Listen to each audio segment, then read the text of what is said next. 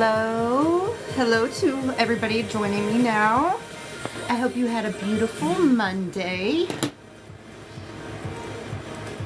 It has been a nice day. Just very hot out, that's for sure. Where I'm at least it is. Hello, everybody. Hi, Cleo. How are you guys feeling? Everybody doing good with the energies going on right now? Are you getting more excited? Are you seeing more synchronicities? Every person I keep talking to, like I've been on the phone all night, I couldn't even get on here. But like every time I mention the messages that I get, they're like wanting to talk right away.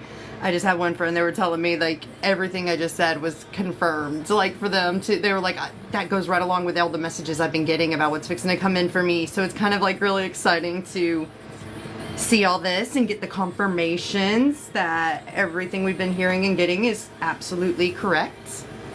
I'm excited. I'm very, very excited about that. Okay. Alright, so is there, you guys want me to do readings tonight? Do you want to have a talk? Do you want to do starseed stuff? Like, what do you guys want? I want to hear from you. I'm about bringing you guys whatever you need at the time and what you're wanting. Oh, there we go. Drop all my stuff. I did want to say, guys, like, especially, I know a lot of you have mentioned like wanting to channel, especially from like Commander's show, and like having trouble connecting with your star family. All right, give me 1 second.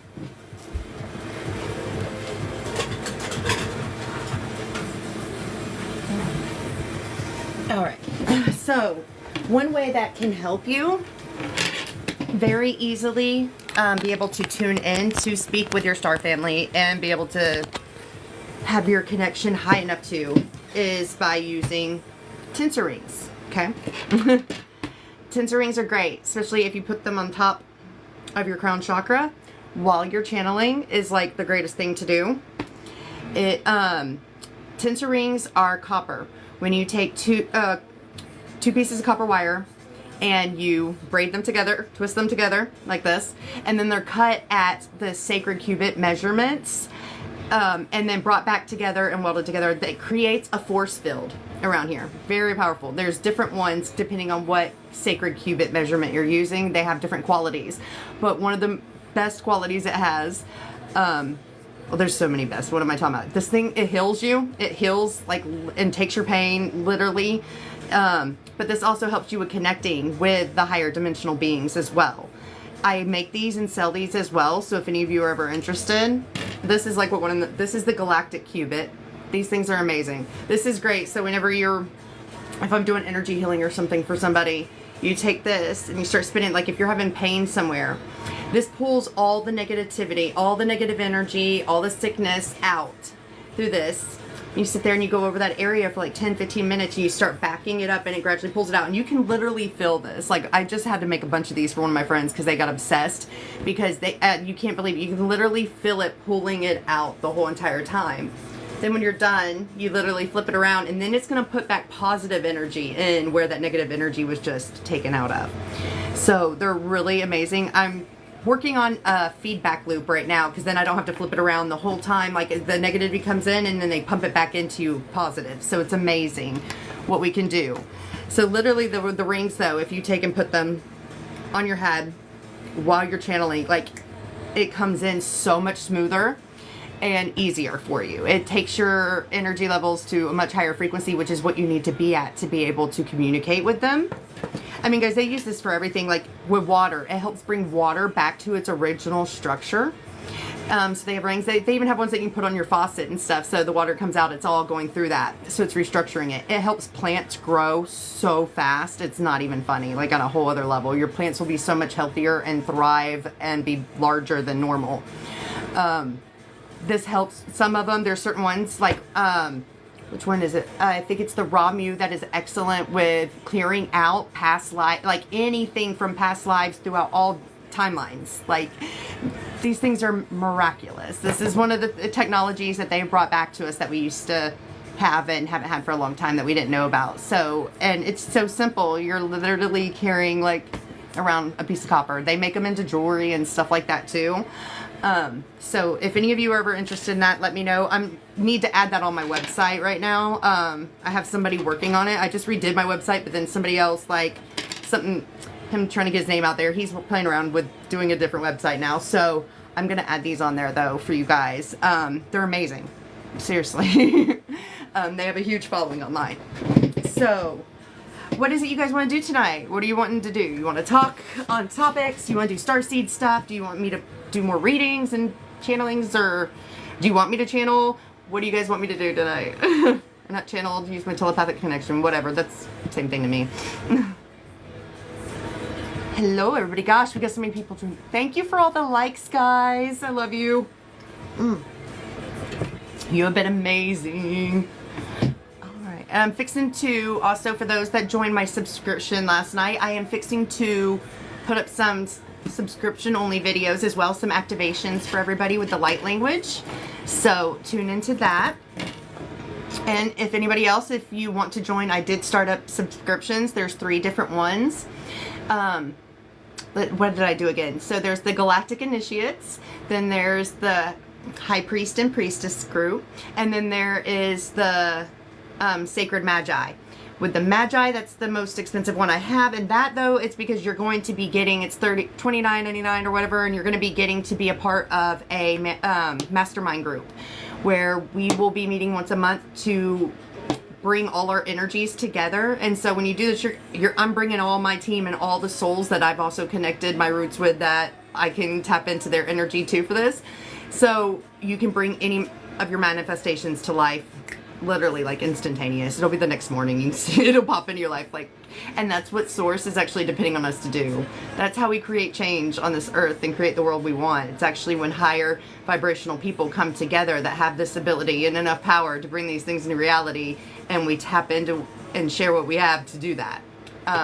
The bigger your manifestation is, the more time and energy it takes. So when you start coming together with people, it takes away all that time and energy. You have what it takes then to bring it still instantly. Alright, so if you guys are interested in any of those packages, please go, or to be in the description, please go and check that out.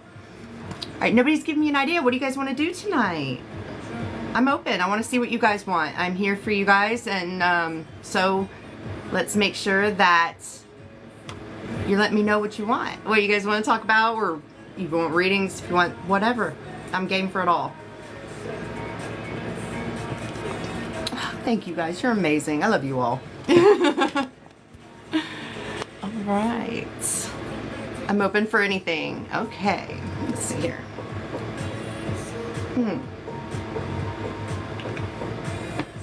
Okay, let me see what, let me tune in. I'm going to ask Divine Mother what she wants me to bring forward at this time.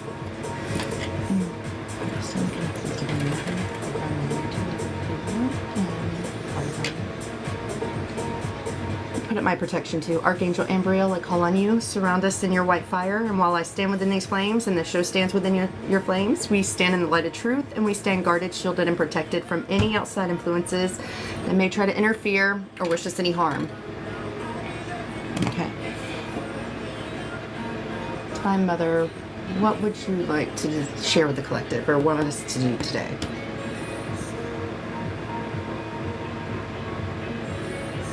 Alright, we're going to do question and answers. What kind of questions do you guys have? That's what she's saying to do. Let's bring you guys the answers that you need at this time to help you guys feel more confident on your journey. Your star family, bird lover, Diane.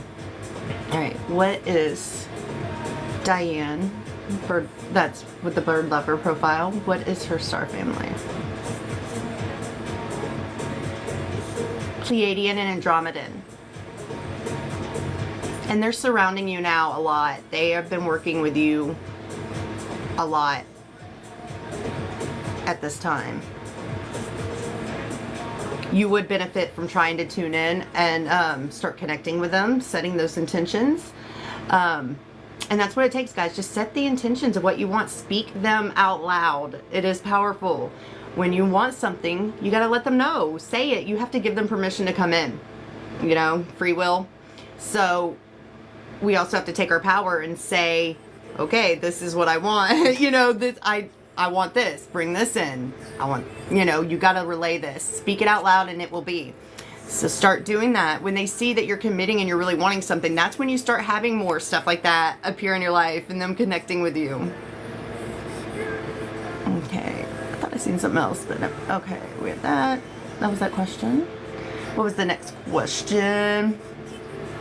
Can I tell you anything about your past life, Jasmine? Can you share with me anything about Jasmine's past life? One of the many. Now, you are a Pleiadian starseed. You've had most of your incarnations there. Since you've been on Earth, though, God, there's so many. Okay. I heard your last life, you were kind of like a cab driver. This was like back when the cabs were like first like started coming out. You lived in New York City, actually. You were a male. You were masculine in that lifetime.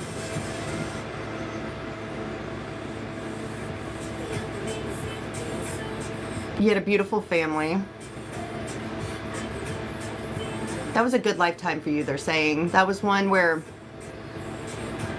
everything played out smoothly. Like you had a beautiful family, a beautiful home.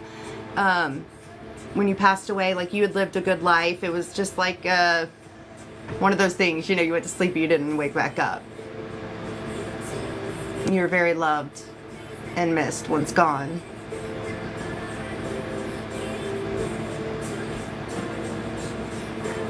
I hear you have prominent Greek and Roman lifetimes too. Those probably resonate with you, or maybe areas you always wanted to go to, maybe.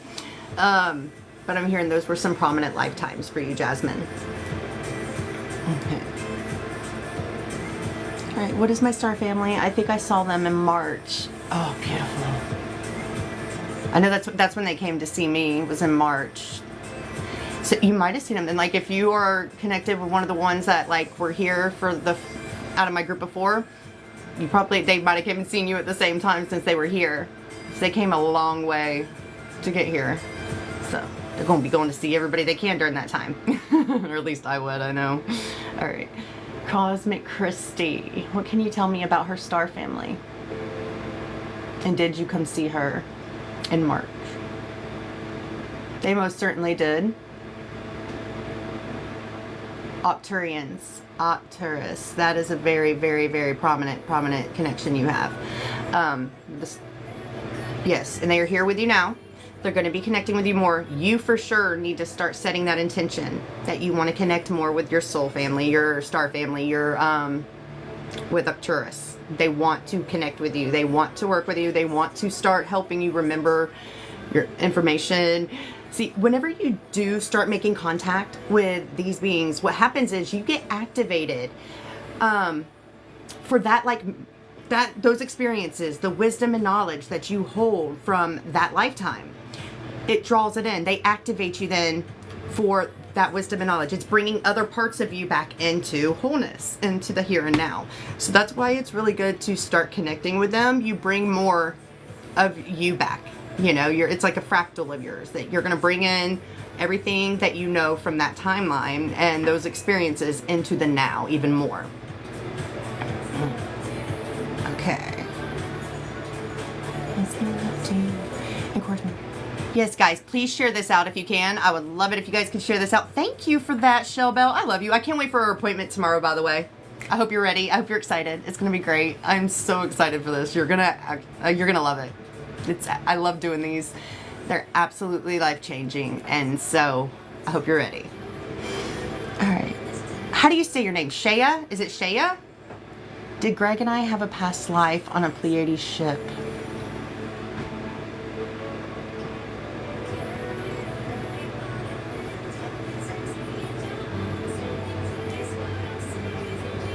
Yes, but also outside of the ship as well.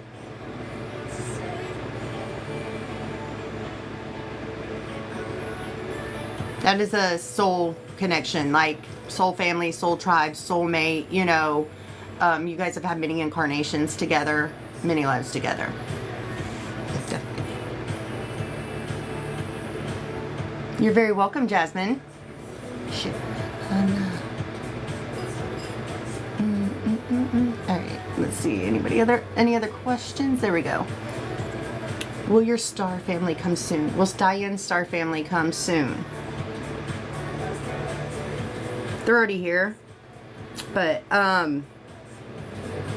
set the intention. They're saying, let them know that you want this. You know, start communicating. Even if you're not hearing back, a lot of times they want to see how committed you are, how devoted you are to wanting to contact them. So they might leave you hanging at first, you know, and they want to see, are you going to come back? Or are you still going to try? Are you, you know, how bad do you want to speak to them? How much are you really committed to your journey and wanting to level up and go to that level, you know?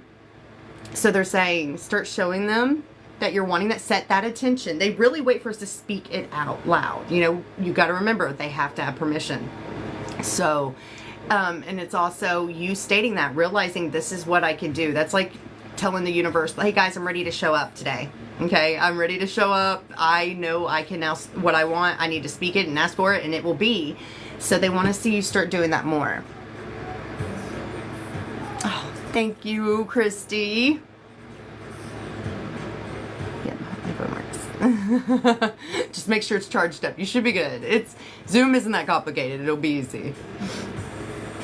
I get people on there all the time. They've never used it, don't know what they're doing, and they still do it. Oh, it's Kaya. Oh, I like that. It's kind of like I like that. Thank you. Yeah, it's easy. People that have never been on it before and are computer illiterate and technology illiterate, and they're able to get on there and figure it out. The biggest problem we have is usually in the beginning, they get on and their camera and their microphone isn't on, and I just have to tell you where to find it to put it on. So we'll handle it when we get there. But usually before the call starts, like right before I accept you into the room, it'll say, you know, do you want to start with sound and camera? And you just click for yes. If not, we'll take care of it. We're in there. I'll show you where it is.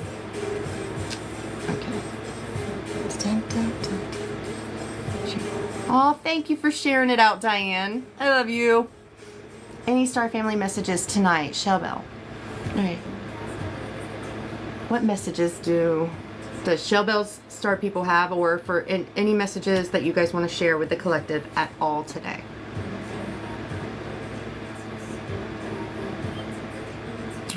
Azurites are stepping up.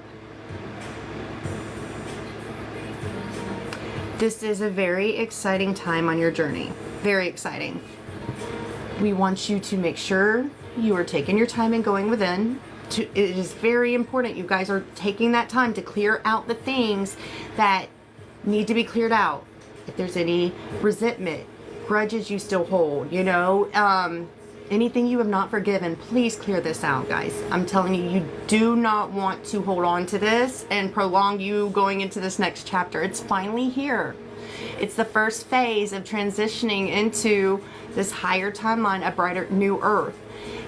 There's different phases of this that's going to happen. You're not going to go fully into your full light body yet. It's going to be partial. So much of it's going to be activated. And then you've got to work through that. You're going to find the balance in that. Once it's balanced, then we're going to move you to the next phase, and we're going to give you, you know, you're going to go to another level of activation with that. And so each step, you know, there'll be little things that we're going to test you on to make sure that you're comfortable learning how to create again, making sure that you're, you know, being aware of your thoughts and seeing how it has a negative effect if you're not making sure that you're watching what you're thinking about or what you're creating. Are you also making sure that it's not going to cause harm and that your intentions are pure? So there is phases to this, but you have done so much work, and we know this is what you've been waiting for. Don't hold yourself back by holding on to things that you're not going to enjoy anyways if you bring it there. You didn't like experiencing it here, and it's brought too much, you know, lessons and energies into your life that you didn't like. So why hold on to it? You wouldn't even enjoy it if you had it there. So your heart is very big. Your heart is so pure, and it's hard for you guys to disconnect from people, places, and things sometimes. We get it. That's what we love about you. But you have to be aware of that. You have to be aware of your shortcomings and realize when you've got to be extra vigilant on making sure that you are overcoming those, not letting it prohibit you in your journey.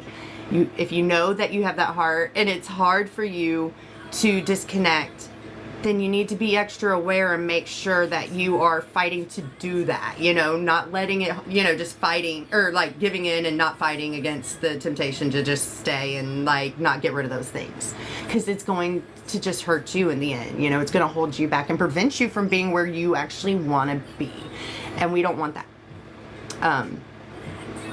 This is an exciting time for everybody. A lot of stuff is starting to happen in all of your lives. You're starting to see manifestations come to life right now. You're starting to see a brighter future. This is what everybody is counting on, is you guys to get to this level and start bringing these manifestations. This is how the new earth comes about. You're building that new earth now, right here and now. All your intentions that you're set, everything your thoughts are on, it is designing this reality that you're going to be stepping into. So take the time to really figure out what you don't want to carry with. Take the time to figure out what you do want to carry with you. And also make sure that you are staying aligned with being open to what is coming in. Because once again, you are different now. You are not the same person. And we are going to be bringing in some things that you've never even contemplated. This is a whole reality that you guys are not used to. And there are so many things that that you are used to that will not be there, that you're not even contemplating right now, like that you don't even need to think about anymore, because it won't be in your reality. So be open to whatever is coming your way, because we know what your soul wants and what it came here to do, what your destiny is, and we're going to be guiding you on these paths to finding out all these different things. You're going to be able to test the waters. There might be some things that come your way that you enjoy, but you don't love that much, but you love that experience, and it was part of what you needed. There's going to be some experiences you don't like as much, but it was part of what you wanted to experience as well, to have that knowledge. We need you guys to be embarking on these things and not going into the old 3D mentality of what you usually did, you know, of overthinking and not pursuing things. Go for it. Test the water. It's fine over there, okay? Put your feet in the water. It's going to be very pleasurable when you do. No matter what, you're guided, you're protected, and you know it now. And you don't have to worry about all the stuff that you used to. It's going to be a shift just for you guys to grasp that concept. There's so many things you're not realizing that are no longer going to be on your radar. And so please be kind to yourself and just be open to anything. Start setting the intentions, like wipe your slate clean, you know? Start fresh. Have no prejudgments on anything. Be open to new ways of thinking, living, being, breathing, all of it. Okay? Because really the possibilities that are coming right now and that you are capable of is so much more than you've ever been able to do. So you could come into this, if you're not having that mindset, with putting restrictions on yourself, and you don't need to do that anymore. That's what we're trying to move out of. We've been doing that our whole entire lives on this 3D reality, not realizing we were holding ourselves back and putting our own chains on us by the way our mind was thinking. You've seen that now. You can observe that. These are the things we want you paying attention to right now, is realizing those things that have happened all this journey. This whole time, that really was me.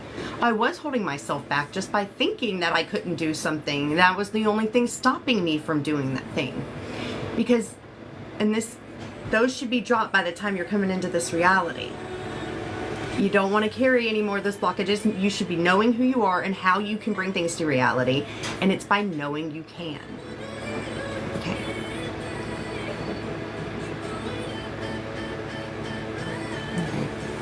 Oh, yes. Right now, many of you are stepping and embarking on this next phase where your star families are going to be connecting with you.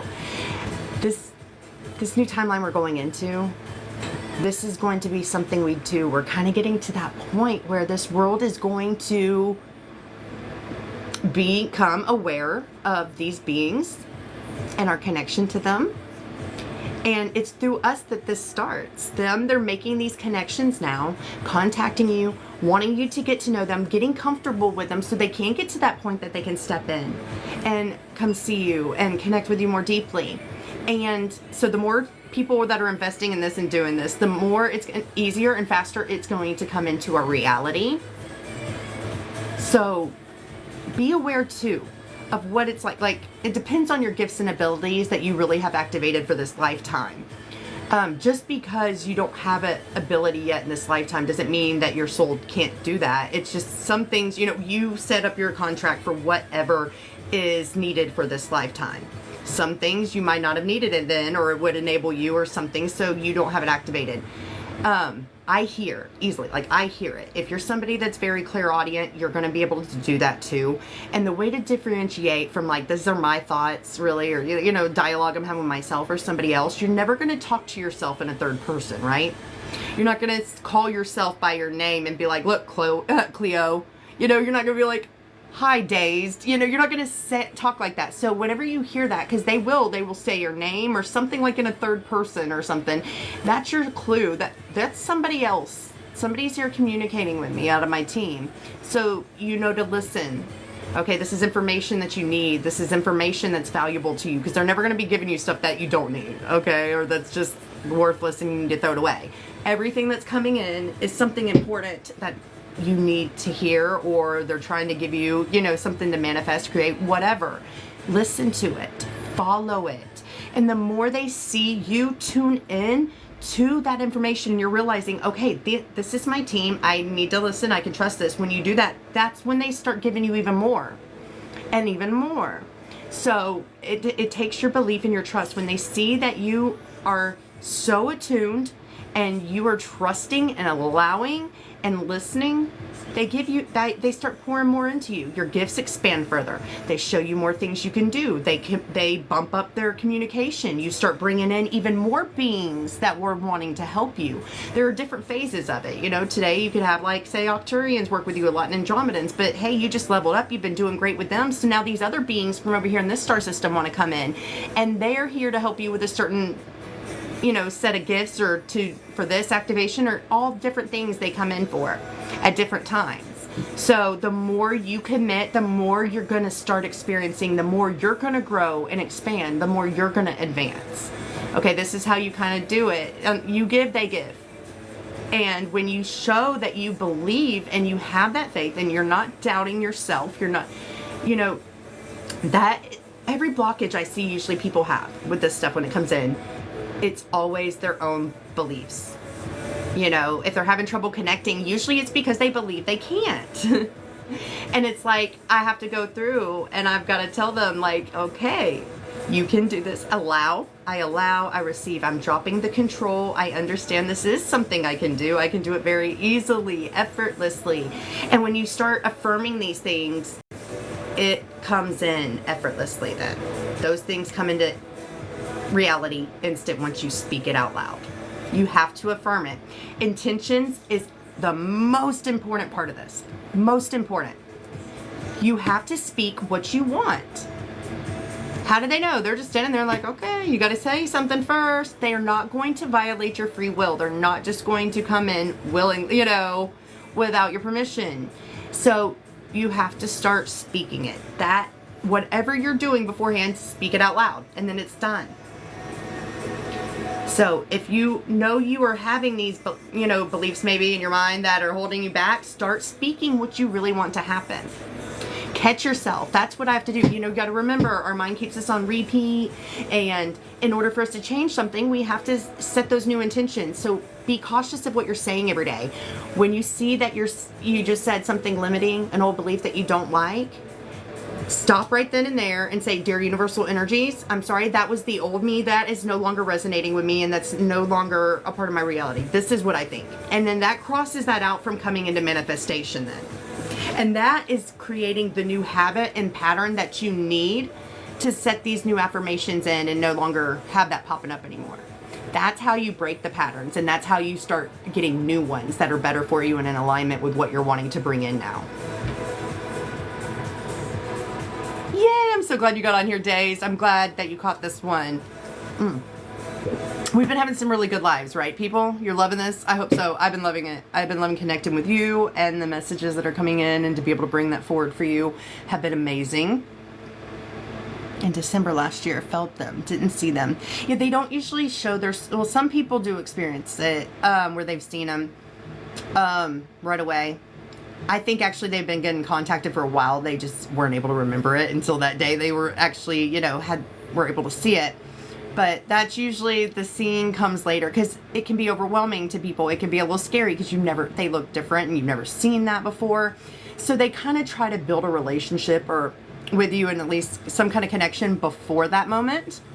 It's usually the ships come first, you know, seeing it and stuff. And then also the communicating in your mind. So, trying to think, yeah, other ways. See, I'm so used to being clairaudient, but there's other ways they can communicate with you. They can even communicate with you through the things you see, an article, through music, through people. These are other ways that they do communicate with you. Also, in the beginning, one way you can do it is through feeling. Like when something is for you, all of a sudden, and you get like that tingly feeling all over your body, you get the goosebumps. That is usually a for sure yes, you know. So sometimes when you're starting this, and when you don't, your gifts aren't strong yet, you're just starting out, that could be how they communicate. You could ask them, is this for me? What about this? And if your body gets that feeling, that's their way of, yes, you're onto something. This is for you. Go a little deeper into this. This is real. This is what you want to pay attention to. So notice that if you're getting that. That's them hitting you with light. Okay? You're getting a burst of light energy hitting you, and that is them telling you this is all for you. Or it'll be, if you ask a yes or no question, that will be your yes. Okay? And that's how you can start figuring out things too. You could set that intention. If this is yes, or if this is for me, please communicate with me by let me feel it. Show it to me. Hit me with light. And they will start doing that. They want to see you guys start doing this, like telling them what you want. Going to them for help, realizing that you're not in this alone, and actually you don't have to sit here and struggle all the time getting answers. You can come to them and rely on them. This is helping you build that relationship again, which is very essential for us to do on this journey. We have to start bringing those bonds back. We're all allies together. These are parts of you. These are you and other dimensions, other fractals of self. Okay, your guardian angel, that is a fractal of you. That is another version of you that broke down from your monad, and they are all you. It's funny, one time I seen it, they showed me like an image, and it was like showing all that it takes to make all this work every day and bring it here in the physical. And it was like I seen inside of me, and there was like, you know, like there was like this round table. It almost looked like a ship inside of me almost. And like there was all these beings. There was Ganesh in there, and just like the whole thing was like filled with people, and it's like they're all there at like almost like computer screens and making everything work and happen, like just for me to be able to move, and like all this, it takes all them.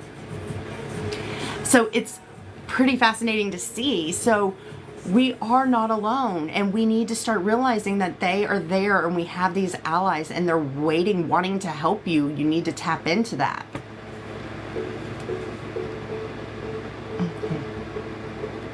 All right, let me see here. Thank you, Diane, for sharing out the live. Thank you, Jennifer, for the gifts. I love you. You don't want to be alone anymore? Yeah, that's a hard one. But the thing, you know how to overcome that? By not caring being alone anymore.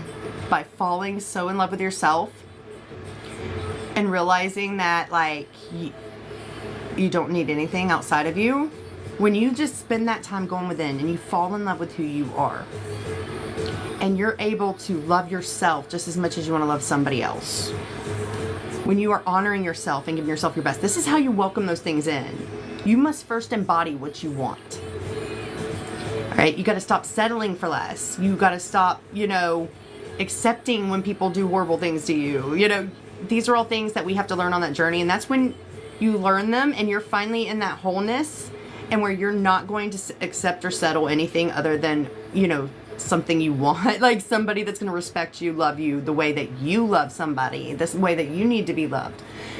That's how you welcome it in. You must first embody all of that. That's when you get it in.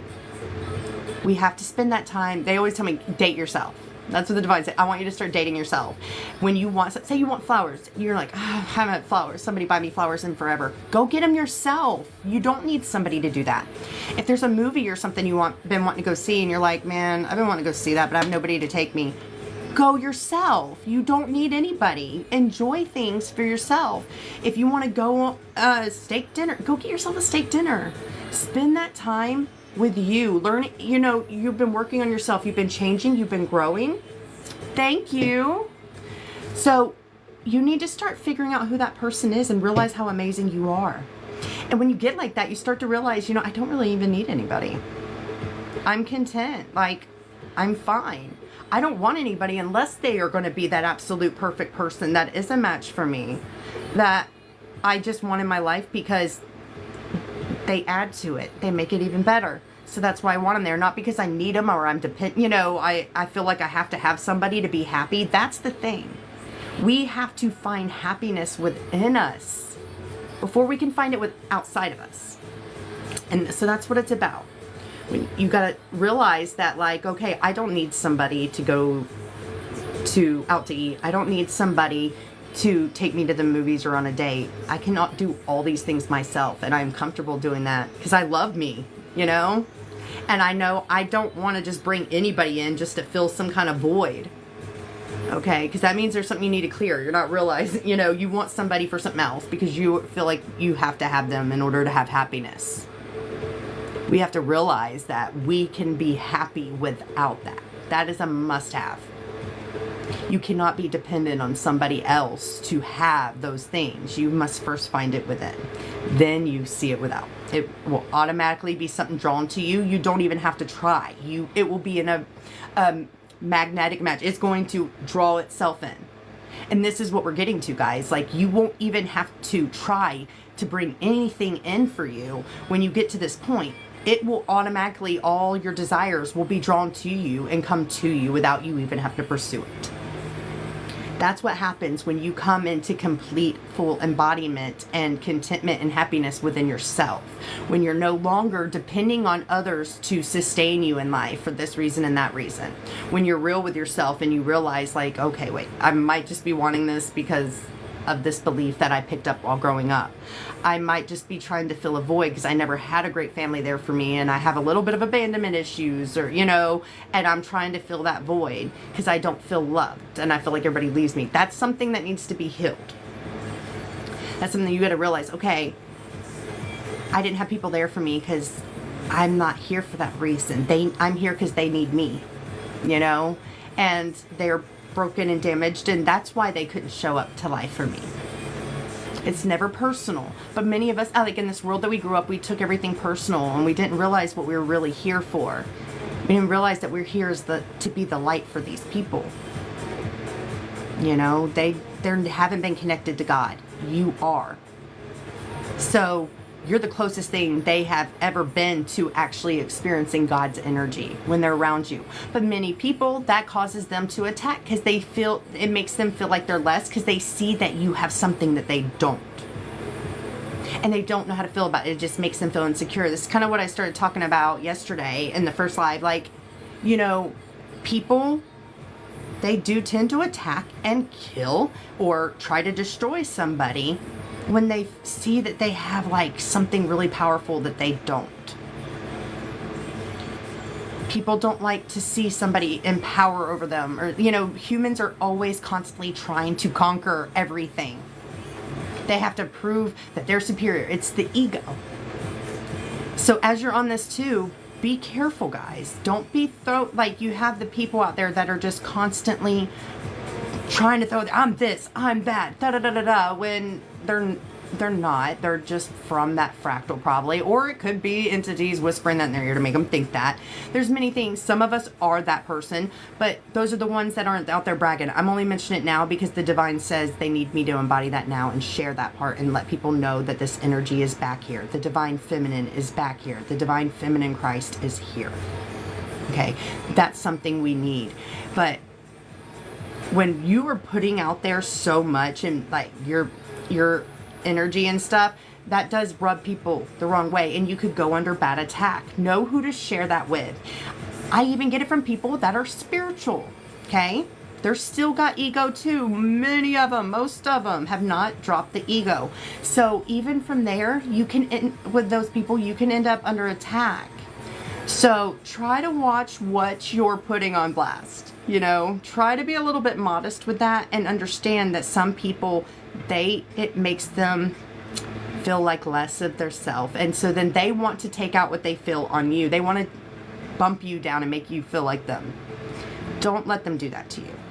We have to start protecting ourselves and realizing that this is something people do, and know how bad it sucks when it happens. No matter how much work you do, that it does hurt you. So it's like easier not to put yourself in those situations where you're going to have that kind of hit and that kind of blow. Hi, Marnay. I'm so glad you're here. Yeah. Beautiful. Hello, Suzanne. Oh, I'm glad you're back with us today. I love all you guys. You're just awesome. Also checking in during my work break. Oh, I love that, Karen. Yay. We need you live like this to learn. Okay. Aw, I love this. I love helping you guys. Like, and if there is anything ever specific you're wanting me to do, let me know. I'm pretty much a jack of all trades. That's why I'm here. So I'm here for you guys. I want to be bringing forward whatever you need. I don't want to waste your time when you're coming on here or bore you, you know. So if there's something you guys want me to address, if there's something you want me, just speak it. I am okay with that. If you guys need more personal help, more intimate help, if you don't want to do it on a live, I'm okay. Message me, contact me. We will set this up. I do pretty much everything. And I'm a mind, body, spirit healer. I touch on all levels, not just one. With my gifts and abilities, I'm able to do anything. If you're having health issues, I am a psychic surgeon. This is something that can be healed. I heal your etheric body, and then in return, what it does is heal it in the physical. So these are all things that we are opening to. This is what New Earth is about, you know. Reiki is great and amazing. I am a Reiki master too, but I don't even use it anymore. I haven't for the past like 2.5 years or however long I've had my light language ever since. And they told me I didn't need that anymore. They had me do the Reiki at first so I could get used to feeling energy again, know what it is to feel energy. They're like, that's all you needed that for. I never really got into Reiki. It kind of bored me, and I was like, I don't see why everybody's so excited. So the day I got activated for my light language, the Star family brought that up, and I never shared that with anybody. I didn't tell them, like, I'm freaking bored, and this is like, I just don't understand why you guys like it. And they were like, there's a reason. You know what you can do is it's even more powerful than that. You can do so much more with this now. So that's why you don't need it anymore, and that's why you weren't relating to it. And they were like, light language and all that stuff, and like the psychic surgery, that is the healing modalities for New Earth. Reiki was great and beautiful, but that was like prominent for a time where we didn't have our gifts and abilities. We couldn't tune into this level of gifts. Now we can. Now this is like level up. Reiki's what we needed before. It was amazing. We needed that because at the time we didn't have anything greater than that. Now we're starting to step into so much more that there's something even better that can offer you more than what that can. Still great if you need, you can still get that and it benefit you, but this touches so many other layers than that can. Okay. Hopefully, sorry guys, just trying to catch up here. You do love being alone? I love that. See, I don't mind being alone. I need my alone time. I feel so much energy and I take in so much energy, especially now since I've been activated. I feel everything. And sometimes that's what I do. I'm meant to feel this so I can transmute that energy and turn it into something else. Like I'm taking on everything. And so a lot of times, like that's draining, you know, when you're around a lot of people and you're dealing with that and a lot of people lean on you. I have to have alone time. I have to go within, or that starts to like, it'll start sending me into stressed out and anxiety attacks or something. It's just, it's too much. You know, you have to have that time to go within and just be alone. I like peace and quiet at times. I need it. I can't stand when there's just constantly noise or something going on. A lot of us, especially if you're highly empathic, you're even sensitive to sounds, like loud noises. You can't even stand it. That's how I am. So it's a beauty to have that alone time and be cool and content with yourself. There's a lot going on around, like people and their energy, it can be a lot. So the more you start activating within you, the more you start bringing these parts of you in, the more you're going to need that time alone. And it's okay, because like when you start getting to this level 2 and you have a partner, it's been hard actually with that. And in this 3D world, if you have a partner and you need that time, because then they internalize it, make it all personal, like, oh, are you mad at me and all this, and it's like, no, dude, I need some time, like, I'm chilling over here, you know. You're sitting there and they're like, what's wrong, aren't you talking? Like, I'm just reading. But that's them and their insecurities and their unhealed parts. We're not going to be dealing with that now. We're fixing to be bringing in those kingdom partners, you know, the high vibrational partners. So and friendships too. Your friends will understand. You're going to be able to be open and honest. Like, yeah, I haven't really been contacted. I'm just busy with this or trying to go within. It's like me. Usually when I am at a point where I'm leveling up, like it's a big activation and level up, I have to pull back my energy. I wouldn't be able to get on a live. You know, they want me to pull away from that because you need to disconnect from everybody else's energy and just be in yours. When you go through those activations, it can make it hard for you to receive a full activation when you've got all these other energies from people around you in with yours. So you have to pull back and just take that time to go within. So realize that, guys, if you're ever feeling that and you're like just feeling that pull and not wanting to connect with people and stuff, it's for a reason. That's your higher self and them telling you that for a reason, because you need to be just in your energy. So don't feel bad doing that. And in this next journey, like, you're going to have friends and people all in your life that are on this level too. So you can be clear and just tell them, you're like, hey guys, I'm sorry. I'm just going to be to myself a little bit. Don't worry if you don't hear from me. It's because, you know, I'm leveling up a little bit and I've just got to pull my energy back to myself. And they're going to understand. You're not going to deal with the crap you did in the 3D and they're all internalized that, or, oh, you know, I just can't be your friend anymore because of this. Like, you're not going to deal with that. It's exciting to think about what we're fixing to go into. You know, this is all people that have done the work that are on this timeline. These are people that are healed and higher vibrational, just all that stuff. It's not going to be there anymore. And it's so exciting. I know I've been ready to let it go. I know you guys got to be like, I'm so over so much stuff here. It's been a lifetime of it, you know, and it gets old. Very old. I'm ready for new. Thank you, Karen, for the gifts. You're amazing. I love it just being me. And my dog, yes. You know, it's great when, like, people don't realize just how freaking much they can be all the time. It's too much. You know, a lot of times I get to people were like, I had to pull myself back for a while from helping people just because people wouldn't even like consider me, and they're just like want me to pour myself out onto them, and I did. I was doing everything for free for them all the time too, making myself. It takes a lot of energy doing this, and I'm still trying to do my life and this and that, and then I'm having to make time for them, and I'm doing it, and I'm like, I don't even charge you. And then like when I went through stuff, like things went upside down in my life from some, you know, a death that happened, and I had all this stuff thrown on me, and I'm like, hey guys, I'm just, you know, I wasn't able to communicate. I wasn't even getting on my phone every day. I had that much I couldn't pick up my phone. If I did, then I wouldn't be getting anything done. And they call, I'm like letting them know. I'm like, no, they would call me all taking it personal. Did I do something wrong? Did I do something? No, I'm just going through a lot right now. I don't have time. I have to get all this stuff done. It's crazy. I'm trying to keep up and go through. My whole life just changed in a heartbeat. So it's not you. They would still want to sit there and internalize it and be like, it's me, it's me, it's me. And then they never was like, oh, are you okay? I'm sorry you're going through this. Like, and understand where I'm saying, I have to focus on this right now. I don't have a lot of extra time and I'm trying to get everything together. They didn't care. It was like, but I need you now. I'm like, wow, guys, like, I understand that you need me, but I'm like, I'm always there for you. And now I actually need somebody.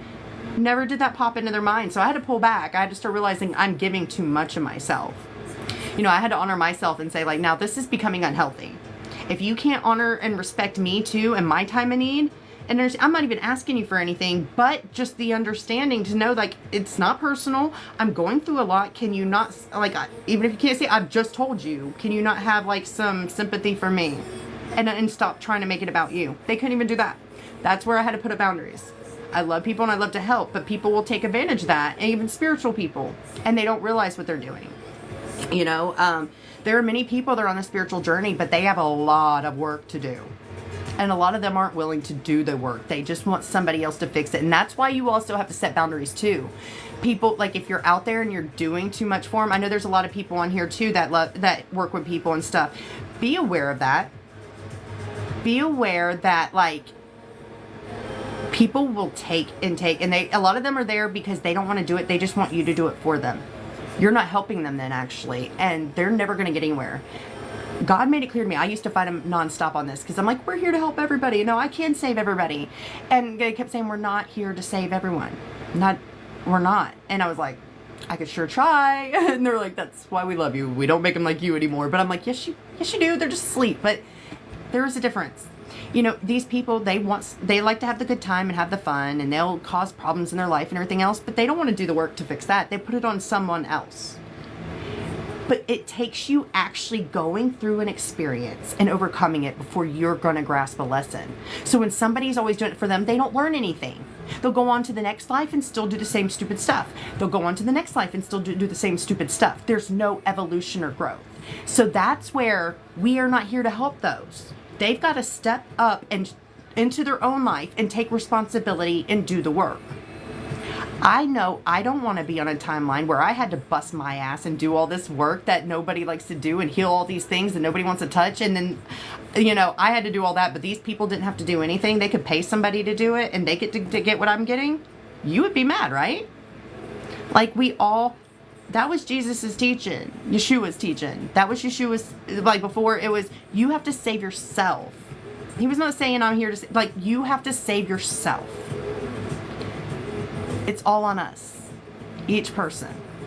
Nobody's coming to save you this lifetime. That crap is what the church put into your head. So everybody's walking around doing horrible things to each other and not really taking anything serious. They're all hypocrites. They go in there and think they're putting their money in a basket and that just bought their way to God. Because they say, Jesus is my savior. I believe this, so I'm going to heaven. And so they don't care.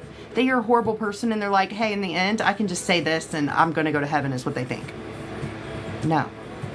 There's people that on their deathbed, all of a sudden, they feel guilty about the screwed up evil things they did. And they finally go and say something to that person and try to say they're sorry.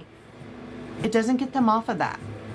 It does not last in that spirit world. You know why? Because their heart really wasn't in it. They were only doing it because they are worried that something bad's going to happen, that they're going to go to hell and everything else. So they only actually did it still for themselves. Their conviction was not because they really felt sorry about doing it. It's because they know they did wrong and they're worried that they're going to get punished for it. So now they're wanting to apologize. And so it's not really real. So it doesn't stick and it doesn't get them anywhere. Yeah. Be aware of this, guys. Like, don't waste your time on people that are not willing to invest in their self. The Divine had to teach me that. Like, they're like, okay, before you work with somebody, you need to test them or something. See their level of commitment. Give them homework to do. See if they actually do it. Hey, do this for so many days. Come back to me. If they're not willing to commit the littlest thing, what makes you think that they're going to do anything that you're teaching them? They're not. They're wanting you to do everything. Those people, don't waste your time on it. Never. It's because it gets you nowhere. You end up feeling used, depleted, and drained. That's it. Your time is valuable. Your energy is valuable. Your teachings and wisdom and knowledge is super valuable. And so do not just be throwing it out where it's going to be wasted and the people are going to do nothing with it. If they're not going to follow through with the work, why even bother? You could be helping people in that time that do appreciate it and will do something with it instead of investing it where it's going to go nowhere. So many of us, there's so much little bit of false information or just thoughts that really aren't in alignment that have been plagued in our community for a long time. You know, we are not here to sacrifice anymore. People are all like, I'm here to save everybody. And they're all like, this is what Jesus did. And I have to love everybody and all this. And like, Jesus was not afraid to put somebody in their freaking place. He wasn't afraid to say no. He had major boundaries. He didn't just help anybody. No, there's stories of this telling you that in the book too. They didn't take out. You know, there are boundaries, there are rules, there are ways of doing things, and you're not here to be the savior. None of us are, because everybody has to save their self. I have one guy one time, I helped him, they told me it was time to activate him, but I started to see he was like, I am here, I'm going to do just like Jesus. I'd already reached this point, like I was connecting with Divine Mother and Divine Father, and I came to that agreement like, no, I'm not sacrificing myself for anybody now. And I'm like, it's not, people need to save themselves. They got to step up and do the work. Nothing good came from it last time. Look where the world is now. Now everybody, they think that, hey, just Jesus is going to save me. I'm already saved. I'm going to be a horrible person all the time, but I can just say this and everything's fine. It's going to go away. Like, what good did it do? None, because the people actually didn't learn any lesson. You can't do the work for them, or it's pointless. They will still continue to keep doing the same horrible things. People are still horrible just like they were back then. We have to do stuff differently. We have to commit ourselves. Jimmy Hall, Christ is Lord. I want to change your mind about something. I want to put a little concept or thought into your mind. Oh my God, I wish I could remember everything the guy said in this video. I found it on TikTok. The guy was saying that they were dissecting the Bible and the true meanings, you know, and a lot of people, how we've been reading the Bible or taught to read it our whole life, was totally off, we realized, you know, and there's so much deeper meaning into everything being said than anybody could even grasp. You know, it's not literal whatsoever. And he was explaining, I wish I really had this memorized, like how he described it. You could see exactly what he's saying. He proved what the Bible really meant. And Lord is not a good word. Lord is like that Luciferian energy. They say the guy that's over the planet running it, which is Lucifer. He proved all of it in this. This is that lower energy that is, you know, running the planet right now, that doesn't have your best interest. That's who you call Lord. And I was thinking of this yesterday because, hold on, let me grab my book real quick and I'll read it right to you.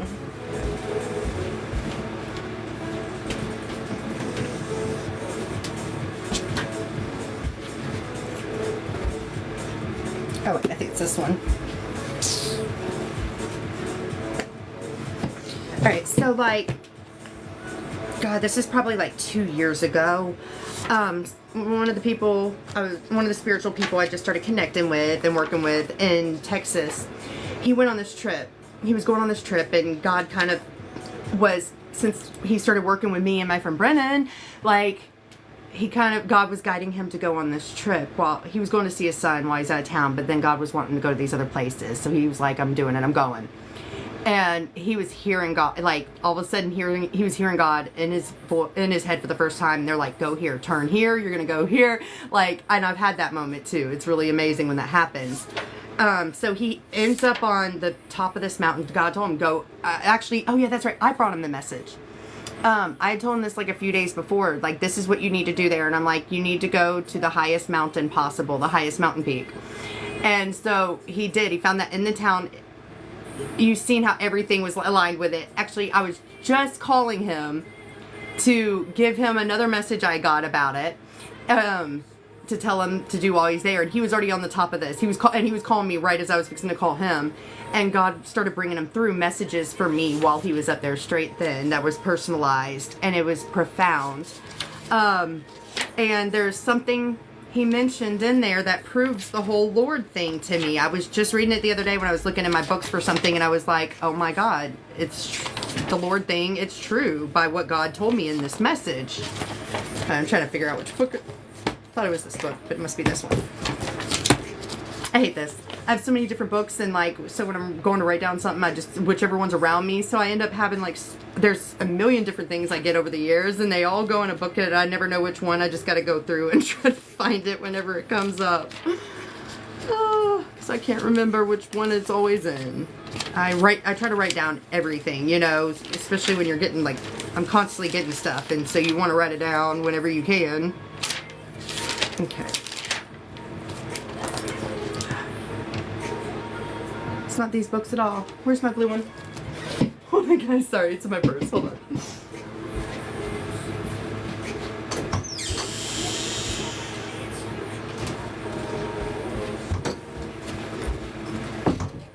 Sorry, I just thought about it. I'm like, that was like 2 years ago. I didn't even have those books back then, so I had to think, which book is it in then? Now I got it. Now I got the right one.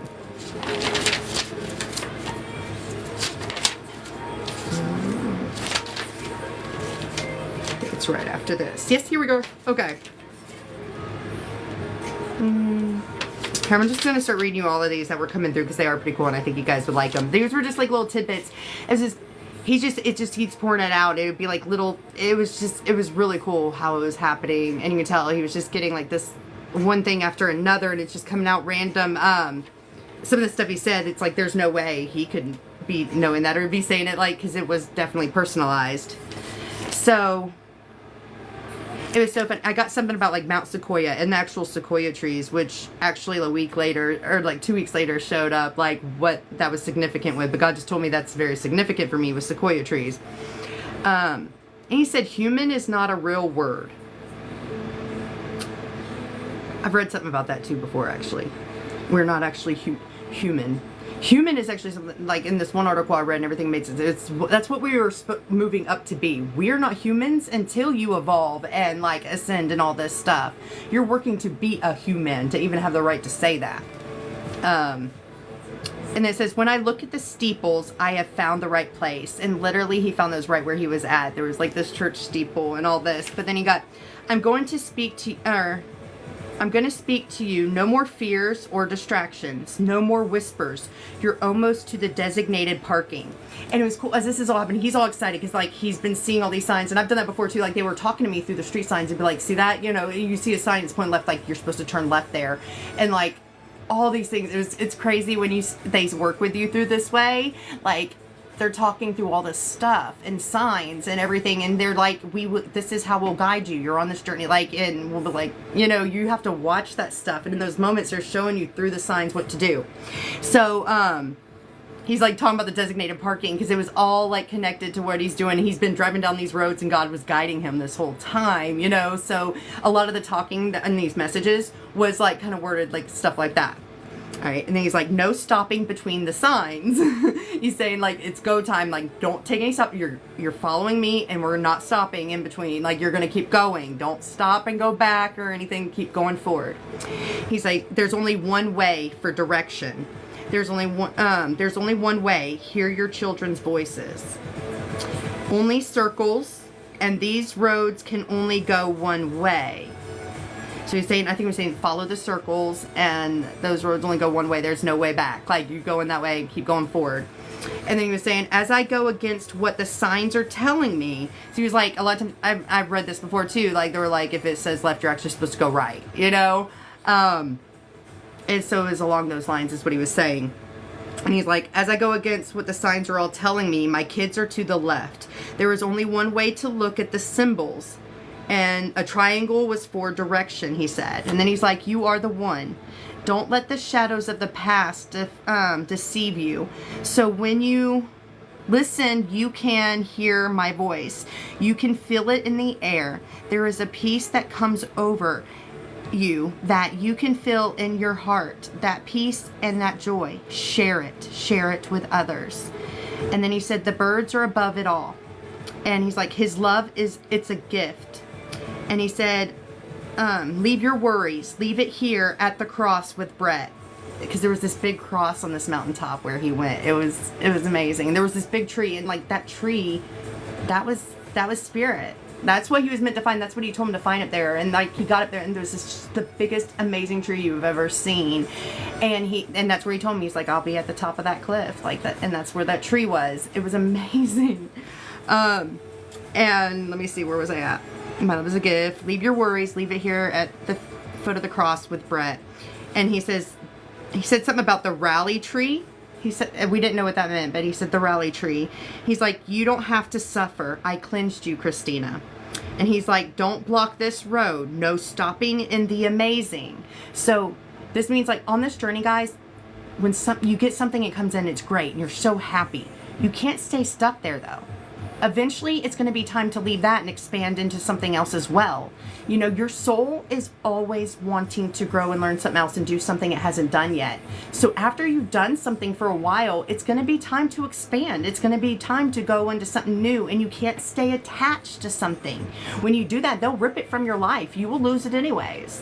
So that's where he's saying, like, don't stop in the amazing. Yes, this is amazing, but there's even more, okay? So you got to be willing to realize when we're telling you it's time to go. Don't hold on to it, because it will get pulled from your life, and that's not good when it happens. Usually really bad. All right. And then he's like, be kind and share this view with everyone. Welcome to the Overlook book, is what he said. And then he's like, don't judge me, judge the Lord. He's not wanting you to judge and blame him for things. He's saying you blame the Lord. What does that tell you? That showed me that day, the video I heard on here, on the TikTok, that message I heard, and he proved everything. I so wish I had this memorized so I could share it with you guys. I've got to try to find that video. But everything he said, he mapped it out. There was nothing, he showed you how he figured out everything, and you can see how it's true. So I watch Saying Lord now, guys, and I recommend maybe you guys pursue that too. I don't like to address God as Lord. The way the guy proved it, it backed it up. And I'm never going to tell you anything unless I truly full-heartedly believe it and know it. I don't, if I'm not sure about something, I don't share it with people. Or if I do, I'll tell them look, I don't know about that. If they ask me something this is what I heard, but I haven't found out the proof that that's 100% yet. I will let you know. Because I'm never going to tell you guys something and take a chance of it not being true. I'm not going to do that to people. That comes back on my soul. If I tell you something, it's because I know it. I was given this by my team. I know I protect myself. I know, and I know you guys got to watch. I ask you guys to please be careful who you take information from. Even me. Only ask for what's the highest and greatest good for you. You got to watch everybody. I know.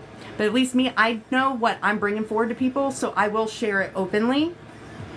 I know they don't have to worry about me, and I know I can back my stuff up and prove it. But I ask you guys still to make sure you're setting intentions. I only will accept what is meant for me, the messages that are meant for me. If it does not resonate, I'm not taking it. This activation, if it's not for, I only want for my highest and greatest good. Protect yourself.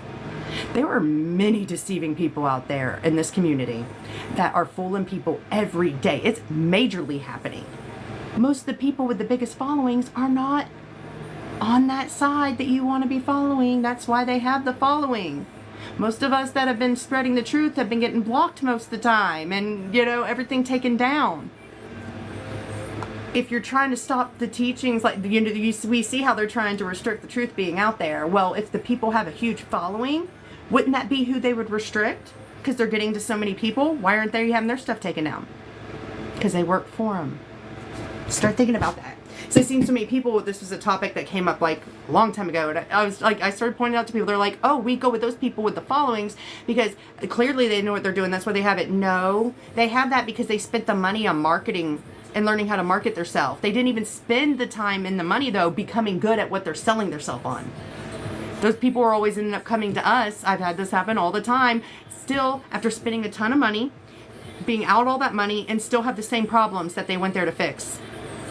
Because the people spent the time learning marketing, not the gift. As to where we went in and actually mastered the gift and not the marketing. But, so don't think just because somebody has a following that means, oh, they're all truth and everything's good and light. No. No, no, no. That's how they're getting you right now. There's one girl. Okay. So the way I'm a shadow walker. So I have had to be around the darkness my whole life. And all this because, how do you overcome things unless you know about it? If you want to take down the darkness, you need to know how the darkness works. You need to know how it lives, breathes, and does everything to be able to overcome it. Also, the people that are needing us here, if their life is all great and gravy, they have everything they need, no stresses or worries. If you're born into that life, what would you know about helping the people that need us? The people that need our help right now, they're not in there in the Brady Bunch life and family. That's not where you're needed. So if you were born into a Brady Bunch life, you wouldn't have known how to help anyone. So many of us, we have been born in these shitty families, going through this shitty lifetime in the darkness all around us. Because that's where we're needed. Now we know how to work through that. We know how the darkness works. We know how to pull these people out. We know what they're going through and understand what they need from us. All right. Oh God, where was I going with this? I just lost it again. I gotta stop that. It's been getting worse lately, I swear. Oh God. I start talking about so many things and all this stuff's pouring in, then I'll get talking about something and I'm like, wait, where was this even going? Wait, give me a second. Give me a second. I'm just gonna laugh now as it cracks me up when I do this, and then the laughing makes it harder to remember. Oh yes, this is it. So, because of that, like that, I've had to learn how to discern darkness without gifts. When it comes to darkness, I can't sense it or see it or anything in people. I've had to learn by the signs from literally physically going through it and having to learn what they do, how, like all the little tall tale signs. So the thing is, with these entities and stuff that are in people, they all do the same crap. There's different kinds of entities. And that entity can break off into a million different little selves. Like it could be here in this fractal, and then it breaks off a part of it and puts it, goes along with this one too. So now it's in there. Or it can take a jump to this person, you know. But this certain type of demon, they have certain things they're all known for. Then there's another type of demon, there's certain characteristics and things that they always do. But they're always the same. So each run-in you start picking up on those things, and then when you see those, you'll see them again in somebody else. If they have it, you will notice those signs. They will eventually do it, and that's what you got to pay attention to. So you have to connect with them every time, and you give them a chance, you know? And you have to be smart enough to pay attention to what you've learned and pick up when you see those signs again. This has helped me be able to know what I'm dealing with so well. They didn't want me to have gifts. I've had to learn the hard way. So that way it built my gift up stronger. Now, like, I see it a million miles away. I know what I'm dealing with. I still have to let it into my circle, though, and I get a feel for it. And that also gets me close to it, to be able to get rid of it and to shed light on it for everybody else that don't see it. That's what my role is. My role here is to bust all these people that are not of the light. But you got to be willing to listen and know when somebody is of the light and when you need to listen to what they're saying. And many people, they don't realize, and they want to keep following the false information, because the false information, they always bundle it with a nice big bow and nice wrapping paper and make it look good for you. Like, look, this way's easier than what she's saying.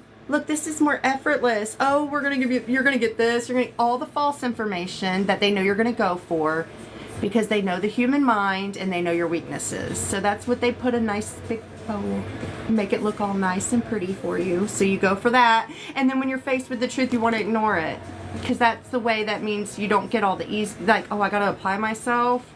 Oh, that belief over there that made everything seem so beautiful and sweet. Like, that's really, oh, no, I still want to believe this.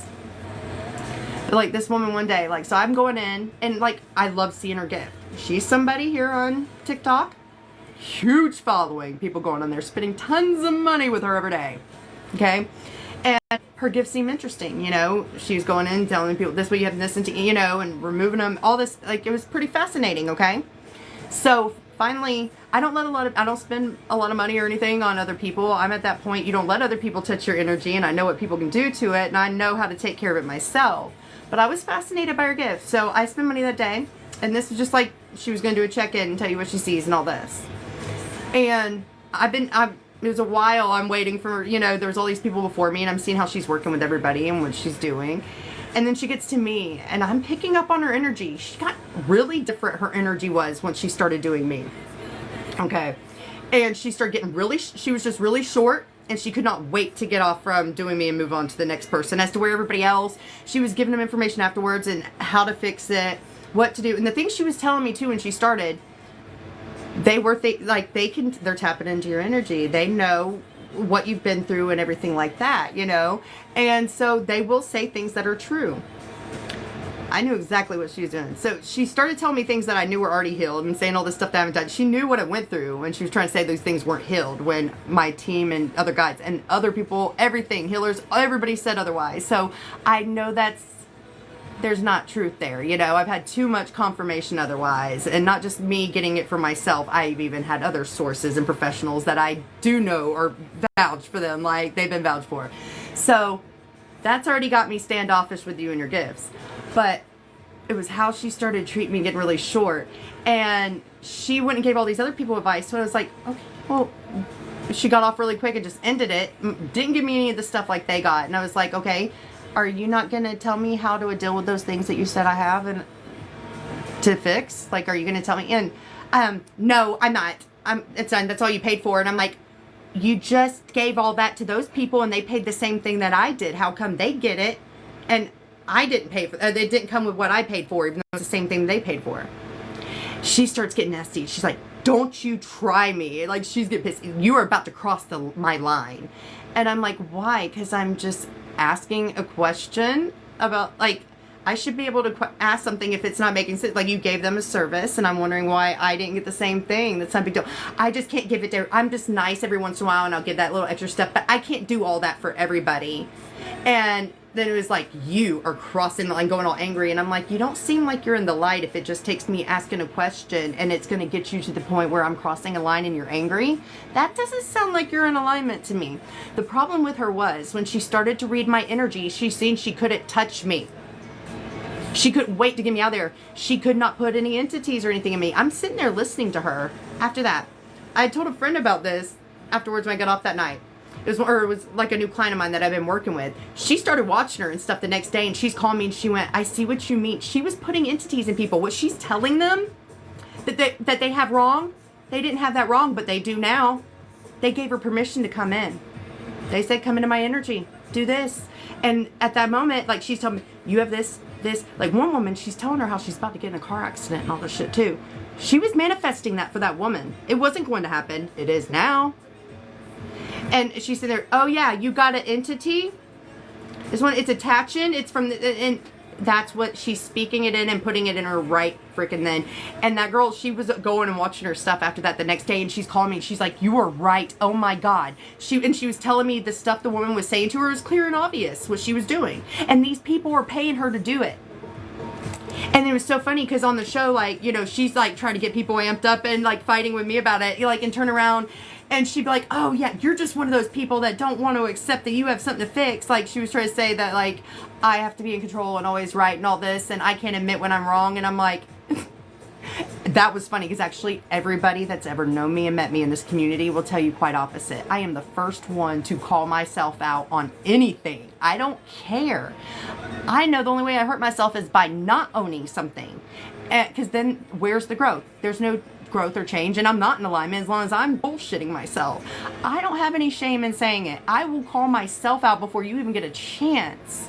Okay? So that right there showed me even more with this girl, what she's doing. She was just trying to get everybody else brought up. And they're like, oh yeah, just believe her because she said it. And I'm like, you don't just listen to what somebody says. She's just stirring shit up right now. She's so far off. But these people are getting played by her. I mean, she's making big money every day. And these people are paying for demons to be placed within them. And they have no clue. They think they're getting rid of them, and that's actually, you didn't have a problem till you walked in that door and gave her your card and said, help me.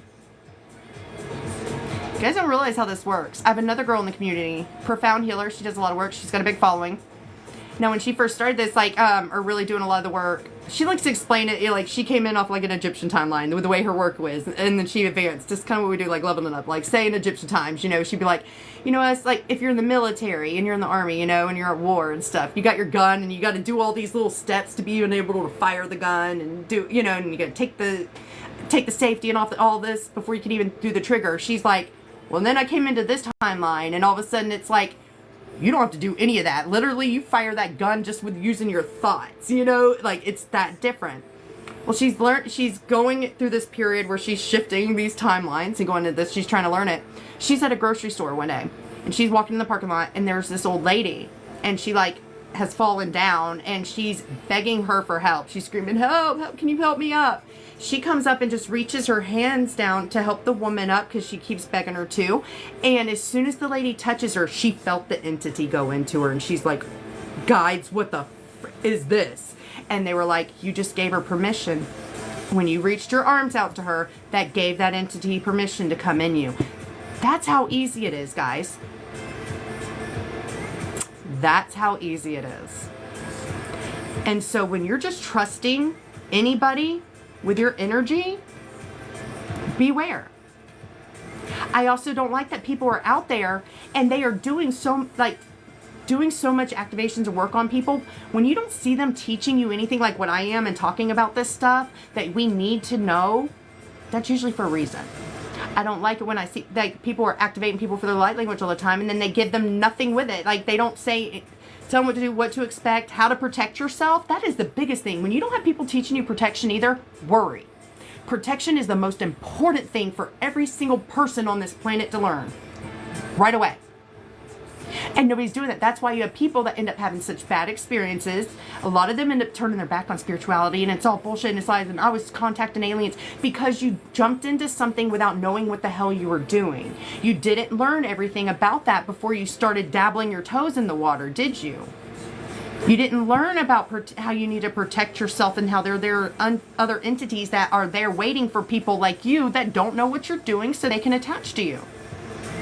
So look for this when you're following people. See, are they really genuine? Are they talking about that kind of stuff? Are they teaching you things that are going to prepare you and like being honest of what to watch out for? Are they talking about that dark side and these things that are happening? Because they're never going to sit there and be talking about their self and telling you what to do to protect yourself from them. That's why those people aren't talking about it, because they are them. They don't want to teach you how to protect yourself from them. They want to attach to you. So they're the ones out there that are not telling people and teaching them this, but getting them in the position where they can take advantage of them. Think about it. Does it not make sense? Completely. I have so many messages to catch up on. Sorry guys, I was talking forever on that. It starts just coming out and I can't stop it. Alright, they say mine go everywhere. Okay. I have plenty. Oh, kitties. Oh, good night, Karen. I hope you're having a good night at work. Sorry guys, I'm just trying to catch up on the messages. I'm just seeing stuff about cats right now, which is really cute. Okay. Let's see, who's that? Hello, Paula. How are you today? I love your picture, by the way. You always look so stunning in that picture. When I see it, it always catches my eye. It's a great picture. Okay. Hey, Suzanne. How are you? Oh, thank you, Lisa. Yeah, guys, seriously, pay attention to the info they're giving out. If all they give you is like love and light and like, oh, make everything sound easy, no matter what you're doing, there's education to it and there's important things you need to learn. Just like manifestation. They go out there, oh yes, guys, it's manifest. You can do it so easy. You just need to do this. Manifestation's hard. There's a lot of little things that will make those not come into reality if you don't know them. If you are coming at something like, I really want more money. I need more money because I don't want to be broke. I don't want to be poor. I don't want to end up on the streets. I need to pay my bills. That's coming fear-based. You will actually welcome the opposite of what you're wanting in. Do you see anybody telling you that? Do you see anybody doing that except making it sound so great and easy? Guys, yes, you can manifest any day. Buy this book and you're just going to start manifesting by writing in this every day. Go for it. And the people sit there and then they start turning their back and getting doubts on spirituality because it isn't coming out like they want. Everything they've said and learned about it isn't true because they were getting false information or partial information. People are just trying to put all the like flashy good stuff at you and make it sound good, and they leave out the work and the detail because they know you don't want to do it, and they're just trying to get your money in the first place and get you following them so they can put attachments in you, get your money too at the same time, and send you in the wrong road.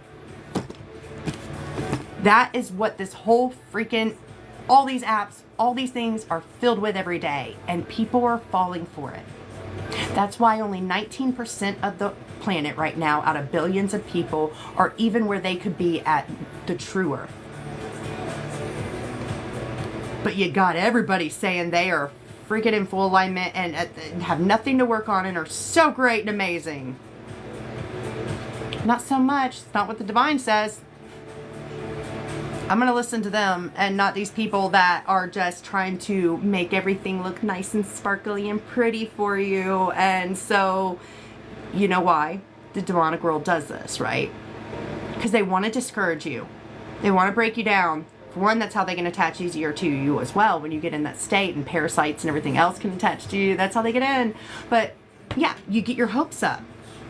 They do this all the time during these portals and the solar eclipses, the big events. They will have you thinking all this stuff's about to happen, right?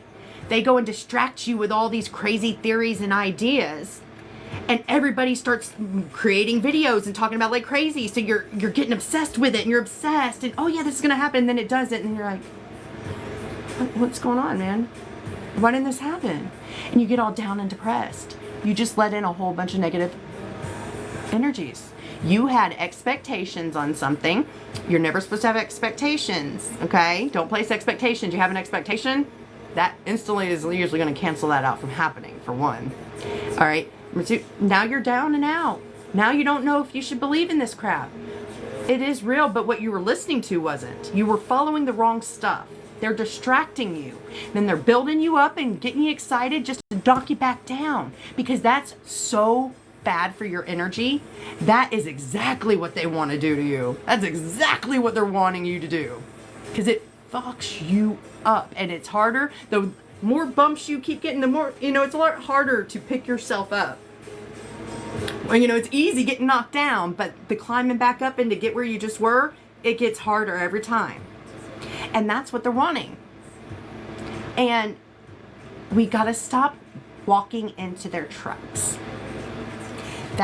These are the things the signs that you guys need to start watching for and paying attention to, because it's going to protect you from falling for that crap anymore.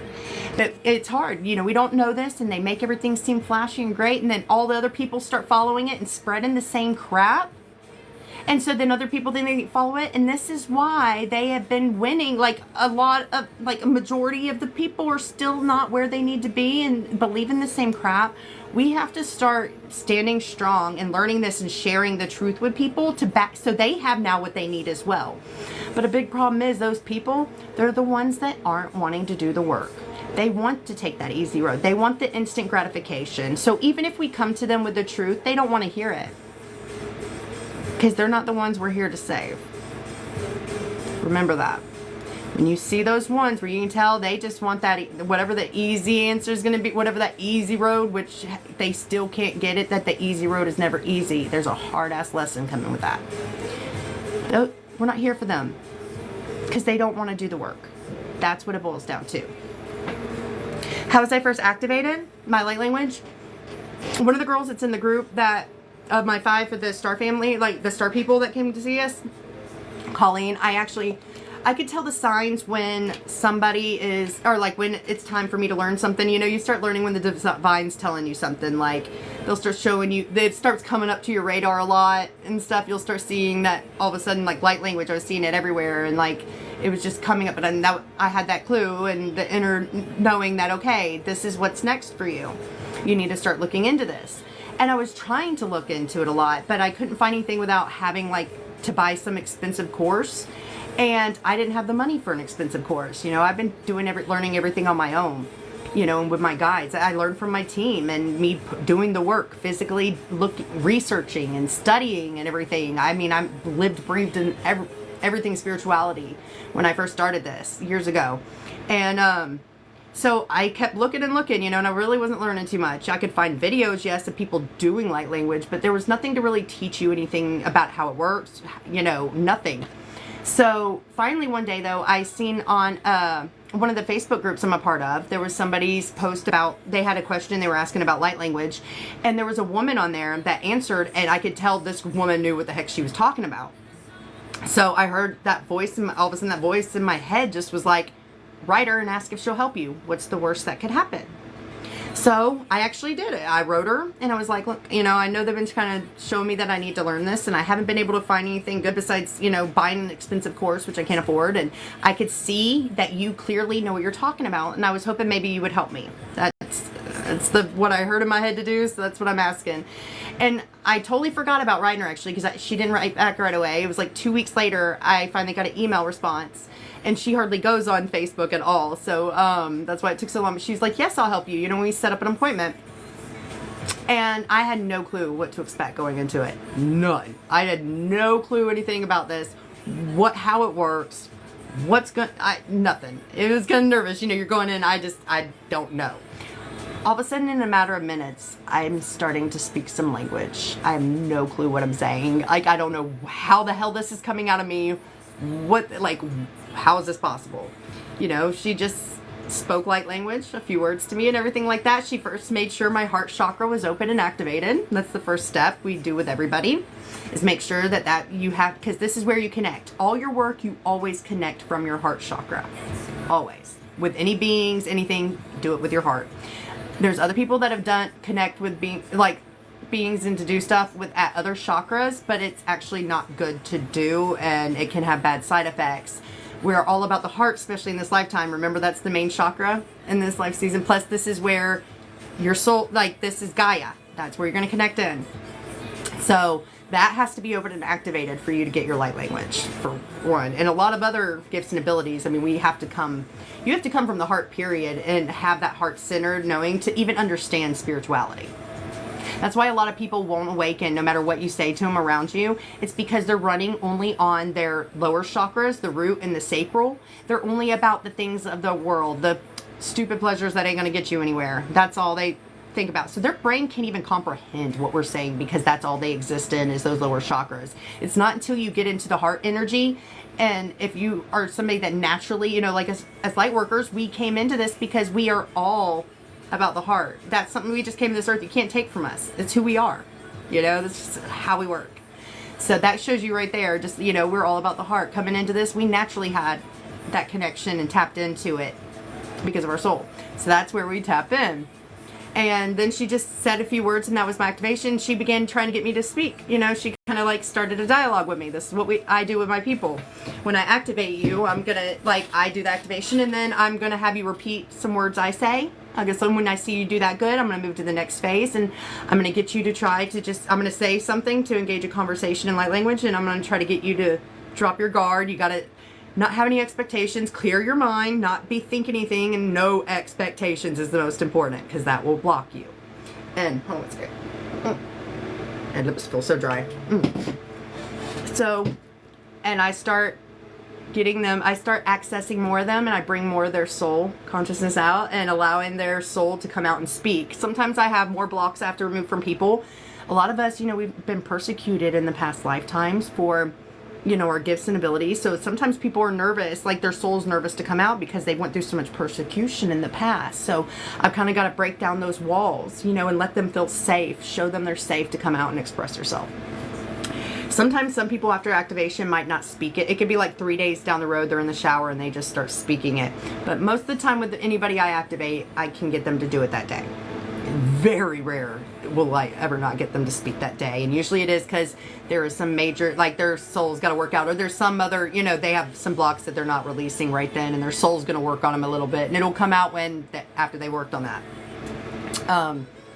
And it was kind of slow coming out at first, because you usually overthink it, because you are just you can't believe what you're saying. You doubt what you're saying. This couldn't be real. This is not what does this mean? I'm probably making this up in my head, is what most people tell themselves. Because it just sounds so different, and they don't know where it's coming from. They think they're just making it up. But you're not. If it's coming out, it's coming out for a reason. That is what you're getting from your soul. This is your soul's language. There's many different dialects. So depending on where your soul originates from, you'll see some people, their dialect sounds the same, and it's because they're from the same, probably, star system or whatever originally. But there are different, or it's who they're channeling at that time as well. I can tap into other beings that are coming through, and I will take on a different dialect. But I have my main basic one that I use.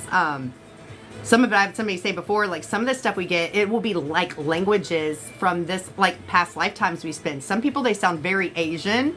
They come out, it totally sounds Asian. I had somebody tell me once I was speaking Syrian, and then he even said there was some language, there's a tribe, there's an island here now on this planet, and he said the government actually has ships, always, they have boats always out there to prevent anybody that could ever find it from going up to it, because there's the tribe there, they kill anybody that comes on the island. But he's you're speaking their language, so apparently I've been connected to that tribe at some point.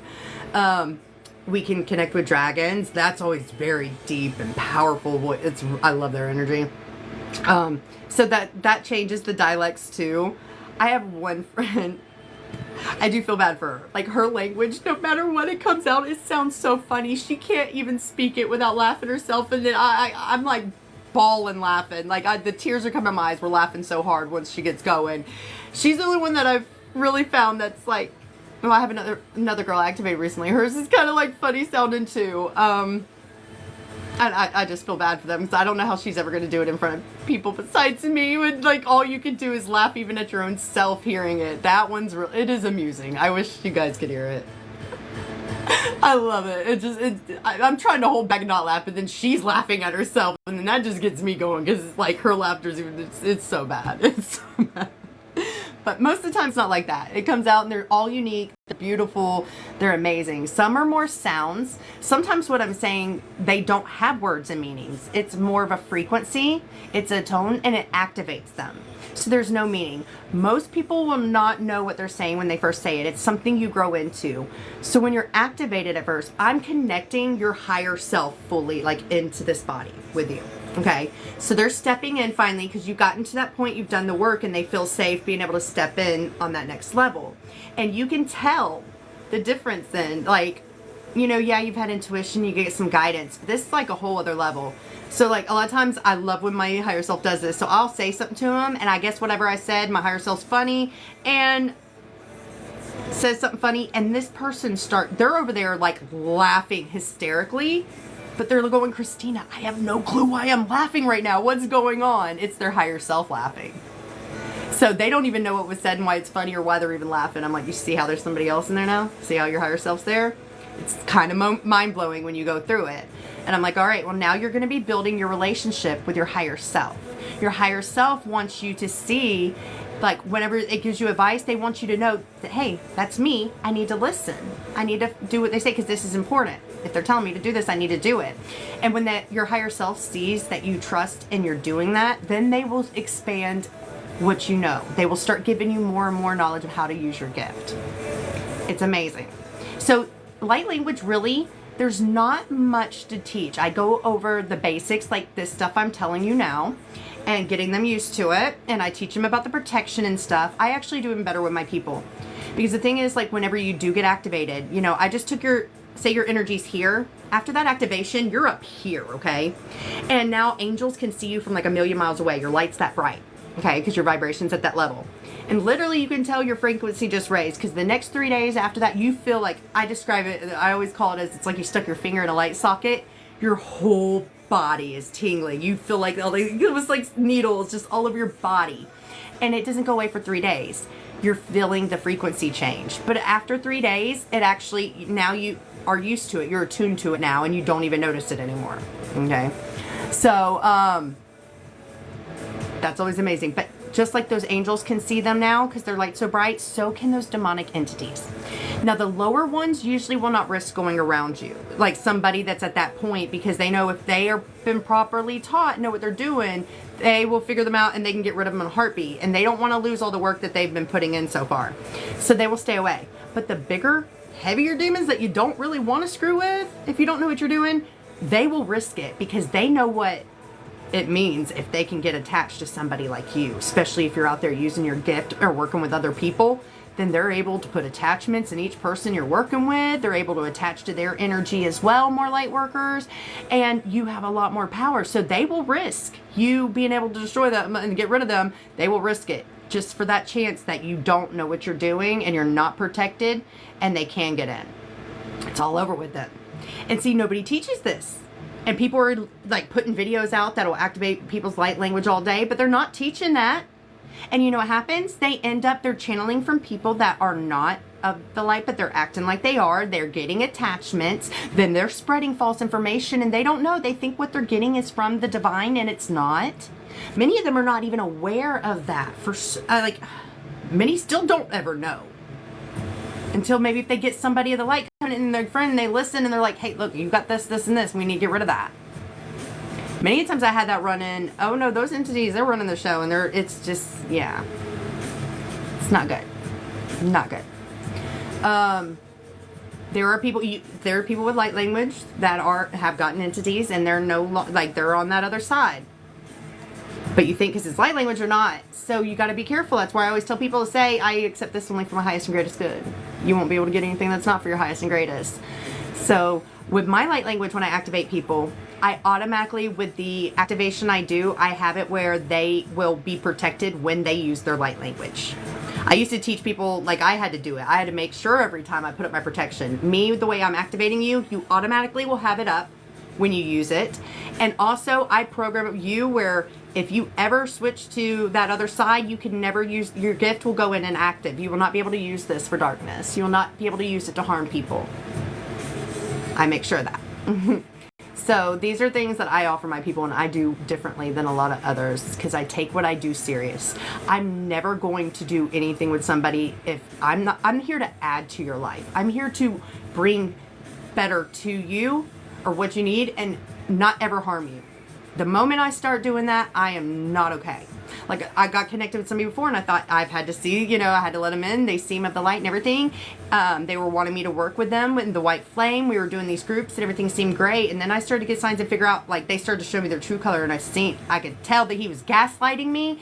I started seeing narcissistic traits, and I started to figure him out.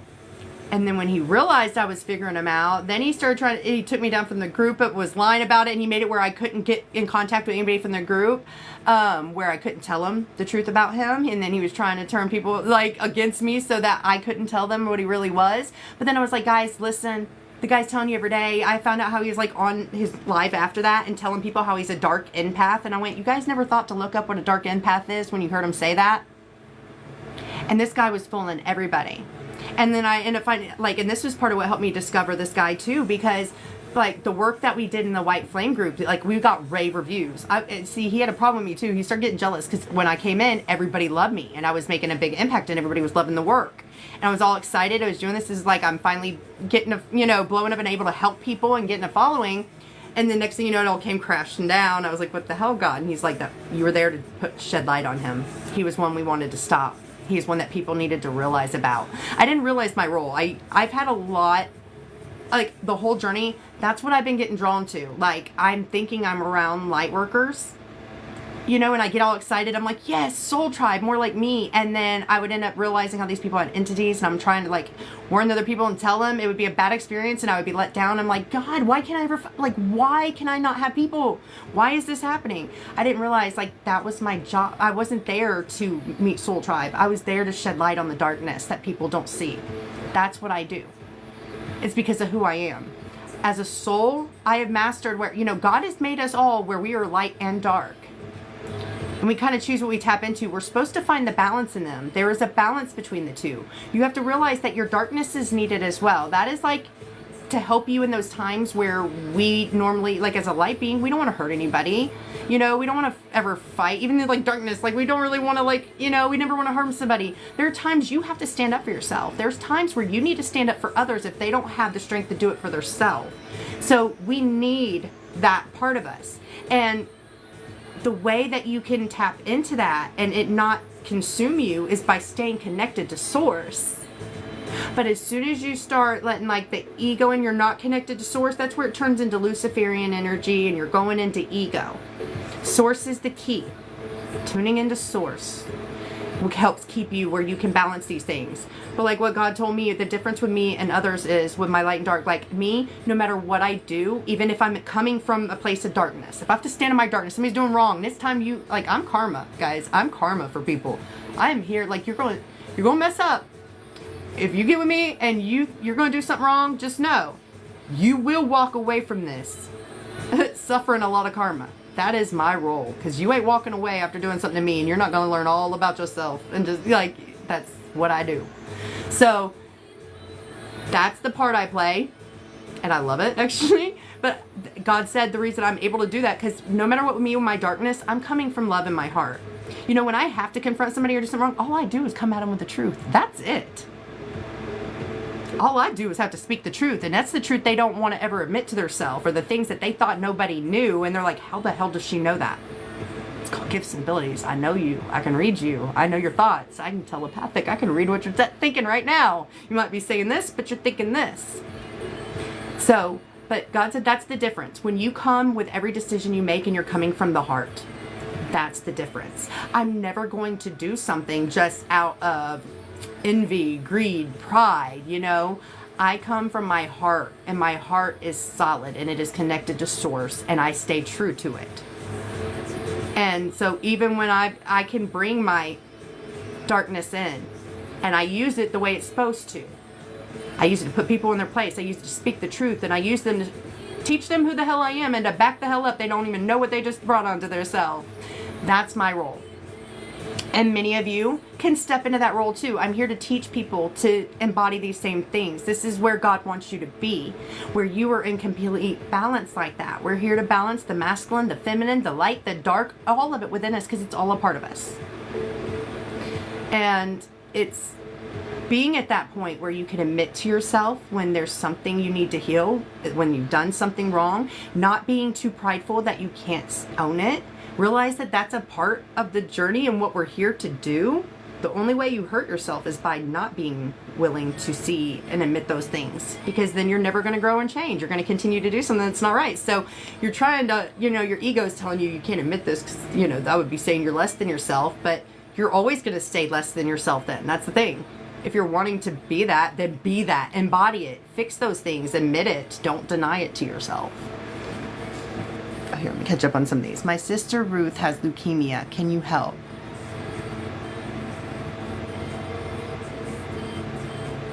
Is that something that we can heal? Leukemia.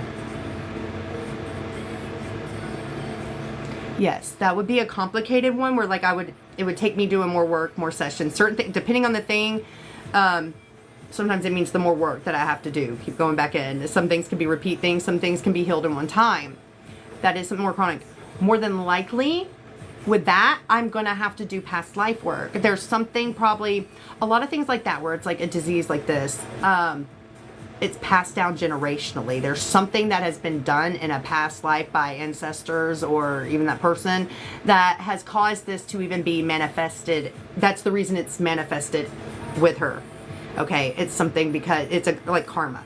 That's what it is. A lot of diseases like that, if it's not from, usually a disease like this, that usually people are born with and comes up out of nowhere. It's not something like, okay, they have all these blocks from not healing, or, holding all this stuff back in this lifetime. This one's different. This is something that, they're born with. That is usually a dead giveaway that it's something ancestral passed down, and that's why she has it. So we got to go in also and clear out that past life karma. And usually that past life karma means there's an entity tied to your family. That is that karma. There's an entity there. So I need to remove that entity as well to clear that up. I got to disconnect her from that ancestral karma, clear that up for her, be the one that's going to break that ancestral curse and remove that entity from being tied to the family.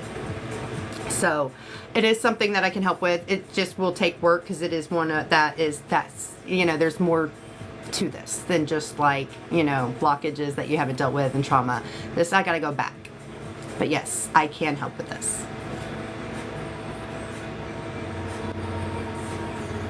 Alright.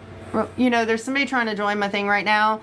Message me of why, because a lot of times these people that have been doing this lately, not just on my show, I've seen on others, you guys don't even speak English usually, and you don't even say anything on there, so I'm not going to waste my time. I don't know what that's about. Okay. That's one thing I'm trying to figure out too, because there's something with that. I've seen it now on other people's lives a lot lately, getting this too, and they're doing something. There's a purpose, and I'm not liking it. I'm not feeling good about it. See, this is my intuition. These are the little things that I notice things that others don't, and that's my job, is to bring it to people's attention. I'm very passionate about that, talking about what other people don't ever talk about, because they're out there spreading that's what's not being talked about. Most of our community is corrupted, guys. I'm telling you now. It's really bad. Even some of the biggest places, I hate to say this, but there's another girl on TikTok I love. I follow her. she is of the light. She speaks the truth like I do. The stuff that nobody talks about, and she's here to shed light too on all this crap that people don't realize. And she was talking about, I guess she went to one of Gaia's events, live events that they had, right? And there were some of the biggest people with Gaia in there. And she's like, I couldn't believe it. She's like, we're sitting there and all of a sudden I started feeling stuff, and I started seeing the energy. She has her sight, and she was saying they were siphoning, they were taking people's energy. That's a big time to do that. And a lot of them do that. Just like you've seen at the Super Bowl, and they had Beyonce was up there doing something. They were saying they're siphoning people's energy. It's happening in our community. Anytime you get a group of people together, that's a chance for them to do that. And if there's beings in there working for the other side, she's at this Gaia event, and sure enough, they were doing it, and she's seen Dracos there. There were Dracos in human form. And that's who they were partnered with and was siphoning the energy from the guest at the time. Well, as she's seeing this start to happen, she starts throwing up her protection and preventing things. And she's like preventing, stuff for other people too. And all of a sudden she said the one guy that was a Draco on the stage that she's seen, he turned right dead at her. Like he's not even looking at her. And he knew right where she was and looked. And he's watching her.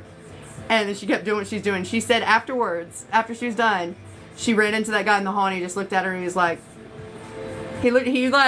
he was giving her credit. He's like, you're good. You seen through my shit. You know what you're doing. Like, he actually gave her props. Like, he couldn't even say anything because she knows what she's that powerful and smart. She knew what she was doing, and she put up protection for everybody. So I love that. See, just now I got 3 people instantly sending me more creators want to co-host. All people with foreign profiles, just like, and then they stop. See? There's something going on. I just brought attention how there's something with that, and then I get lit with 3 people all at the same time sending me it again. I've got to figure out what that is. That's like some more bot crap. The AI crap they do. Like, do you guys see that on Instagram? I don't like going on Instagram, and it happens on Facebook too, but I don't know. I think the people at Facebook finally got it. Like, it ain't gonna work with me because like I have fun with these people when I see that I know what they're doing now. But like, okay, so you follow somebody on Instagram, right? And as soon as you follow them, then you see that you have a follow back from them. And you're like, okay, they followed me back, yay. But then, like, this is like you follow somebody that has like a big following, somebody that's in our community, that has a lot of followers. All of a sudden you get that follow from them. Then they're all of a sudden writing you, hi, I'm so drawn to your energy. I would love to do a reading for you. Scammer. Scammer, scammer. But that's not a human scammer. There's no way. And you can't tell me that that's just somebody, that created a copy account. How did they know the second that you followed somebody that you followed them to send you that? You would have to be a part of that system. You would have to have connection to that system to have that kind of information and know that. That fast and everything. It is an AI bot. It's part of what they created. Facebook is on this. Instagram. Facebook, all you get is foreigners all day writing you and trying to act all interested in all this and stuff. A lot of them. Now, there's some that's sex trafficking. That's to get people they love, to get the girls and the pretty girls and do that, and the young ones and all this. They're always like, oh, I'm in the military. I'm from New York, or I'm from here, but I'm overseas right now doing this. And then it's like, I have fun with them, dude. They'll try to pull that. I'm like, you ain't from there. Oh, you're from New York, right? Right away. And they're like, yeah, I'm from America. Or they say, I'm from the United States of America. I went, no, the fuck you ain't. I went, nobody that lives in the United States of America calls it the United States of America. Do you guys ever say United States of America? No. You're like, I live in America or USA or I live in all, you say your state, you never say that big ass word. Only foreigners say that. And then they'd be like, the one guy, he's like, oh yeah, I'm going to come there to your country to see you. I was like, my country? I thought my country's your country. Like, I bust them so easily. But you get these non-stop all the time. Like, the only way they could do this, it is by a bot. AI. They have to have that connection in. And it's also the fact that they are so alike. They all write the same exact thing. It's over and over again, repeat. Remember how the entities are? They're all the same. They do the same thing. What does AI do? They're programmed. They do the same thing. They don't have a mind for themselves to think different. And I'll tell them to them, like, you think you guys would get some common sense right now and come at us with something different, mix it up so you're not detectable. But I went, you're saying the same exact thing. How many military men that, their wife died in an accident and that it's all the same crap. You don't think that you're going to be figured out? Get creative. Have some common sense. They can't because it's just a program. We're being played by all these things. I can't stand it. Like, I want to change that. I want it gone. And I'm thinking that once we get on this new timeline, that will disappear for us. All that little scam crap, and it's going to go. I hope to God, or I'm doing something. Like, I don't care if I got, like, something's got to be done. I cannot stand to have, like, I wouldn't even be on social media if I did not want to help you guys. Like, I try to put myself where God can bring the people that need me to me. If you're just stay a hermit at home and all this, or you're not putting yourself in environments where God can lead people to you, then it's kind of hard for them to do that. So you're supposed to do that. So that's the only reason I can connect with this anymore. I'm so frustrated though, seeing all the lies and the scams and the people that are acting like something they're not. but I still do this for you guys. I want to help. I want to be able to be where God needs me to be so that he can guide you to me. You know, I always see, and the people do too. Like when they find me, it's always like they can see the synchronicities and they're like, I just knew I was meant. Like as soon as I seen you, and like there was all these little things that pointed them. And the same with me, like it's always guided. And the only way I can do that is by being in places like this for them to be able to guide you to me. So I literally do this for you. Whether else I would not be on here just because I cannot stand all the lies, all the scammers, all the taken advantage of, all the bull crap that's being done and hidden behind our back to use us and take advantage or send us in that wrong direction. I'm over it. Your friends are not nice? Yeah, because they're not your friends, Paula. They're not your friends. Might have been all you had now. Tell you what, I had so many people when I started this journey. My phone never stopped ringing. I mean, I couldn't even keep up every day, all day. I mean, when I'm not working, and like while I'm at work, I'm trying to keep up. Like it nonstop. People always blowing me up. People would show up at my house at all hours of the night. Never call, never nothing. You know, I see them while they're there. I'm like, dude, you couldn't call and tell me you wanted to come by. Like you just show up at 3 a.m. Like what the? And like literally everybody did this. But then I see when they're leaving there and they're going to buy somebody's house, they could call them, and I'm like, why can't you do that for me? You calling to let them know in advance. You have respect enough to do that, but you don't think I need that respect? It was bad. But you know, everybody in my life was there because I was nice and I actually cared and I would do things for people. They could all, you know, I'm the friend that's always going to be there. I give the great advice. I'm going to talk, you know, I also help you. I'll give you the shirt off my back. I put myself in a situation that's bad just to help you. You know, I got bills to pay too, but hey, you're having trouble. Here you go. And I'd have to struggle and figure it out for myself. That was all bad. That was shit I had to learn. But all of them left my life. You know what? I didn't have to kick them out. All I had to do, when God started teaching me, and I said, all right, I'll listen, God, guide me. I'm going to listen. I'm going to do this. I'm going to follow because I don't like my life right now, and I want justice for my kids. Everything else that's happening, I'm going to listen. I'm going to follow. I believe in you. Teach me. And so I started doing what he said, and I started telling those people no. Just took me saying no like a couple times, and guess what? They always test the water. You tell them no. And they try again. You're like, no, still. No, I can't help you today. Nope. Next thing you know, they just left my life. It went from, you're my greatest friend. I love you. Da-da-da. I'm always going to be here. And then I never heard one word. Never one word again. Guarantee you you're going to deal with the same thing. Start telling them no. Don't give them what they want. Don't, you know, like, no, guys, I can't help you today. No, I can't help you move. Ask them to do something that they ask you for. Watch them say no. Or like, I can't help you. Like, I got too much to do. I can't believe you'd ask me that. You just asked me to do that for you last week. But you can't do it for me? Guarantee you. These are not your real friends. See, you're going to come into those once you heal yourself completely and you're standing in your power. Because for one, you're not going to accept any less than the right ones, okay? But you got to get them out before God's going to bring the good ones in. God don't want to bring the good people into your life while you're filled with all the negative ones. Because that's going to affect their life. They're in the right vibration. They've done the work. They don't want people like that in their life. So if you want to be in their life and you want the good people, you need to get the other ones out. You can't be plaguing them with your shit. You gotta think about it. You don't want to bring that in their life, right? They don't want that, and you know, so if you're wanting them, you're gonna have to leave those things behind. You're gonna have to realize and honor yourself.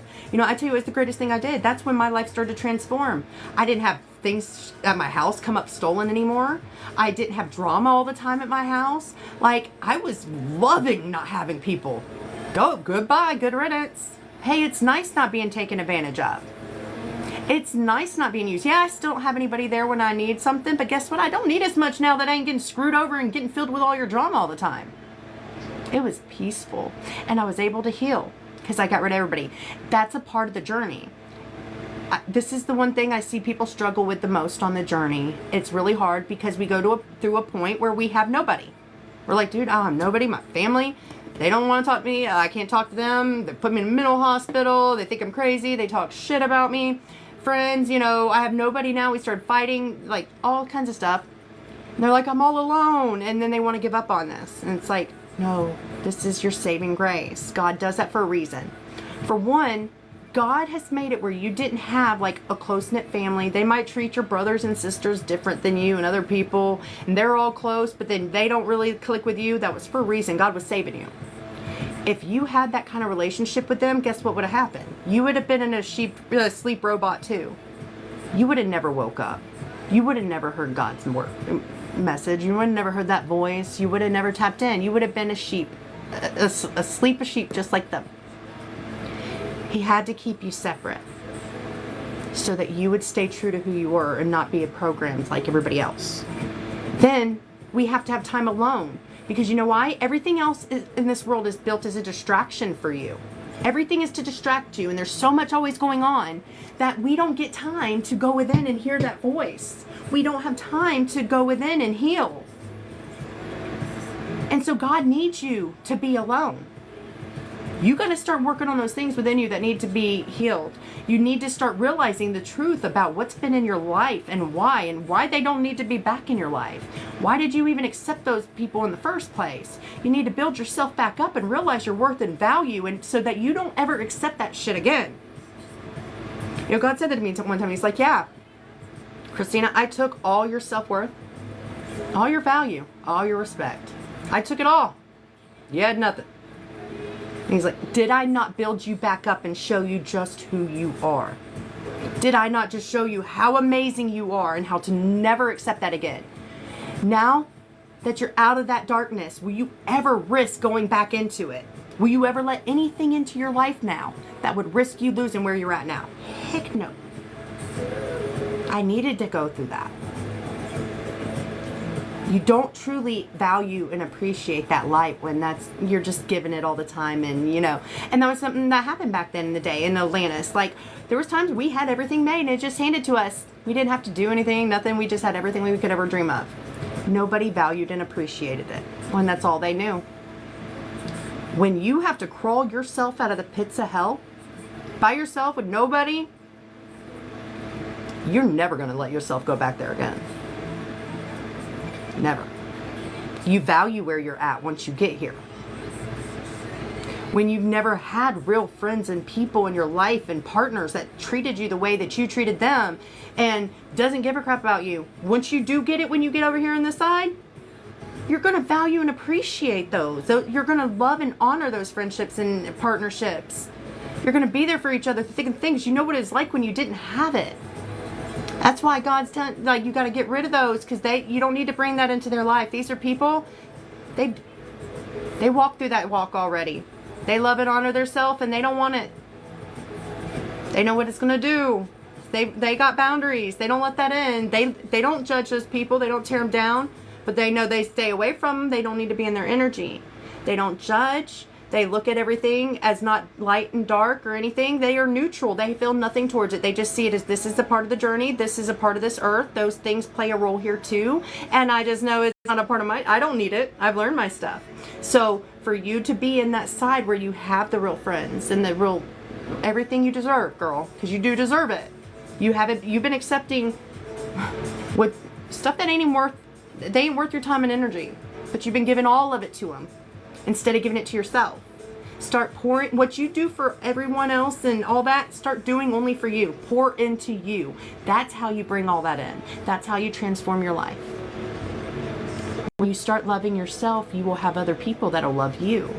Right now, you have people that disrespect you and don't give to you and care about you because you don't care about you and you haven't been pouring into you, and you don't respect you.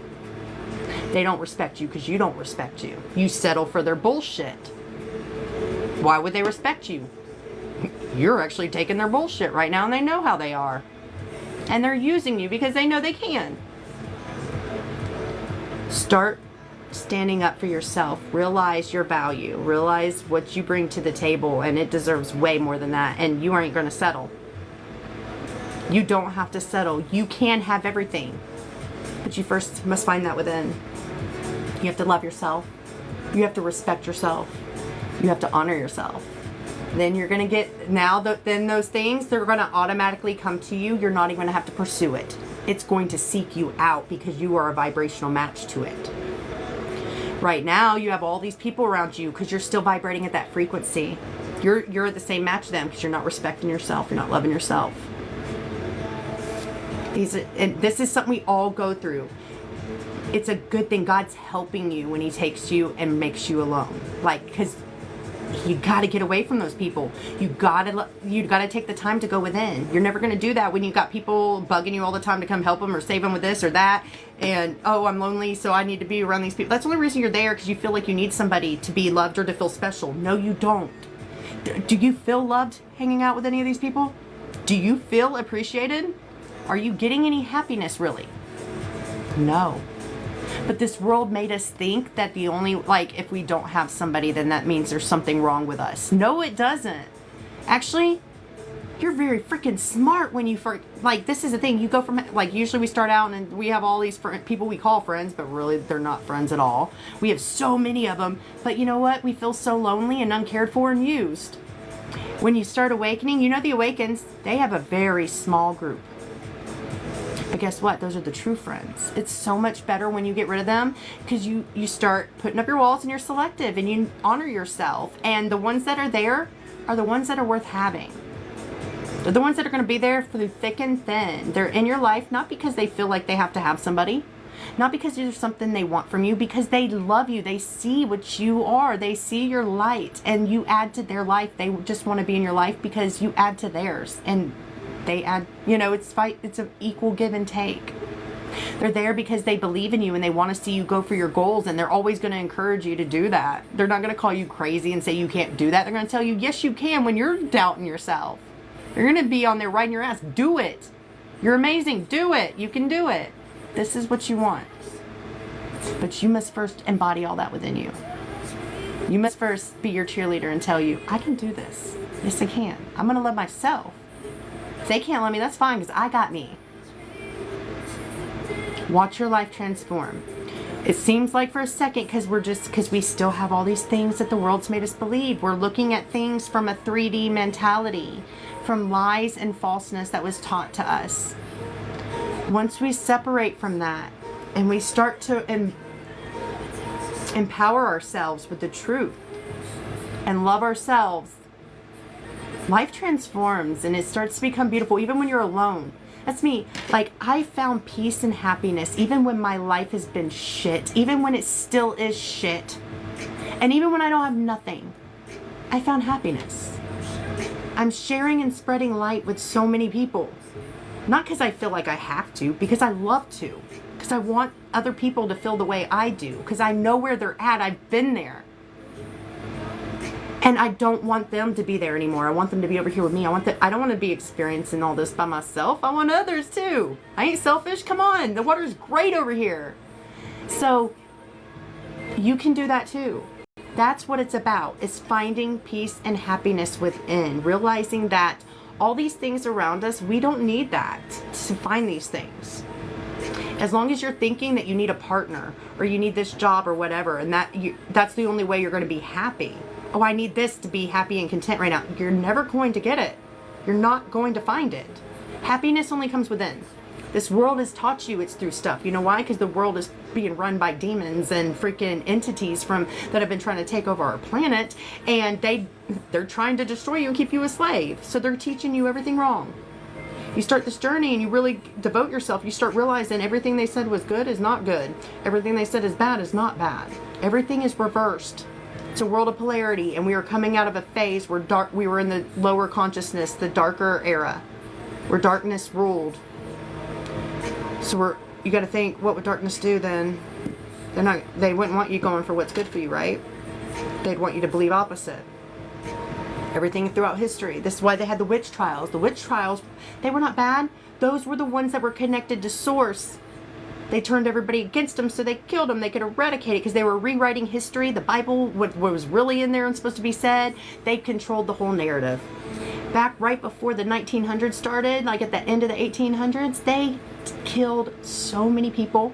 They locked up thousands in mental hospitals because they rewrote the history. They did the fire in Chicago. Everywhere that little, they had the big world show that had all they would have all these artifacts throughout history's artifacts and stuff there. They do these big events worldwide, and it would mysteriously, every time they had this mysterious fire start, and it would burn the whole place down. They did it on purpose. They were destroying the history. They were killing off the people in these major cities that would go against what they said and not go along with it when they rewrote everything. And the ones that didn't conform, that didn't die in the fires, then they locked them up in a mental hospital. And then they had what they called the orphan train. There was endless amounts of orphans everywhere. You know why? Because they just had all their parents locked in a freaking hospital. They changed everything. Anybody that could tell the truth were babies, didn't know what to tell, and the rest were in a hospital never to be seen again, or to be able to, and nobody would listen to them if they even seen them. Everything we know is a lie. They hid it all. We were taken over by the ones that want to take over our planet and take it from us. They're the ones running the show now. They're the ones calling the shots that everybody's looking to be their leader and savior instead of God.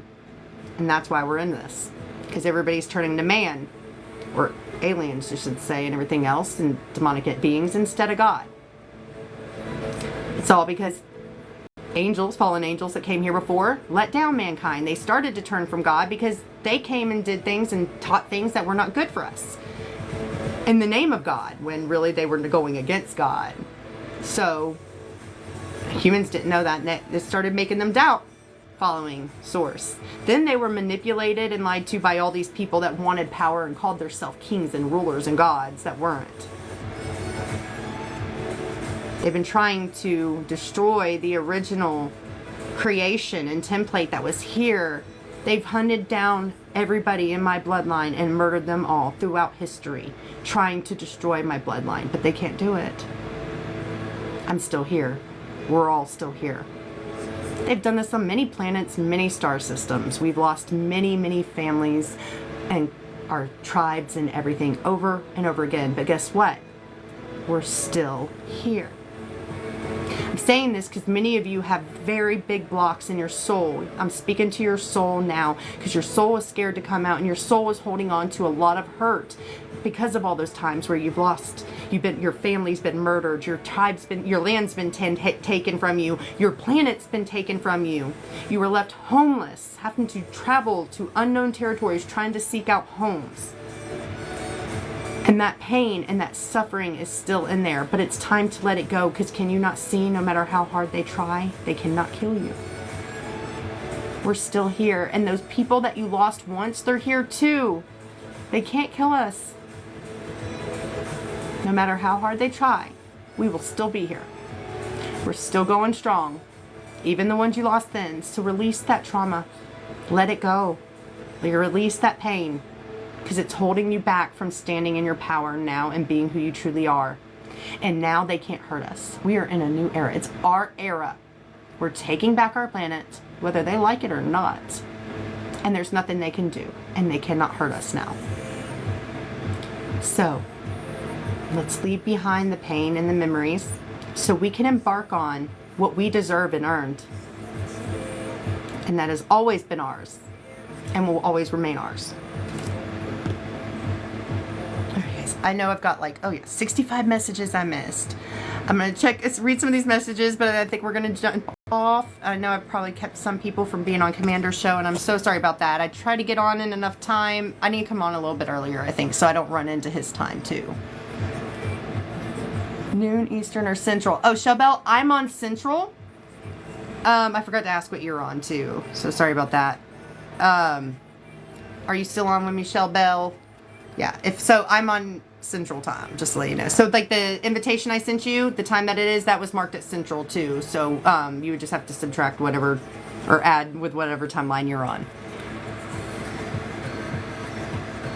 Yeah, it is hard setting those boundaries at first, because we did have the painful childhoods. We didn't have parents that gave us what we needed and all this, and so a lot of the reasons we do the things we do is because of all those things, and those are what we have to heal. And that's what a lot of people aren't willing to do, but that's what you have to do, because it causes us not only to hurt other people, we hurt ourselves holding on to these things and these beliefs. And that's the thing, everything's been rewritten, and everything we've been shown is wrong. Everything we've been taught is that it's things that just prolong and even make worse our attachments and our issues and our traumas and our pains, and we're just keeping them. And literally, guys, this will not end. I tell people all the time when it comes to these things and having to tackle those traumas, I'm like, suck it up, Buttercup. Do it now. Don't wait. You can't run from it. if you don't deal with it in this lifetime, like in this lifetime, whenever you don't deal with it, you're just going to keep going through the same scenario. That's why a lot of people you see, they can't break out of the same situation and the same things are always happening, you know, because they're not addressing that. And it's the same lesson. Until you learn that lesson, they're going to keep giving it to you. And then it keeps getting worse too. If you're not learning, then they step it up and make it even worse, hoping that'll push you to learn it. And they'll keep having to do that. And it'll get way worse, but people will still not address it. Well, you didn't just run from it, okay? Because the next lifetime, you're going to have to deal with it again and again until you get it. And the thing is, like, you might as well just if you don't like dealing with it in this lifetime, if it really sucked experiencing it, that you're running from it so badly, do you think you want to go through it again, that trauma, in another life? Because that's what's going to happen. For the people that don't think they need to change the ways that they're doing things, like if you see with your kids, like you think you're going to run from it. Oh yeah, I really screwed up this family, but oh well, I'm going to be dead and gone by the time, like I ain't going to have to worry about it. So that's somebody else's problem. Wrong. You're going to incarnate back in that family's line. If you think your kid's bad and you screwed up with them, can you imagine if you came back as like your kid's great-grandchild? That means even more like that kid, every generation it gets worse. If you already can't stand your kid and you see how bad you did, imagine what they're going to do with their kids. And then how their kids are going to be. And then their kids. And then you're coming back and incarnating as one of them. How do you think your life's going to be? You're going to pay. You're going to get your karma. You cannot run. Don't think, I'm going to die anyways. I don't care what I'm doing. You better. You learned the lesson. If you were, say you were an emperor one time or something, or in royalty and, you know, have money and all this, and you were out there judging the homeless and treating them like shit and looking down on them, guess what? You're coming back as one of those homeless. You make fun of the disabled. You're coming back as a disabled. That's how karma's played out. We're going to show you what it's like to be in their shoes. You thought you're all high and mighty. How you going to feel when you were them? That's all God's got to do. He just makes you walk in the same shoes that you judge and tore down, or do the things that you did. You're going to live it. And you learn really quickly that lesson as a soul. Okay, I shouldn't do that anymore. So we have to watch those things that we do and be like, we got to like learn this and be real with ourselves and realize these are things we can't run from. We have to address it. There's no running. There's no avoidance and just I'm going to die and I'll be gone. No. It doesn't. Quite opposite. But all that's been kept from us. That's what we think. We were told, like, you die and you're either going to be in hell or heaven, guys. That's it. You get one chance to get it right. You don't, like, you're either damned or you're going to be all great. It doesn't work that way. It's so much more complex. So much more. Because we're about evolution. We're about growing. This isn't about torture. Now, the torture has been because we have these other people that have come in and they've been teaching you false things. But then again, you think about it. See, there's been 2 more since then of these things. I want to know what this is. They've got some... I don't get what they could be doing, though. Why would, like, these foreign people, like, they're usually Indian, I'm seeing, or something like that, coming and trying to join everybody's live. And everyone I see, they don't do anything, though. They really don't say anything, or if they do, it's like not any... Oh, one of the guys asked the guy to compete with them the other day. I seen on their thing. They're like on one of the game things, and he was trying to figure out how to do it. He's like, where do I accept to do a competition game thing or whatever? And the guy just ends up hanging up on him, and he's like, okay, I was trying to... You couldn't even tell me where to do it? There's something here. I don't know what they're trying to do. There's some kind of gimmick they're trying to do or something to get over on somebody. I swear to God. I know it might sound crazy, but this is like the things I see and know, like where I can spot scams and like the freaking darkness, the people that have an ulterior motive. It's driving me crazy because I want to know. It's like I have to find out. Oh, I love that, Diane. I'm so glad that you agree. Like, I wish so much more people taught about this. This is why I do this. I want people to be aware because there is so much, like, it's easy to believe, and it's out there and you think that you could trust these things. So you can understand, guys, like, when you started doing this work, right? You start putting up those boundaries because you realize, God starts teaching you stuff. You start seeing how, like, you were being too kind and people take advantage of you, all these things. So we put up all these walls big time when we start the journey. So the darkness knows that. They see that, like, we ain't letting people in except if they act like they're spiritual. If they are talking our language, then we're like, yes, come on, finally somebody, yes, come on, I need a friend. All my friends are gone now. I have nobody. So we let them in. But they know in order to be let in, they have to play the part. So they know what to say. I mean, guys, they've been living for like freaking ever or two, and they know all this. So they speak our language. But what we don't realize is all, like, during those times, how many times are they placing entities in you, or devices? How many times are they giving you false information and mixed in with that real information that you know to be true, and that's how you start trusting them? This is what they do. They blend in well. They know what they're doing because they know they have to. If they want to be able to attach to you guys and try to stop any of us, they have to blend in, or they're not going to get in. So be aware of that. Have your guards up. You got to let them in. You got to give them a chance. You never know. You know, this is where God said, if you've done the work and you've been paying attention, remember the lessons. You have to be vulnerable and there's a chance you might run into somebody they're trying to take advantage. But if you're paying attention and remembering the lessons, you will see it, and they will never get a chance to. You've learned everything. You ain't going to let them get that close. You're going to notice as soon as there's a warning sign, you're like, gone, before they can ever get anything out of you. So this is how we can trust now, being vulnerable and open our heart up when people come in and give them that chance, because we gonna know. Okay? And you're gonna stop it. But we have to still be willing to put ourselves in those situations where we could get hurt, because you know what? It might be a situation where that's somebody you are supposed to meet and they're not gonna hurt you. But if you're closed off, if you're not willing to let in and be vulnerable, you're gonna drive that person away. And then you're going to miss some of the greatest things and the greatest moments of your life. And those people are there to help bring in things too. This is how we also create the reality we want. We come together with all these other light workers. And I'm trying to manifest this, and this is what I want to create. And I want to help the world this way. And they're like, well, I know somebody. This person can help you in this department. I need to connect you. And then this other person's like, oh, and I can help you in this department. And you're like, you know what? And I want to help you with this. I know this person. This is how we are doing it now. And this is part of why we have to heal too, because many people, because they've been hurt and they put up these walls, they don't want to even let other light workers in. They're like, no, I just want to work alone. Well, then you ain't getting nowhere. Because this is how God's making us do it, because that's where we went wrong. We let them separate us. We used to be united. Nobody could separate us. We all worked as a tribe, a clan, and we stood by each other's side. And they couldn't get to us then.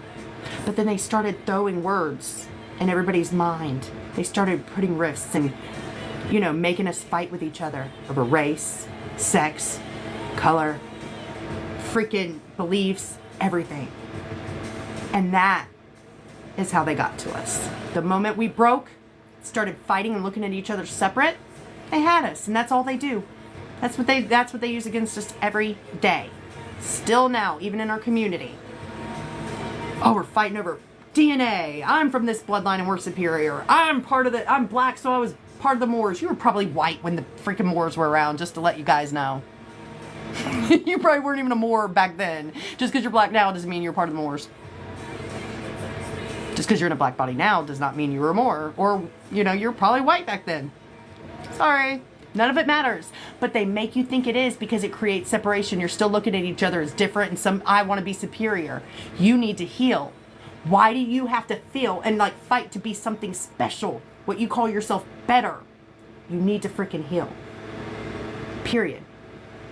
I'll never forget when God told me. I was pissed off at seeing the government and what they were doing when I first started this. God's like, if you want to see a world where you have a government that doesn't treat you isn't enslaving you and throwing it right in your face and doing all these horrible things, then stop treating each other horrible. Stop looking at each other different and treating each other as better than one another, and look at each other as equals, and you wouldn't be seeing this. Is that not a sign when God tells you that holy crap, we need to stop? The problem is us, and us looking at each other as separate and different from one another. We transform our thoughts, we change this world. You heal yourself, you heal the world. You don't have to worry about healing everybody else. You gotta just heal you. You know why? Because at that moment you'll shift on to another timeline. You won't be on a timeline with those people anymore, because you did the work. Focus on you guys. Don't be focusing on everybody else until you're healed. I'm still here and doing this with you guys because that's my role. I don't have to. I didn't come in here with karma. I'm not here to live out and evolve on all these levels because I haven't done it yet. I'm beyond that. I come at the beginning and the end of all major shifts on this planet to teach you, to seed myself back into this planet and to teach what I know. Okay, I help create this place. I'm here to help you guys to get where I am. Start knowing who to take your information from. Some are going to set you back, some are going to help you. Be able to tell light. Start paying attention to when you run in the darkness and the things they do so you can see it in other people. Be able to determine who's got real light, who holds it. You can tell if you truly pay attention and you're about this. So what it takes is just learning the lessons and remembering it. It's really, truly taking it serious. It's putting yourself first. And you got to throw your all into it. That's how you ascend. That's how you heal. That's how you get off this timeline. It's by loving yourself unconditionally 100%. That means if I know if I go around these people, they're going to drain me and it's just not going to be good, I'm not going around them anymore. Even you can love them still, but you're going to love them from a distance because you know that's going to harm you. Even if it's a little and you're used to it, you know what? You're not going to do that to yourself anymore because you love yourself unconditionally. So don't do it. You know, it's being real enough with yourself and loving yourself enough that you always honor what's best for you. Not letting other people make you feel like crap because you're not giving them what they want and they try to, you know, manipulate you and make you feel bad because they just want to use you. Don't let them do that anymore. Stand up for yourself. Stand up for what you believe in and do what's right for you. Because these other people are just out to take from you. That's all, the only reason they're there. They don't give a crap about you. They will. God told me this one time I was sitting there and he's like, I could sit here. If I just sat here and gave everybody what they wanted and they answer every request, if there wasn't the free will and they came in and helped, when this place was being created, Source said, I don't think you're ready for the polarity thing. You know, before we created planet, it would be like all dark or all light. You know, if you wanted to do the dark experience, you go there and everything else is dark. You know, you go here, everything was light. You could try either experience, but you didn't have both, like, mixed. This is the first, okay? That's why there's been a lot of mistakes made, and that's why we keep coming back. It's to, you know, learn from those mistakes, try to do it right. But he said, I don't think you guys are ready. This is serious. He's like, because guess what? You're wanting free will. Free will means I can't come and save you. If you get yourself in trouble, you have to get yourself out of it. That's why people are still stuck here. We weren't ready. People couldn't handle that ego being attached here that came with it. And things have gotten out of control. And then we had other people stab us in the back in this lifetime because their ego, and they let in some aliens making a deal with them because they were in their ego and wanted money and this or whatever was offered. And now look where we are today. And God couldn't step in because we asked for this. There was rules. Once a template is made for a planet, like, okay, this is, everything has to be listed out. This is how things work. This is what it's about. This is what it's for. You can't change it. So, like, God just couldn't go, oh, hold, we're going to change and stop things. No, this Earth will, like, the planet of Earth will always be a learning planet with polarity. There will always be darkness here. But what we're experiencing now isn't all just, like, from the darkness. Demons are working with God, too. They work with the angels as well. They're here to teach you those lessons. They're help, you know, a lot of attachments people have, they need to have it. Because it's to learn the lesson that they need to learn to evolve their soul. But we've got... Yes, some demons have took things too far and they went and did things that were not in their, you know, criteria of what God said to do. So they're going to have to answer for that. But most of it is because there has been the entities that came in that have been trying to take over and make this theirs. And they want to enslave you. That's what we're here to get rid of. There will always be darkness here, but there's supposed to be a balance. And that we're here to balance it back out because there is no balance right now. It's way over the light quoted. So... there's so much to this, God, guys. We can talk about this all day. There's so much of why this is like this. But we weren't ready. But we took this on. Now we're having to get ourselves out of the mess that we created. Okay? We're realizing, hey, yeah, we didn't listen to you, Dad. Like, sorry. We thought we were ready and could handle it, and we couldn't. Now we know not to do this again, and we maybe should listen when they say something. Okay? There's been a lot of mistakes. But a lot of things that happen were also meant to happen as well. Like, I know the person that let the freaking darkness, like, left a portal open in Atlantis that let the darkness in and made it, like, where everything started to happen. That was meant to happen, guys. We were meant to go into this lower consciousness era. Somebody has to be the one to play that role, you know? Forgive yourself. Move on. Mistakes happen. Now we grow from them. Try not to do it now. And that's... Now you learn the lesson, you know, that's all you can do. You can overcome, even no matter what the worst mistake. God has been giving everybody a chance.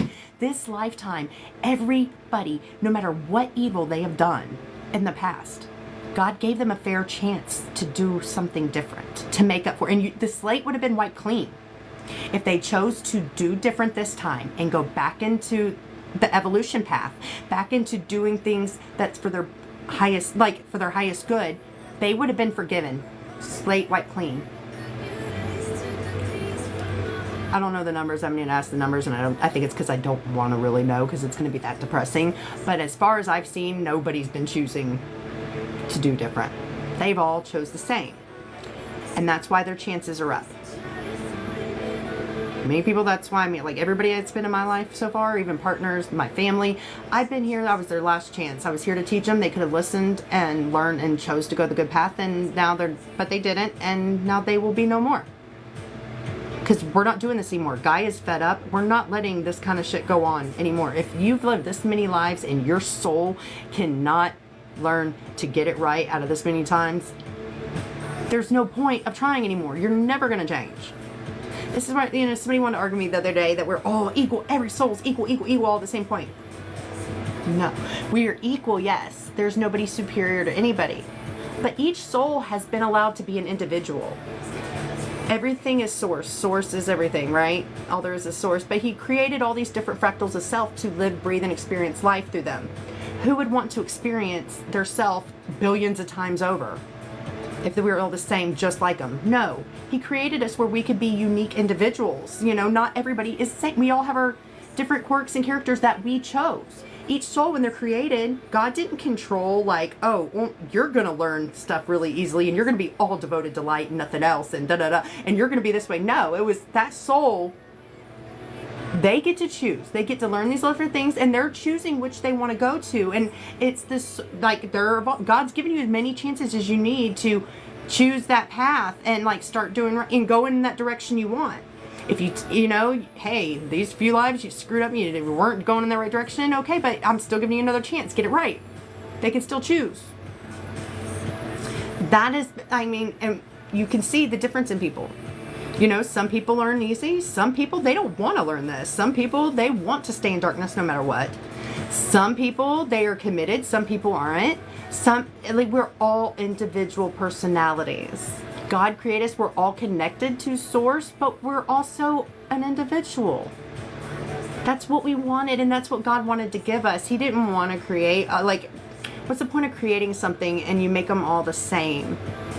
There's no choice, there's no, can you imagine that? Like if we were created, but it was all to just be like the same thing? No choice or say over who you are and what you do? That'd be horrible.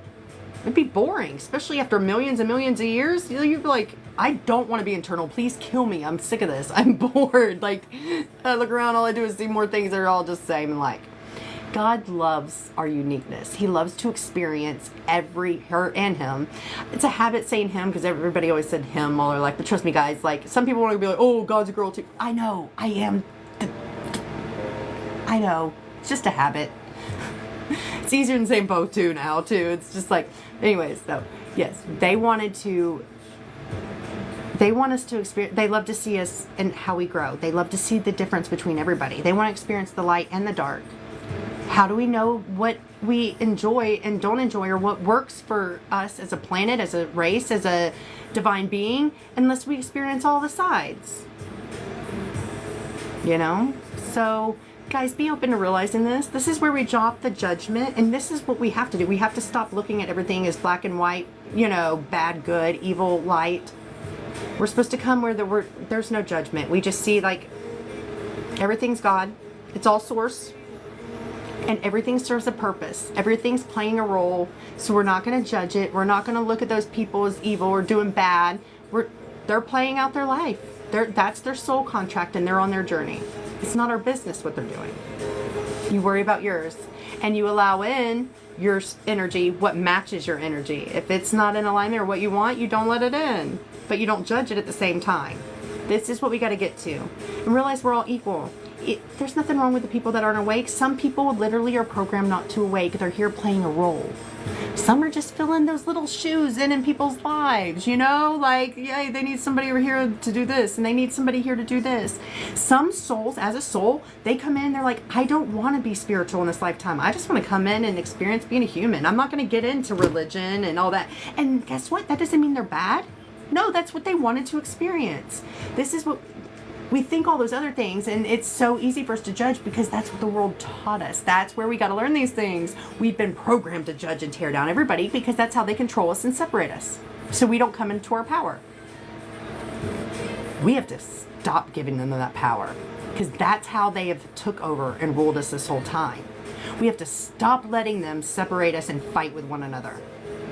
Everybody's equal, okay? They're not awakened. They don't care about Christ. They don't care about this. That's fine. That soul, that's what they needed to experience. Maybe they just came out of like 10 lifetimes of being monks and they're sick and tired of being in a cave and like no sex and all this. They want to come in and they just want to be human and woo, wall out. Let them do it. That's what they want to do. And guess what? Their soul leaves here and they're not going to hell. They're not in damnation. They're going on to another coronation. That one they might be spiritual then. Like, and it's fine. This is how it works. Especially when your soul has gotten to a level where you have evolved out of the like 7 soul levels, steps that you go to. There's like 7 different phases we each go through that we have to evolve out of. And so when you're done with the lessons in the first one, then you go to the second one, third one. If you've done that, like, then you can come in and you can play whatever role you want. Hey, we need somebody over here that's going to like be a murderer today, but we need this murderer there because him murdering this person, it's going to end up creating a new law. Her sister's going to step up and she's going to fight for justice for this thing, and it's going to create a law that's going to help this planet. It needs to happen. It's going to shift the energies for things here. So you'd be like, I'd be like, hey guys, I'm not incarnated right now, and you know, I'll go in and play that role. So I might come in and be a freaking murderer. Does that mean I'm bad? Does that mean I'm going to hell and I'm not in God's favor? No, I was working for God. I'm doing that because I was playing a role. Never thought of this stuff, did you guys? Like, everything serves a purpose, light and dark. We don't realize, we're not able to see everything. This is why we got to trust God and let God guide us and know when they're guiding us to do it, because we can't see everything. Our brains literally cannot fathom all there is to know, just how deep and complex this is. And these things that we look at so horrible. I had one of my dear family friends one time, she was saying that she's in her living room. I love her, and she's definitely very spiritual, and she's actually, you know, her daughter is super, she knows everything. Like, she studied every religion book, like, and she's spiritual, like our kind of stuff, and she knows her stuff. So her mom's learned a lot from her. She used to be programmed old school stuff, but she's been shown different. But this one day, she's like, no, you cannot tell me that I'm not better than I am better than a murderer. I'm sorry. And I was like, no, you're not. She's like, what? And I'm like, no, you're not. I was like, how do you know you haven't been a murderer in a past life? You don't know that. Like, that's the thing. Like, we don't think about these things, and we're just thinking from the eyes that this world has programmed us to look at everything as. We can't even fathom, really. Like, when you start learning this stuff and seeing how it all plays out, just like people that have lost a child, you know, and they want to stay like so upset and all about this, and it's like, you gotta move on. And this is the thing, like, that child, when they came in, they signed up to only be here that amount of time. And yes, they knew it hurt the parent, but a lot of times, you know what that was done for? That parent is meant to take that love that they had for that child, their time that they experienced with them, all those memories, and they take that love and they go and share that story, that love they had with others, and they help others out there. They're meant to take and turn that and use that to help others that are going through something similar, to help them get through it, or just to like teach others of that love of that child and that experience that they gained. Share that out with people. Spread that beautiful love. That child was only meant to be in your life at that amount of time, and look how much they gave you. You know, but that don't mean you let your life fall apart and you never get over it, and, you know, you're just a wreck, and then you take down everybody's life around you because you're so depressed and now become toxic and negative, and now, you know, everybody that comes around, you're just spreading that negativity. That's not why they came in. That was not what you're supposed to do with it. You know, it's hard to see all these things, but this is how it works. There's so much more to this life than we've ever been giving it credit for, and we don't even grasp all this.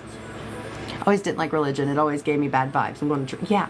See, I went to, and I never was forced. I chose to, but there was so much, like, I still, like, even as a kid, like, yeah, they're telling me to listen to it and believe it, but there was so much stuff I just left.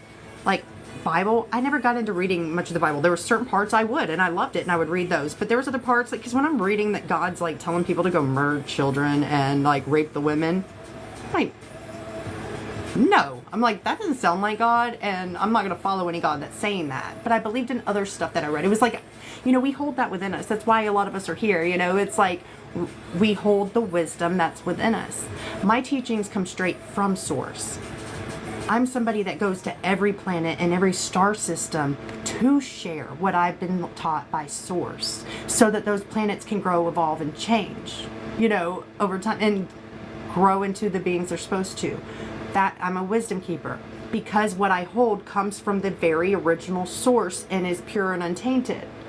So I can hold on to that. That's why even when we're growing up in this world and we're taught all this stuff and we're programmed, we still hold that within us. So then when God comes knocking, it's easy for you to pick up and remember. And that's why in your childhood, even when you didn't have that, you were able to, that stuff didn't feel right. You're like, I know, and everybody's telling me this is right, but just, we just acted and like we went along with it or whatever, but it didn't resonate.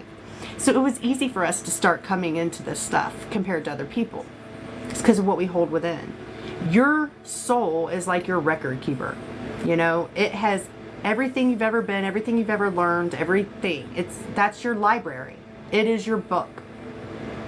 It's the book of you. And you carry all that, and you can start tapping into that and awakening that stuff again. So no matter how much, this is where their plan didn't go. I mean, the darkness and everybody that took over and the rulers and like their plan, they did good. I mean, this stuff's worked. You see how bad it is and how programmed people are. But what they didn't count on is how strong we were, and how we would come back into our memory. We would be able to tap in and know the truth. Hey, I remember that lifetime. That isn't what happened in history. Hey, I was there. I was that person. That is not what went down. And we would be able to share that and awaken the world to what really happened. That's where their plan failed. But they were pretty good with their ideas and stuff they come up with. But that was the one thing that screwed them, was this time right here and now. And this is why we've been here. This is why I've been coming for right here, right now. I've went through every kind of pain and trauma any of you have went through. I signed up to go through that stuff, just so I would know what you needed from me at this time to help get you where you need to be, to overcome all the pains and traumas.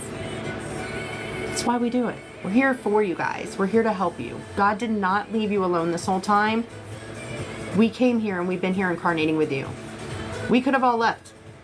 Everybody else that we've created this with and that we're a part of this, all the Elohai and the creator gods, all of us, we all, like, everybody was leaving. We weren't going to be here. But we decided that we were not going to leave you guys alone.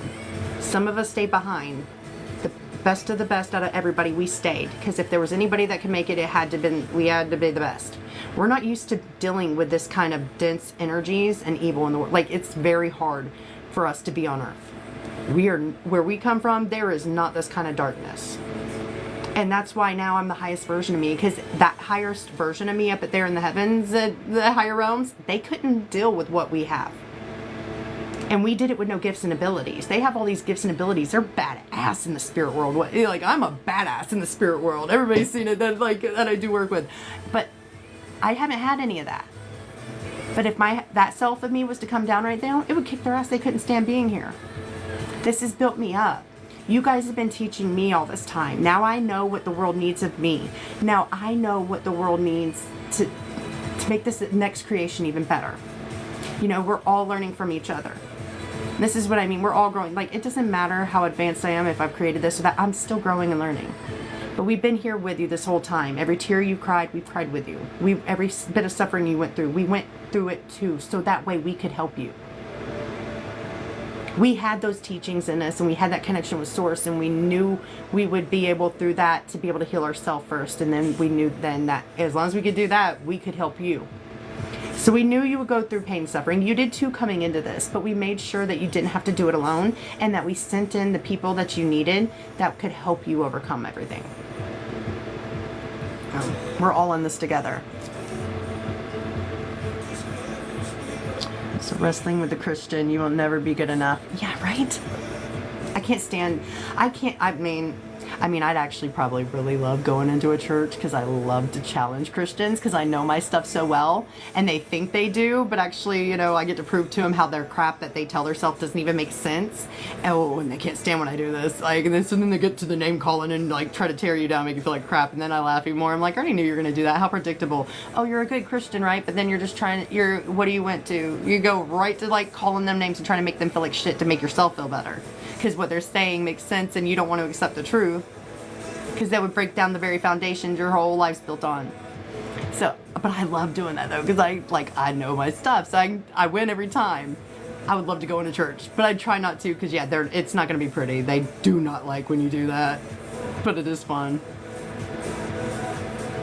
I probably need to do that one day. I just need to go in there and wall out, just to get it out of my system, because it is fun to do every once in a while. Let's all go to a church one day, guys. I can put on a show for you.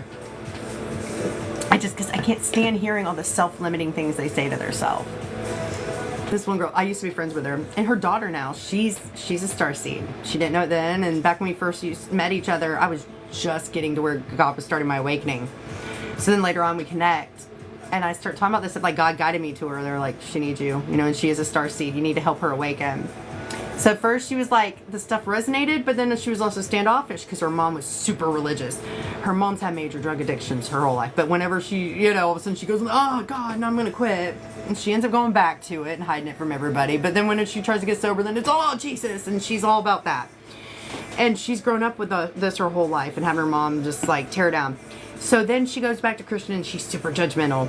And she tries telling her about what I'm doing. Like I've shown her improve my stuff. Like she even doubted and everything. And like, oh, I have her, she did a review for me, and like, she'll tell you, and it was amazing reading her words. I cried. I couldn't believe the impact I had on her life, and just reading it was amazing. But her mom, she's like, oh, she's a witch. She's a witch. She's like, no, she isn't. That's just what you guys say to anything. And it was funny. She was telling me what her mom said, and her mom's all like, she showed me like the thing her mom said, and in this thing she writes there, and she's like, I wash her in the blood of Jesus. And I'm like, sounds like I was like, please don't do that. Don't put your shit on me. That sounds like a freaking demonic ritual, does it not? Blood sacrifice? Washing the blood. That's blood sacrifice. Guys, anything with blood like that, the people that are running the Catholic Church, they're all about blood sacrifices. They do it to this day. They drink people's blood and everything else because they believe it takes their energy. They take on their life force energy. That's what they do in those little tombs and stuff under that. Like, they are taking bodies all the time of dead people that just died, and they're like, yeah, it's not good. Anything you're reading about that with blood in there, that's the stuff the demonic beings added in. Nothing from the light. They'll be telling you to like drink the blood or wash yourself in the blood of Christ. Nothing. We don't do that. There's nothing with blood, guys. Nothing. That's demonic. They believe in the blood things because they believe in taking the energy from them because they don't have that energy themselves. They have to steal it from us. And they think that's one way they can get it. So I was just cracking up. Like when she told me, she's like, don't listen to her and this. And I'm like, oh, I'm not. I'm like, she's not upset me. I'm used to the Christians like this. I just think it's funny because they don't even realize the stupid crap they say to themselves and how it's right there in your face. I used to fall for it too because I was just told this and that, and you just go along, the whole world's taught you this is the way it is, so you don't think about it. But I have been willing enough to open myself up like God said, and God proves to you the things. That's when you do this and you commit and God sees you're showing up and you want to learn, God will place everything before you need and give you the confirmation. And then God shows you things that will make you never doubt again. Like blind faith is stupid. God, that is not of God. That's just what the church told you because they wanted people to just shut up and do as they say. So like, oh, you have to have blind faith. Even if you're not seeing the results or if you're not seeing that teaching in front of you, it doesn't mean you have to trust in God. So you just still keep doing it even though you don't see signs of God anywhere and you're not hearing them or, that. Because they know what they're teaching, the God is not there. They know God is nothing in what they have created in that church. Nothing. It's opposite. I've had people prove it all the time. They've gone there they went to the people that are the actual ordained people to remove entities and stuff that are with the church, and that they're supposed to be the only ones that can do it. They were putting more entities into the boy. They tortured him until I came and helped them. And he was very important in the spiritual realm. If I had not have stepped in, that boy would have never met Ascension and would not have been good for any of us. And that everywhere he went with the church and everything, his whole entire life trying to get help, they made it worse. He had been helpless until I stepped in just to help him for free one day. And I had no clue that like any of that was about to go down. Church is not what we think it is. Verbiage from 3,000. Yeah. Religion's man-made. Yes, the Lord is, that's just verbiage from 3,000 years ago. Like, it's not of God. That is of the false. Like, the thing is, this whole world right now, the God that has been over this, yes, it was the negative one. It is not of the light. And it is not for the humans. It will hurt you. What we're moving into is where we have that higher God that is for us, the true source of the light. But God split, you know, this is polarity. We created a light and a dark. For everything of the light, there is a dark. For everything that, you know, there's always an equal and opposite. Like the fallen angels, that's my equal and opposite. I am Elohai. They are like the polar opposite that was created. Everything that like the light has, the darkness has created their own version of, but dark. You know, I ran into somebody, in the Bible, they talk about the Sistine Chapel. Well, there's also Sistine angels. You know, they talk about that in the Bible. There's the demonic world has their own version of those too. They're demons, and they're all about telling lies. They go out there and they're acting spiritual. They're the ones out there like, and they're teaching stuff all the time and telling people things, and it's completely false. I ran into one. Ooh, I discovered him out quickly. Things were not adding up, and I went to God and my friend. I was telling Brendan about it, and I was supposed to just be going on a trip to the expo, the spiritual expo in Asheville, and we were going to ride together. And I was even going to let him stay at my brother's house and stuff. I met him through our spiritual group. But things were not adding up with him at all. I was noticing the signs, and that's when God let me know what he was. And that's where I learned about the Sistine angels, but this is like the inverted ones. And everything has an inversion. It's polarity thing. Whatever the light created, the darkness created, it's equal opposite. It's like when they told me I was Elohai, that's where we found it. They were like, okay, for you, your opposite would be what the fallen angels are. You're the opposite of that. So we're of the light. Those were the dark version. We were here sent to help humanity, but also came with us those demonic ones that were supposed to help humanity and taught them all wrong. At the same time, there were us here that were teaching right and being there for humanity. Okay, so it's kind of how like everything started. There's been both of us here the whole time, and it's just been, you know, one trying to outdo the other. We've been here just trying to help people and teach them the right thing, but we can't force somebody to drink the water. You know, they have to choose it. We cannot force them or persuade them. You know, we're there to give it, and whether they take it and bite it and do something with it is totally different. That's on the soul. This is where we have free will and where each soul's different. They choose what they take in. So when you have both sides here and people are teaching and people want to go for, like I said, they put nice little shiny, pretty wrapping paper. It looks really like the expensive stuff, you know, that stuff that don't rip easy and all that. You know, it looks really like high class. They use that wrapping paper. Then they get one of those big giant bows that just makes you go, oh, that's going to be a good gift. That's what they give you. And these people, you know, and then you're sitting there with like this, you know, it's just like a little box. Okay. It's good paper, but it was, yeah, and it's not expensive. Yeah, it ripped pretty easy when I was, you know, like I had to be really careful. But I was trying to save money, you know. I'm not going to blow my money on stuff. Like that stuff, they're just charging you for the, you know, like you're just buying that because of the label and to look good. You're trying to impress people. We don't care about that. It's the heart. We handmade this too because, you know, we put our energy into it and we know that's more meaningful. Anybody can go buy something, but to make it, they're like, do I want that handmade thing that they put all their energy into and really cared about making, or do I want that thing over there that looks really flashy? They go for that. People have chosen what they followed. People keep choosing the sparkly, shiny gift over here with the bow.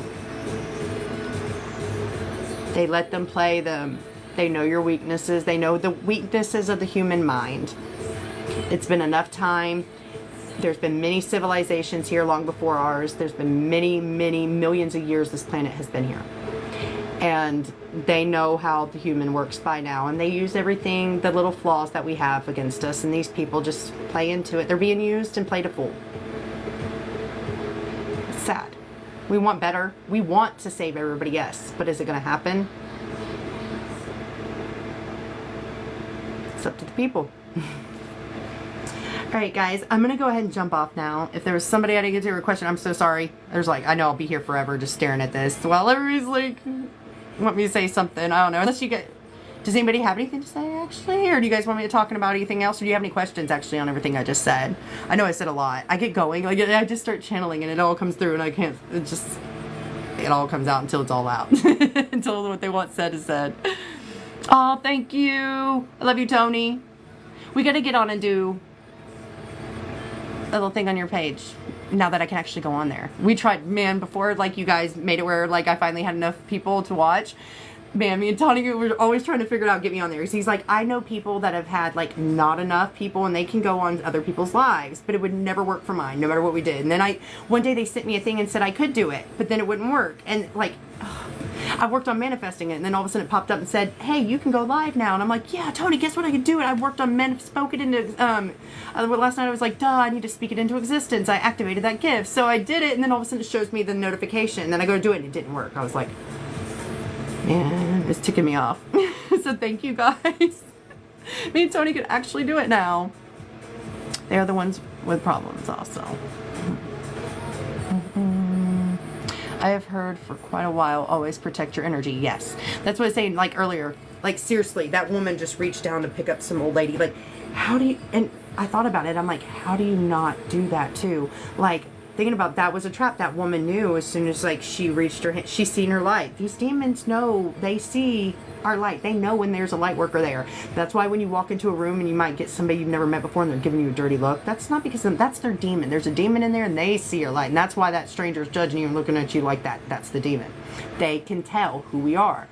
So they know. Like, that lady fell on purpose and was faking it, knowing that she was fixing to walk by and she would freaking reach down to help her. And then bam, that would be her opening. She could attach to her because she opened herself up. And we don't realize that. And I'm like sitting there thinking one day, like, if somebody fell, like an old lady too, and fell in front of me, how do I keep walking? Like, my soul, like, that would kill me to be like one of those. I hate people that are rude and, like, don't give a crap about anybody, you know, and, like, do stuff like that. I don't know how I could do it. And but now I've got to think about that stuff. But I'm still, like, even knowing that, I don't think I could walk past somebody and help them up, especially an old lady. But that's how they get you. They use our weaknesses against us, okay? That's one. They know us. That's how the darkness gets to you. They're always going to come at your weakness that they know you have. What is the one thing we all have? The biggest freaking hearts ever. Give too much, so caring and kind. That's why they created the narcissist demon. And then what is the narcissist demon? Love. Empaths. It's for a reason. That's our weakness. We have that big heart. We love to do it for everything. So they make this little demon that's going to come in and use you like that, can manipulate you like crazy. They're good liars. They can fool you. They watch your every move and learn everything about you. Then they act like you. Then when they, you know, they trap you and everything and beat you down during that time. And, like, this is all. That's the reason they created it. They know your weaknesses. They created something that would work against it. But maybe they were meant to do that because that was what was going to teach you all that self-worth and self-respect you need to have, and not to ever settle for anything less, and to be able to realize those signs so that those people could never manipulate you again. Darkness is helping too. Okay, let's see.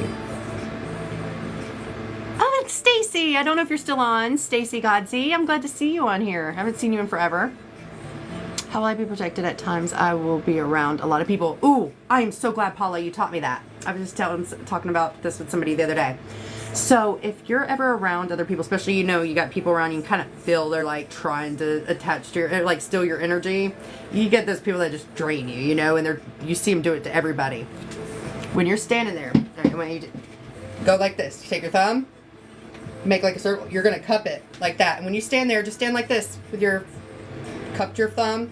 You're just going to stand there like that. That cuts your energy off. Nothing can touch your energy. Nothing can come in and get it. Cuts you off. It cuts anybody off from tapping into you. Also, I'll show you something else I have.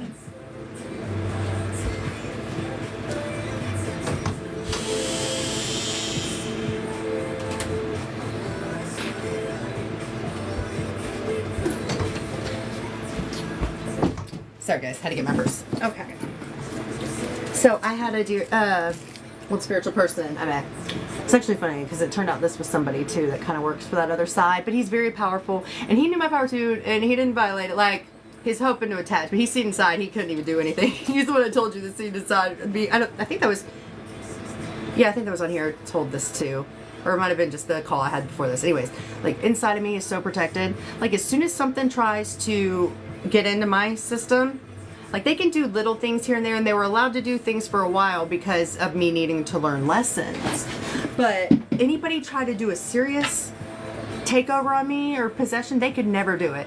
Like I have my people were programmed, like as soon as anybody, there's like an alarm that triggers when they reach a certain point, and their command is to kill.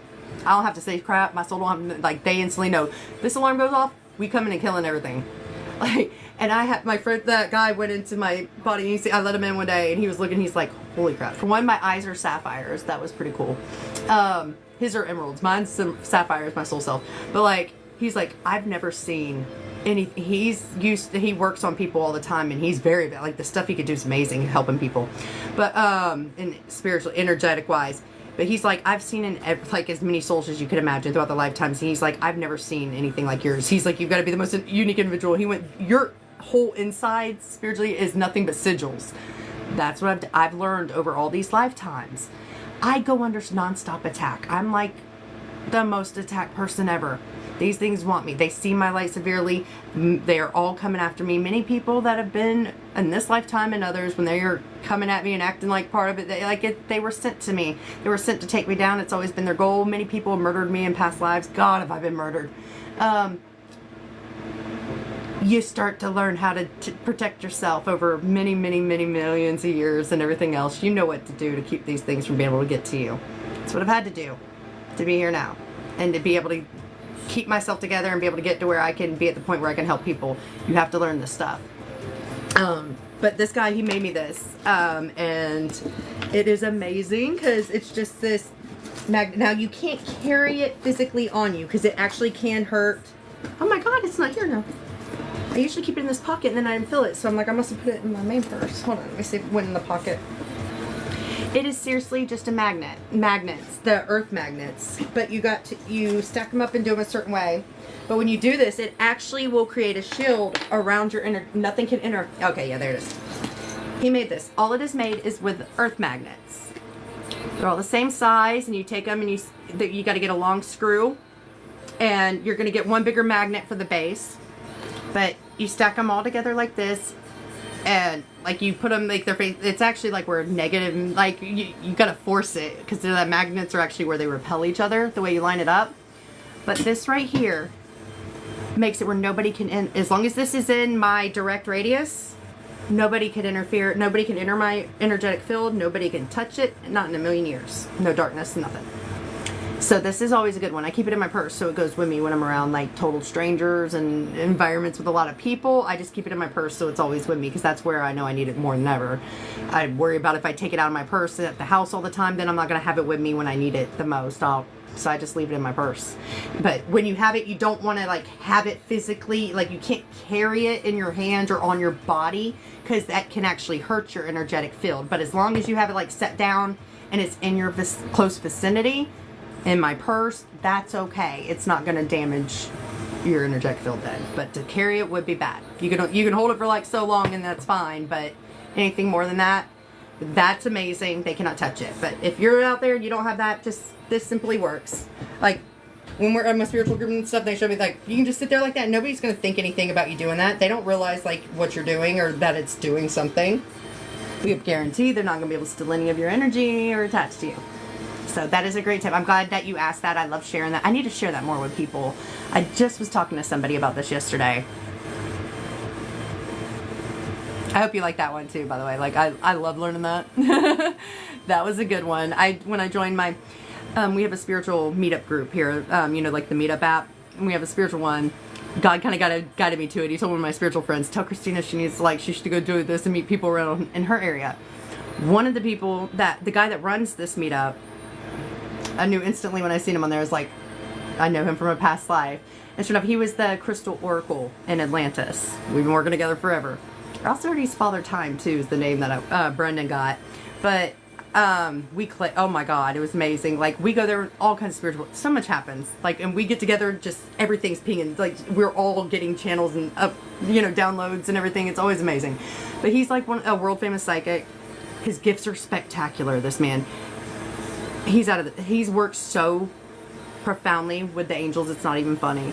We're just in there for like the hearing, like I've been a speaker before, but he does a lot of speaking there, and you're getting extra when you go with him. Like one time, me and Leaf, the one that made me that magnet, we're sitting in the back, and I've been filling angels I knew somebody was doing work on me. I was filling it, and then all of a sudden Leaf looks at me, he's like, there is the largest angel I've ever seen in my freaking life behind us, working on us right now. And I was like, yeah, I've been feeling it the whole time. I was like, is it really that big? And he's like, yes, I've never seen anything like this. And then he was looking around and he's like, dude, there's like 300 angels in here right now doing work on everybody. And that's like an extra bonus. You just come while you're hearing the spiritual lecture that he's doing, or, the teaching, like you're also getting all this stuff done. So it's pretty cool when we do this. Like I love going to these things, but like Monty, he's fascinating, like his gifts and what he does and like how they work with him, but he's devoted his life to it. He just now got married, but like he made a vow when he was a teacher. They told him, they're like, you can never get married, you can't drink, like, and he made a deal with it. There was something he was getting out of doing this too. His father was like in the military. He was gifted too, but supposedly his plane crashed then. No, they didn't. Monty, I guess he was he was going and leaving his body and going to where his father was. He was locked in this big like kind of like what a bait vault would look like, He's like in this vault, like they were taking his father because of his gifts, his psychic abilities, and they were trying to use him to help them and get information out of him and like against America. And his dad pretty much was killed over there, and he wanted at least he wanted to be able to bury his dad's body. But it also boils down to more, like every lifetime before in the past, he's always actually died. He was always in like the army and he would end up dying. And there's so much, this time it shifted and like he had to lose his father. There's so much that goes, that's what I'm saying. We really cannot grasp everything there is, like how all this works and why things happen and why we experience this and that. It goes so deep. It's crazy when you start learning this. But Monty, like he vowed, like if they gave him that, he was like, fine, I won't marry. I will, I will not drink. And he stuck by that. And these angels, I mean, they use him like crazy. He has earned that relationship and the gifts and abilities he has because of his commitment. They allowed him to get married and said he couldn't. He's married now. But like, they work through him in profound ways, and he has profound gifts, and it's because of his commitment and what he does. So it's amazing having a friend like him. I look at him with awe, and then everybody tells me he looks like he's always talking about me and he respects me, and I'm just like, really? I'm so impressed with him. But we're at the same level, and that's what we all realize. Like, even the one guy the day he came there, he was loved whenever he went to go feel my energy. He's like, can I test your energy? It's my first time in there. I'm like, sure. And he's like, holy crap. And I'm like, what? And he's like, this is amazing. He's not used, I do this too. I don't feel energy. Like if somebody else is doing light language, I usually don't feel it. And it's because like my energy is so high. It's hard for me to feel like somebody else's power if it's not as high as mine. You don't feel it. And that's what he dealt with. He's like, whenever I feel anybody else's energy, it's just like, eek. He's like, it's like nowhere near my level. It doesn't feel good. He's like, you're on my level. He's like, you're my people. He's like, your energy feels amazing right now. And I didn't know what this felt like. I don't know it. This is what I give others, but I don't feel it. So this is some of those things you just realize, and it's cool when you come into people like this, like you start meeting people on your level, and that's what we're all about to embark on, guys. We're all about to now have those relationships come in. We're not going to be surrounded by people that aren't awakened anymore and that think we're crazy or don't get it or that we can't be ourselves or talk about this with. No. Now we can finally come together, and they're making sure that's what happens. So be ready. That's why they're wanting you to work on yourself so much right now and drop these last little things or any blockages you have, or realize you need to drop that wall and be okay, trusting that you know what to watch out for. And that's why I'm sharing these little things that I've learned with you right now, because it's going to help you know that too, so you have a little bit more ammunition and being able to detect these things when they're around you. Okay. I am all about, like, so many people don't want to take advice from people, you try to tell them what you went through, like, hey, just give you, this is what I learned, and people like want to learn the hard way. I'm not about the hard way. I will listen to somebody else's experience. If that means I ain't got to go through that, I am all for it. So that's what I try to do, is just share what I've gone through, because like I said, you notice these things are programmed. They do the same things. It doesn't matter, you know, it might look like a different person physically, but it's the same exact kind of entity in there, you know, and they all do the same shit. So if I'm sharing the little things that I've learned and gone through, and you guys are paying attention, you remember, when you come into that situation, those things are going to pop into your mind. You're going to be like, oh my God, this is exactly what Christina was talking about that one day, and you're going to run and you're going to avoid it. So I'm trying to, like, when I'm talking about these, there's a reason. They're wanting me to, like, that's why, like, it just starts pouring out of me and I can't stop, because they're wanting you to know this. They know that you need this information, because it's going to help you, because you're going to come across it. You're going to run into this, and they're wanting to see if you're going to pick up and remember. And when it pops in your mind, you're going to go, okay, so I'm going to listen, and I'm not going to let this, I'm going to know now I'm running. Like, I'm not going to go around this anymore. I see it. I see what it is. I'm not even going to let this thing hit me. Be smart. Do not, you don't have to learn the lesson the hard way, guys. You can just listen to somebody else's experience. This is why they teach you, once you heal yourself, then you can to share that out, your experience, because it could help somebody else that's going through it or may possibly. But it's up to you if you actually implement it and listen. This is what I mean. We always have a choice. That's what free will is. All right. You choose what you choose to follow.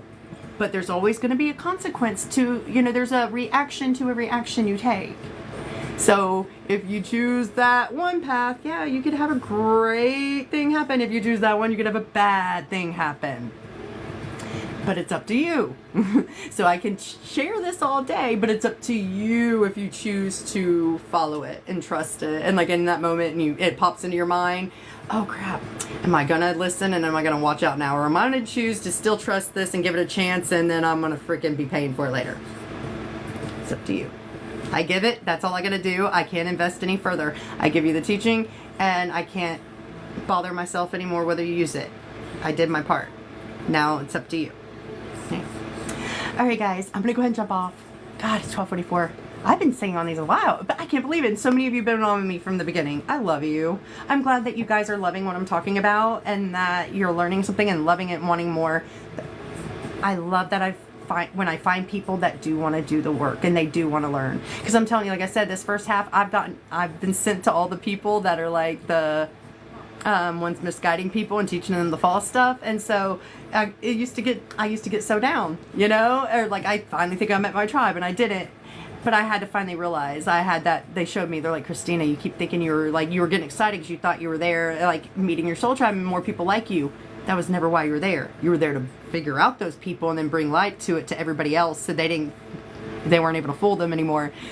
And it was great once I learned that, because then I don't take it personal, but it still sucks. Like, you know, you want more people. And so that's why I love and appreciate you guys. I'm meeting the people that are in alignment with me. I'm not just here to discover people now, you know? I'm not here to shed light on darkness. I'm here teaching the light, and that's what I love. And I'm so glad that I have been able to draw you guys to me. I'm so glad that you're enjoying this, because it's way more refreshing than the hard lessons of running in and figuring these people out to show people. I love that I can do that too. It's great, because I don't like seeing that happen, but it sucks when you're the one having to figure out the hard way. So that's why I'm sharing it, guys. That's what I mean. Like, please don't learn it. It's not fun. I'm telling you now, you're not going to regret not learning that. Like the hard way. You're gonna love that you learned it from me if you listen. I went through it. Trust me. Trust me. You don't want to go that road. Yes, you learn, but it just sucks learning that way. I would much rather if I could have learned that from somebody else. How can you tell if somebody's taking your energy? When you're around somebody and you start to feel tired, depleted, stressed, annoyed, just like you get somebody that's all about drama, or like all they talk about is draining things or negative things, that's still in your energy. If somebody's getting you angry, somebody's getting you upset, that's still in your energy. If you are, even when you are giving your energy to, okay, the whole thing's going on, like situations you don't like in the government, churches, I hate this, that you're giving your energy. That's you giving your power away. That actually helps that grow bigger. So there's a thing called pendulums. and egregores and stuff. Not a pendulum like you use like for divination. It's a different kind of pendulum. We'll just call them egregores because I think egregores is the same thing as a pendulum if I remember correctly. They're both a thing. I know that. But I think they are the same thing, but they might be different. I'm not sure that one. Anyway, sorry. So with these, that is something, it's like an entity that was created, and it's created from a collective consciousness. So if there is a majority of a people believing in something, it can create this entity that will take that form. They will create that very thing. Okay, this happened with the devil. The devil was a creation made because people were told this is real and all this, and they, all these years they blame the devil for everything and say the devil did and every time they do that, this thing grows more powerful and powerful. And these things, then they start ruling everything. They want people, making them bigger and more powerful, and so they start controlling everything, and they're not good. It's not good for us. They're not for you. These things are just a creation from a thought, but they end up becoming a thing that's running the show and controlling realities. And so whenever you are getting upset about it, or you're talking about something you don't like, you're actually helping that grow. The horrible situation, like the government and what they're doing right now and stuff, you know, and them, like a lot of the people in our community that that we know, or it's like there's people spreading false information. A lot of them are out there talking about all this stuff and amping people up and saying the government's doing this and they're doing that because it's getting you fired up and it's getting you thinking that, you know, some of that stuff might have never even been happening, but they made you think it. They're telling you, oh, look, the government's did this and did this.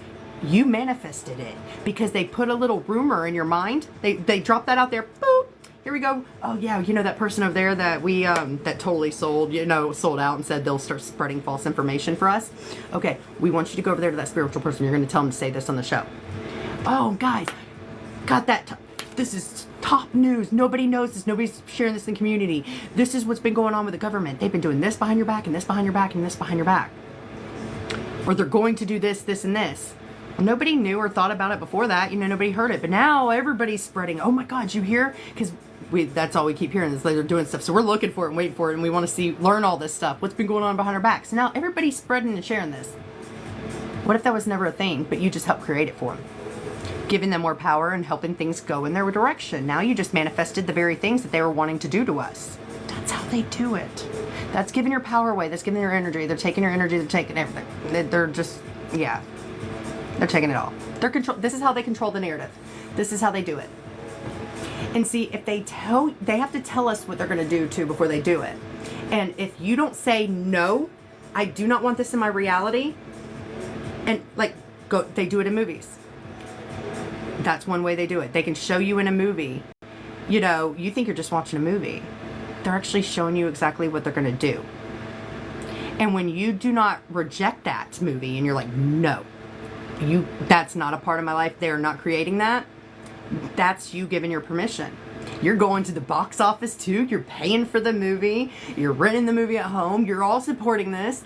It's showing you support them creating that. They're telling you what they're wanting to do to you. And you are all giving them your yes. I want you to bring this into my reality. So they have no karma. Why do you think they continue to do this and everything works out great for them? There's no punishment. We have karma, right? You see karma happen all the time. They don't have karma and get away with it because you consent. They informed you what they would do. You didn't reject it. They do this also, like they could be on TV, you know, doing a campaign thing. They just make a smart ass joke. Everything is, you know, it's funny that they're going to kill everybody. Like, oh, we're just going to do some population control and kill you all with some virus, okay? And you all laugh. Ha ha ha, they're funny. Look how funny they are. They meant it. And you're laughing and just said, okay, we want it. Thank you. We gave our power away this whole time. We've let them do everything. We gave them permission. They've used us. But it's not our fault. We used to have this knowledge. They wiped everybody out, everything, and rewrote everything. And we were handed crap in return. Lies that would help them. Whatever they taught us, it's all things that help them be able to do this stuff to us. It's to keep us blind and keep us stupid, and where they could just keep using the things. Everything we were taught is everything that would keep us from waking up and ever, you know, getting out of this trap. It really takes us. This is why they say, please share. Don't be scared to share what you know. And we're here to help the other ones that are willing to do the work. Don't waste your time, like I said, on the ones that are not wanting to learn it and that are not willing to do work. Okay? All you're going to do is be wasting your time and energy, and it's not going to add to anything. But we're here for the ones that are trying to wake up and apply themselves. We're here to save those. And that's why if we're sharing what we learn and spreading more of this, it takes awareness to change everything. That's all awareness is everything. Helping share what we know, what we've learned as we go along the journey, it can save literally somebody's life. No life. It could save a soul, period. Not just the life now incarnation. It could save a soul, because there's people that are losing their souls, that these people are trapping, and like, it's just horrible. So many people that are lost. People have had it bad. I mean, some of these children, what they've gone through, the sex trafficking, God's just had to wipe that soul. That was doing it a favor, was ending that soul and letting it start afresh. Like, even though they lost other lifetimes and all the work they put in, there was things done to them that they would never, that soul could never heal from. And if they incarnated again, where they would be they would be a mess. There's no healing that. And they would never be able to get anywhere on a soul level. So God did them a service by actually just starting a blank slate and letting that soul become a different soul altogether again. That's how bad it's been. And these are things that have been continuing to go on. So like, there's so many people that need us because they have been under such severe attack. I mean, I have been under, but I was also lucky because I've also had the most massive protection ever. I have legions of angels by my side. Whatever I did get hit with was because I needed experience so I could learn this stuff. Okay, but there's people that they didn't have like something like not as much as I had, and they went through some nasty stuff. I mean, mine's been bad, but I was even protected though through that.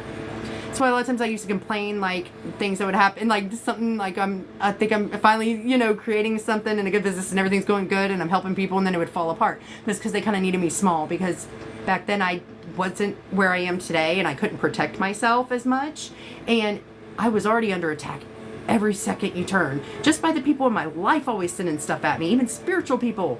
So I couldn't imagine if I had gotten a big following or something and you're in the spotlight, tons of people would see my light, tons of people would know. So I couldn't do that, and they had to keep knocking me back down until I was to that point where I can't be touched anymore. I've been able to protect myself, and you know, and I've gotten to that point where like they can't even come near me. I don't even have to do anything. They can't come near me. And so not everybody has that, and it's been rough, guys. That's all I can say. Some people, they have no clue. They really can't even grasp what some of us have gone through. I blow people's mind just telling them one or two things, and I was like, those are just the easy things. Like, there's so much more.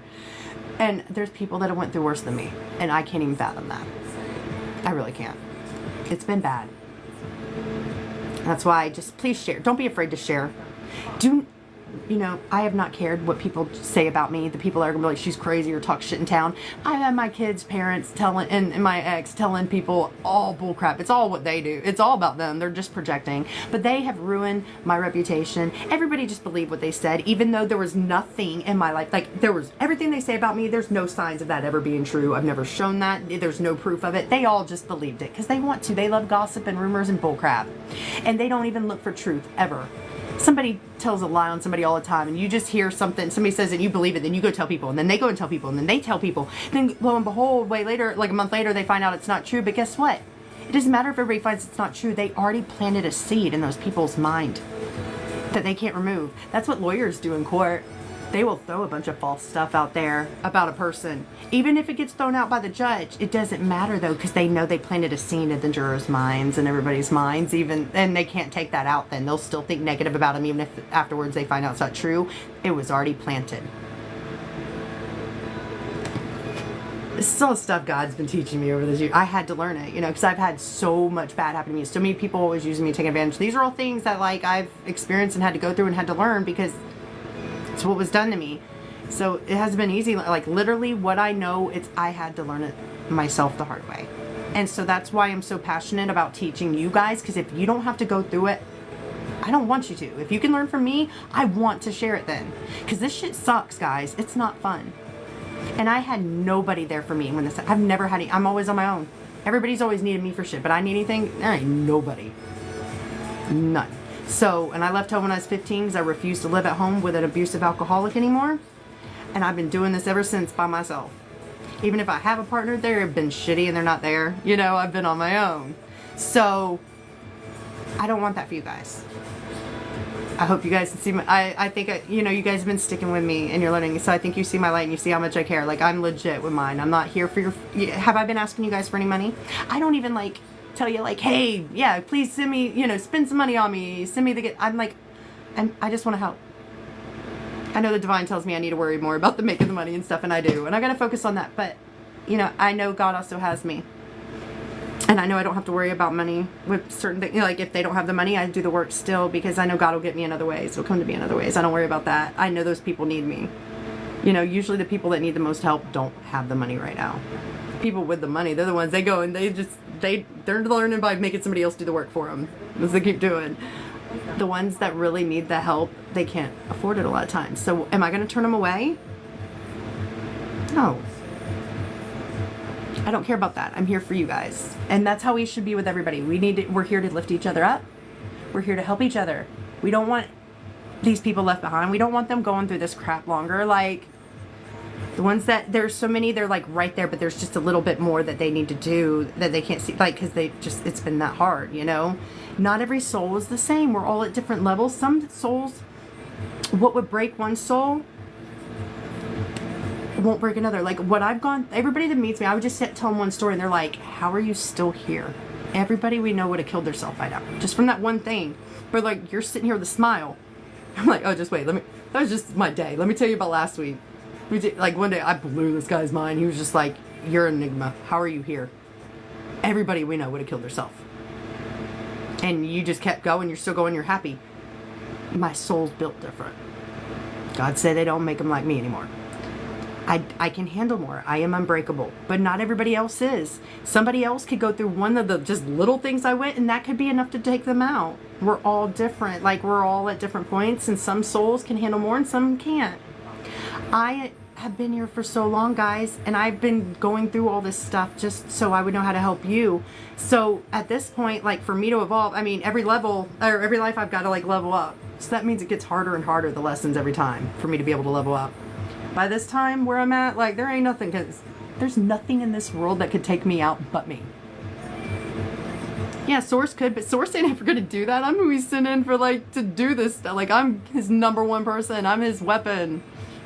He ain't taking me out. The only way to take me out of this world is if I do. And I know that. And that's how I have the upper hand on the entities. That's why I don't fear dealing with people's entities. That's why I know I can remove them. Because I know who the hell I am and what I can do. And I know nothing can take me out but me. It has to be my choice. They ain't got what it takes.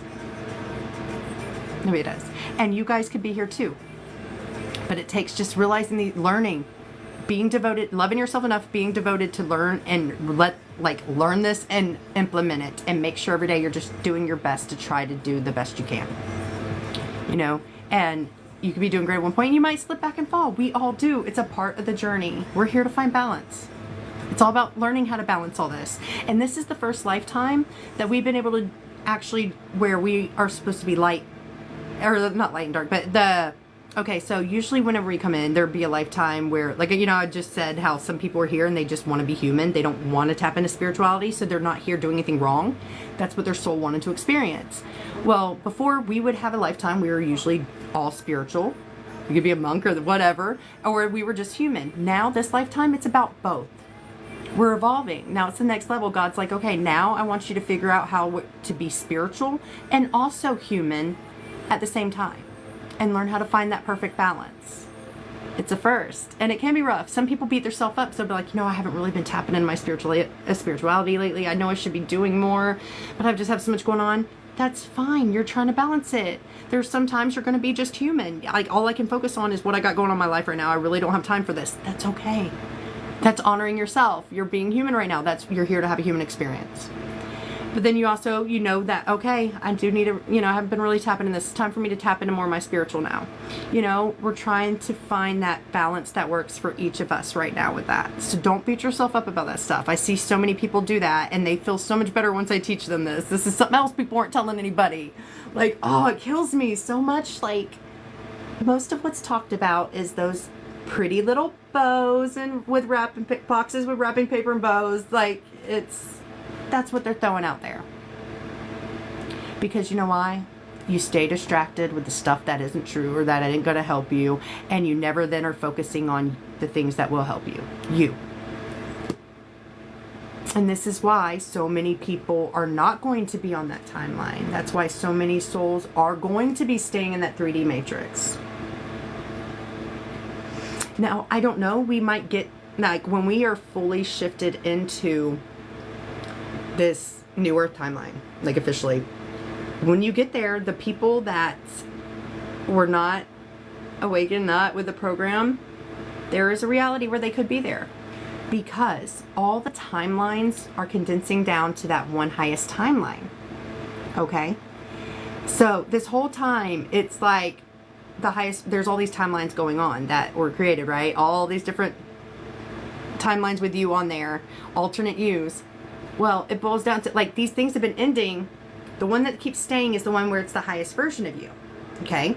All right, this you just got took down because it's not kind of, you're a lot further along.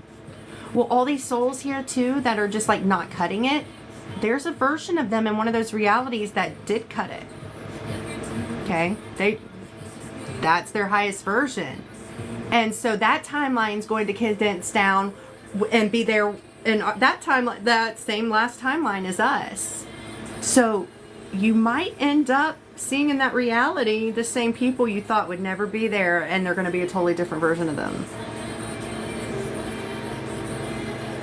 These are one of the things of I hear is going down, and like, so that's why we can't judge, and we don't necessarily know. We might think this is what something's going to look like or be like, or we might think just because this is going to here, like, and this is where they'll be, this them might not make the cut, but there's another them that could, and they'll be there. So people will be like, I feel so bad, my family, I want them to be there with me, and they'll be upset. Don't focus on that. Focus on you. That's a distraction. You're not going to be focused on you and what you need to do because you're worried about all these people. Don't. That's their journey. You're going to be surprised where you find them in the end. Okay? Alright, guys. Let's see if there's any more messages, and then I'm going to let you guys go. I've been here forever. Yeah, I still haven't ate. I gotta eat. Ugh. Oh, thank you, Shelbell. I love you guys. And you're so seriously, all of you are amazing. Very good. Oh, I love that, Paula. Okay, so you're on Eastern, Shelbell. Yes, so whatever time we did, you'll be an hour before it. Is that time still good? Okay. All right, so yes, okay, no problem. Good. I just been meditating. I saw the universe with all the stars, and I saw a face. Oh, beautiful. You know what I'm going to do, Cleo, too? And if anybody else wants me to share this with them, my friend Melissa, she does an awesome meditation. She has a little group, and like the first few ones you can do for free on there, but it's like an intuitive thing that we do a moon meditation she does, and then she does one to help people with their intuition, their gifts, but we do this, her meditation. Everybody sees the most like experiences, the stuff we get during this, the messages, the stuff. It's profound. I've never had the same experiences, and I don't see anybody else having the same experiences that they have, except for during Melissa's meditation. So it's pretty amazing. I would love to send that to you because I want you to try it. Then it's pretty cool when we do this. And then I always like it too because at the end, a lot of times she'll have me come on for her people, and I'll do the light language. And what I love is Melissa, I activated her for her light language. But see, not everybody speaks it. Like, that might not be their strong, It does come through her hands. So if you ever see people going like, these are light codes that come out. But then you also have people that dance it. They sing it. Also, there are people, we draw it. You see shape. Some people just see shapes and symbols. They'll get the light codes and they draw it in art or whatever. Some people see, like I have one girl, I would speak it, my higher self is there, and then she would tell her everything I just said. There are people that will literally see it play out like a movie screen. They're like, and then there's people that are translators. They will hear what I'm saying like I'm saying it in English. Well, she's able to see, like, what I say, they're showing her the images, so it's pretty cool. As I'm saying it, I'll say a little bit and then I'll stop so she can pause and she'll tell you what she sees. And oh my god, it's so cool. The stuff that comes through, like the description of it, it will blow your guys' mind. So we usually do that at the end too. So that would be fun. If any of you want to join, let me know. I will find out her next thing and I'll send it to you guys. Usually there's always something every 2 weeks. I think she just had one this week. I might have just missed the last one. So I haven't been on there in a while because I've been busy, so I need to get on there. We are one, yes. Divide. I'm gonna go. Okay. God, I had a million messages. I got there. I just went ahead and went to the bottom. Oh, thank you, Jeannie, for the follow. Glad to have you here with us. You're welcome here anytime. I've been trying to come on here every day now. I might take one day off, if that, You would like to join, please? Yes. Okay, I'm gonna write that down so I make sure I remember who to send it to. Where's my pen? Yes, you'll love these. Like she does this, and I'm telling you, the stuff we get through there is amazing. It's pretty cool. Okay, E243. Okay, Diane. Gotcha. All right, I better make sure that I spell this right, because later there won't be people here like yesterday when I spelled Honey's name, like did it too fast and I couldn't even read my own writing. There's not going to be anybody here later to tell me, hey, that was Diane you wrote. So I just had your name so whacked out. Diane, I wrote it really quick and I was like, wait, like, can't do that. I made that mistake yesterday. Sonia. Okay. Arroyo. Beautiful. Alright, so I get that one. Let me see if there's any more up here. Brandy. Gratitude, divine, cosmic, Christed, multidimensional, crystalline. Oh, Brandy, I love you.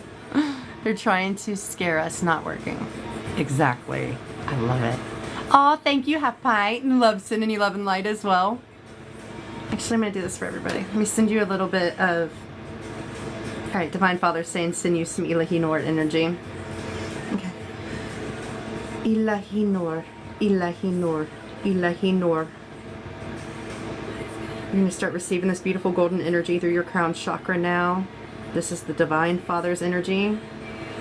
So it helps come in, it kind of clears the way for the Kundalini to start rising up as well. Helps clear out blockages before that and makes it easier for the Kundalini to come through. Oh, it's very strong too, I'm feeling it. Okay. Ilahi Nor, Ilahi Nor, Ilahi Nor. Ilahi Nor, Ilahi Nor, Ilahi Nor. Alukuma lalete, ai usalalidio tutta cene amotai, akusa naradiatu shiakia, ese naradia putnayakai asaite, ushiayaladia tunyasai, ayomunarayakai. It's just some little divine blessings I sent you guys from my higher self to you. She's saying I love you guys dearly. She was sending you some special little energy, and all of you will experience that differently. It's all personalized for each one. Okay. Thank you, Lisa, for sharing my live too, and thank you so much, Jennifer, for all the gifts. I love you all. Sonia. What is Sonia's star family? Who's Sonia's star family? Where is she from?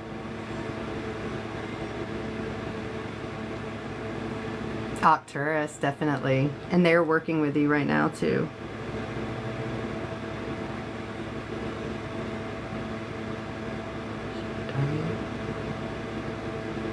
Oh, I love you. You're a Hadarian. You were from Hadar, the other planet I created. I think that was my first creation here, in this galaxy at least. Yeah, so beautiful. You're from Hadar. You probably miss that place like crazy. If you're like, once you start connecting with your soul, if you hear that name, it's probably gonna like freaking make you cry, because that's what happens to most people, because they just want to go back there so bad. Oh, Dracos. Ruin everything that's good. Showed you self-healing. Oh, I love that. Buddha's got beautiful energy. Beautiful. I work a lot with everybody. I can't even lie. Like I thought it was kind of normal for people, like, because I had Hindus always there. Like, I have a little bit of everything from all timelines, all religions, but that's because I've been in all those times. You know, these are all like my friends and family. So I thought it was normal for everybody, and I found out like a while back they were like, no, like usually like the Hindu gods are usually with just people that follow that religion. And I was like, well, I'm a different. That's why. Like I've been them.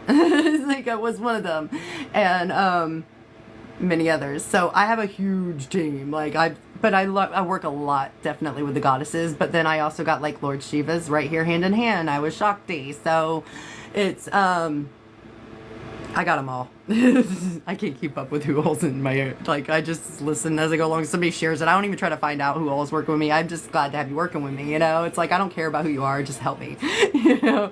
And I don't try to focus on names and all that, and just, it's like, I'm here. I'll take anybody's help from my team that wants to help me, or help when I do my work. I call on them all, because if you want to help me and I'm going to work on somebody, I want to give them all. So I call them all in.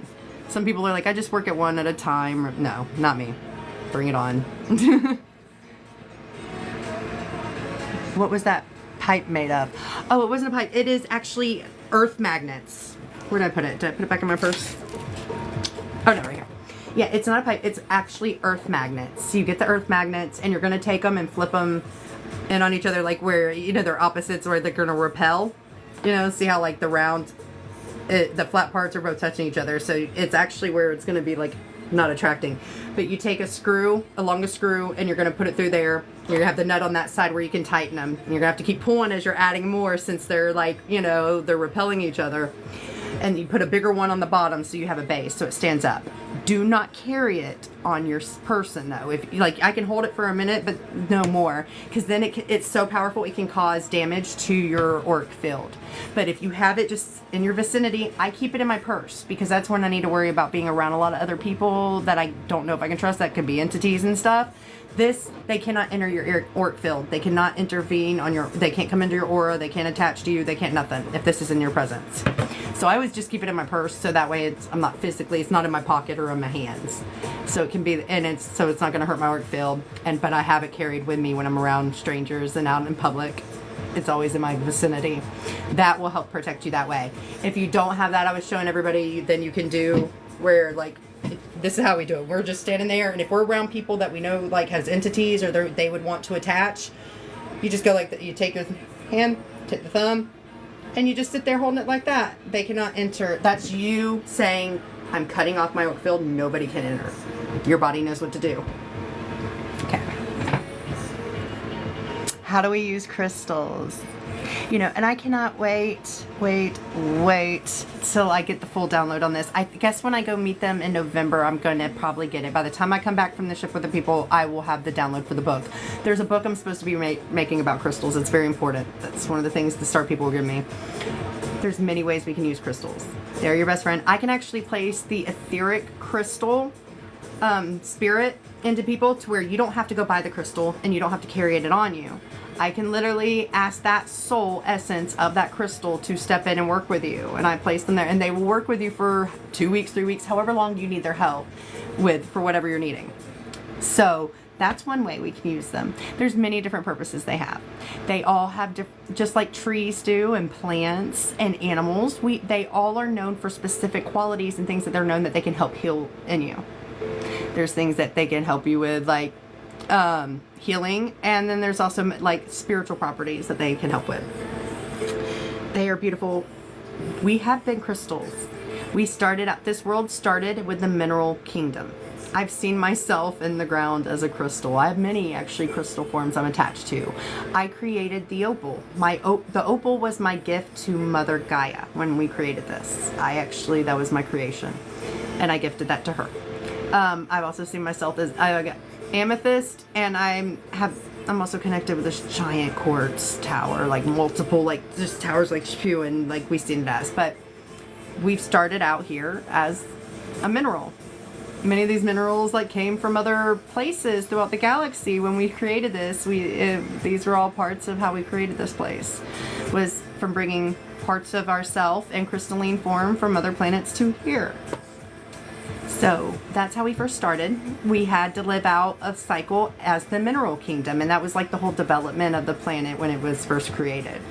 Then when we mastered that, we went on to the plant kingdom, then the animal, and then you go into adult. This is the evolution of the soul, guys. This is what we all experience, and we all have to move past. We have to work through these cycles.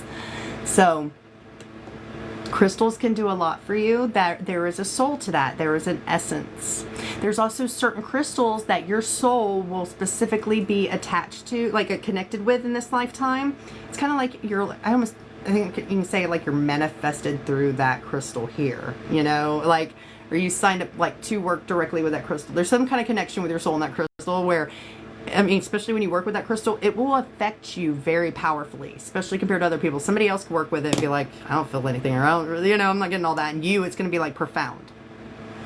So, there's so many things. And crystals, usually whatever crystal you need, it picks you. It will find its way to you. I especially know when something's for me. Like if I have never seen a crystal before and all of a sudden it pops up for the first time and like on my screen, I know, okay, that's meant for me. And sure enough, I go look at what it's known for, and it is something exactly that I need. The crystals pick you. They know what you need, and they'll appear to you when you need their help. So if you are ever like somewhere and you see a crystal and you're really drawn to that, it's because you need its help at that time. You need that crystal. So don't just pass it by. These are souls too. And so you know how we're multidimensional and they say we have all these different realities going on? Well, the soul you, like I'm still in crystalline form in this earth. So people have parts of me all the time they're carrying around in their pocket and I'm helping them. It's me in some other dimension that's all going on right here in the same world that we're in. It's just me in another dimension of existence. It's kind of how it works. We're all in this together. This is just another tool that helps, just like the herbs. There's herbs. We have a timeline, and you know, all time and space, all dimensions are all going on at the same time. So even though I've already moved past being a plant or something, and I don't have to live that incarnation anymore, all time is at the same time. It's all happening right now. So there is still a me that is a tree or a flower, my rose somewhere. You know, I've been connected to, I can't tell you how many trees they say, like throughout different timelines. I can incarnate into different lines. We are all connected. Your soul's connected to a tree as well in this lifetime, and it's very important you work with that tree in this lifetime. It's going to help you.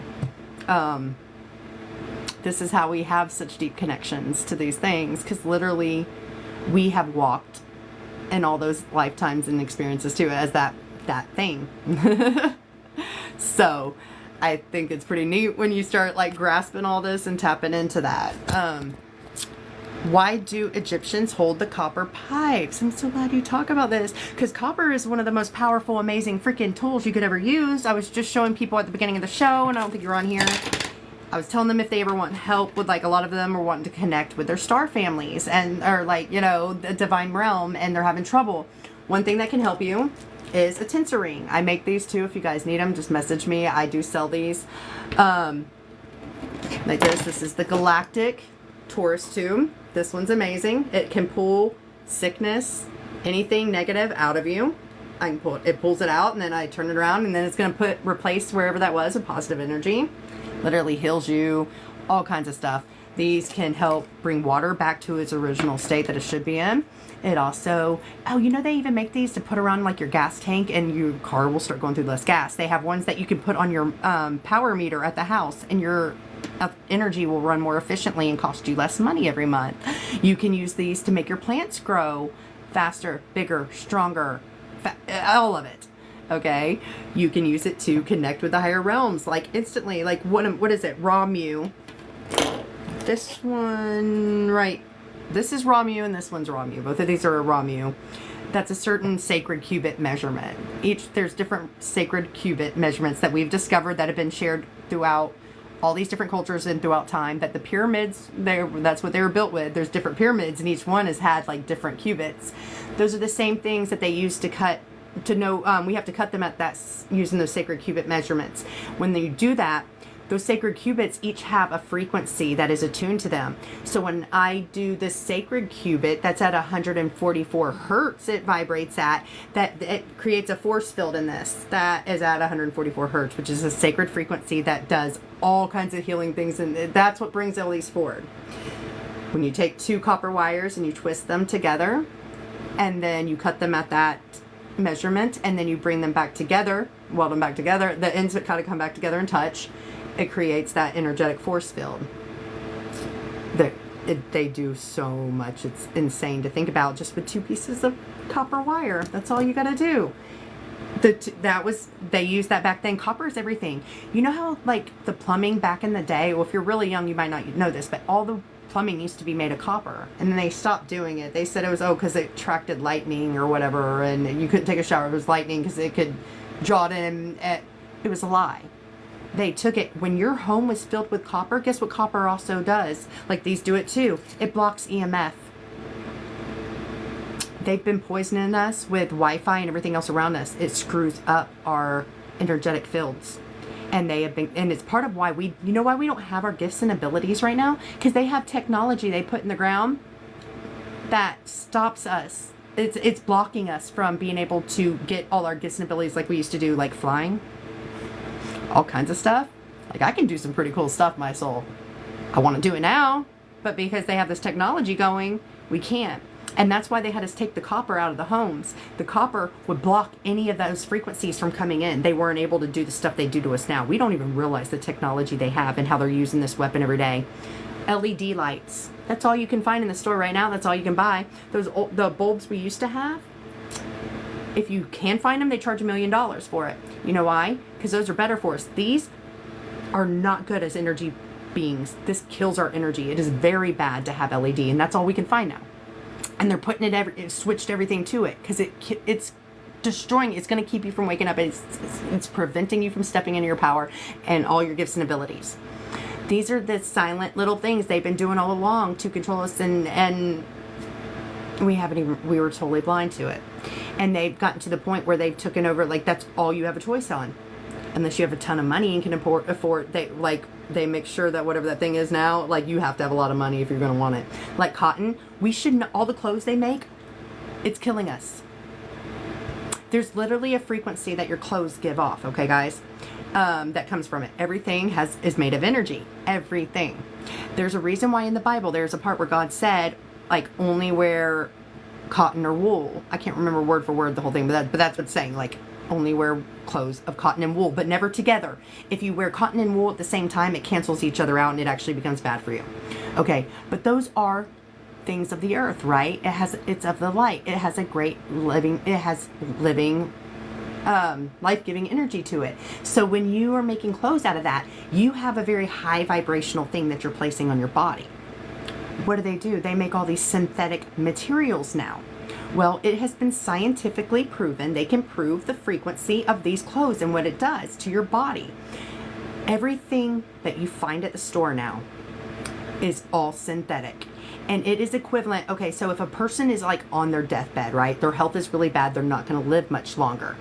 That frequency that their body's at when they're in that state is the same vibration that these clothes vibrate at. Like Nike, they say is the #1 clothesline. All their stuff vibrates at that death frequency, like that, where they're already sick. So can you imagine if you're like already getting a little sick, like your health is starting to decline, but you're wearing that stuff every day? It's killing you every day even more, faster.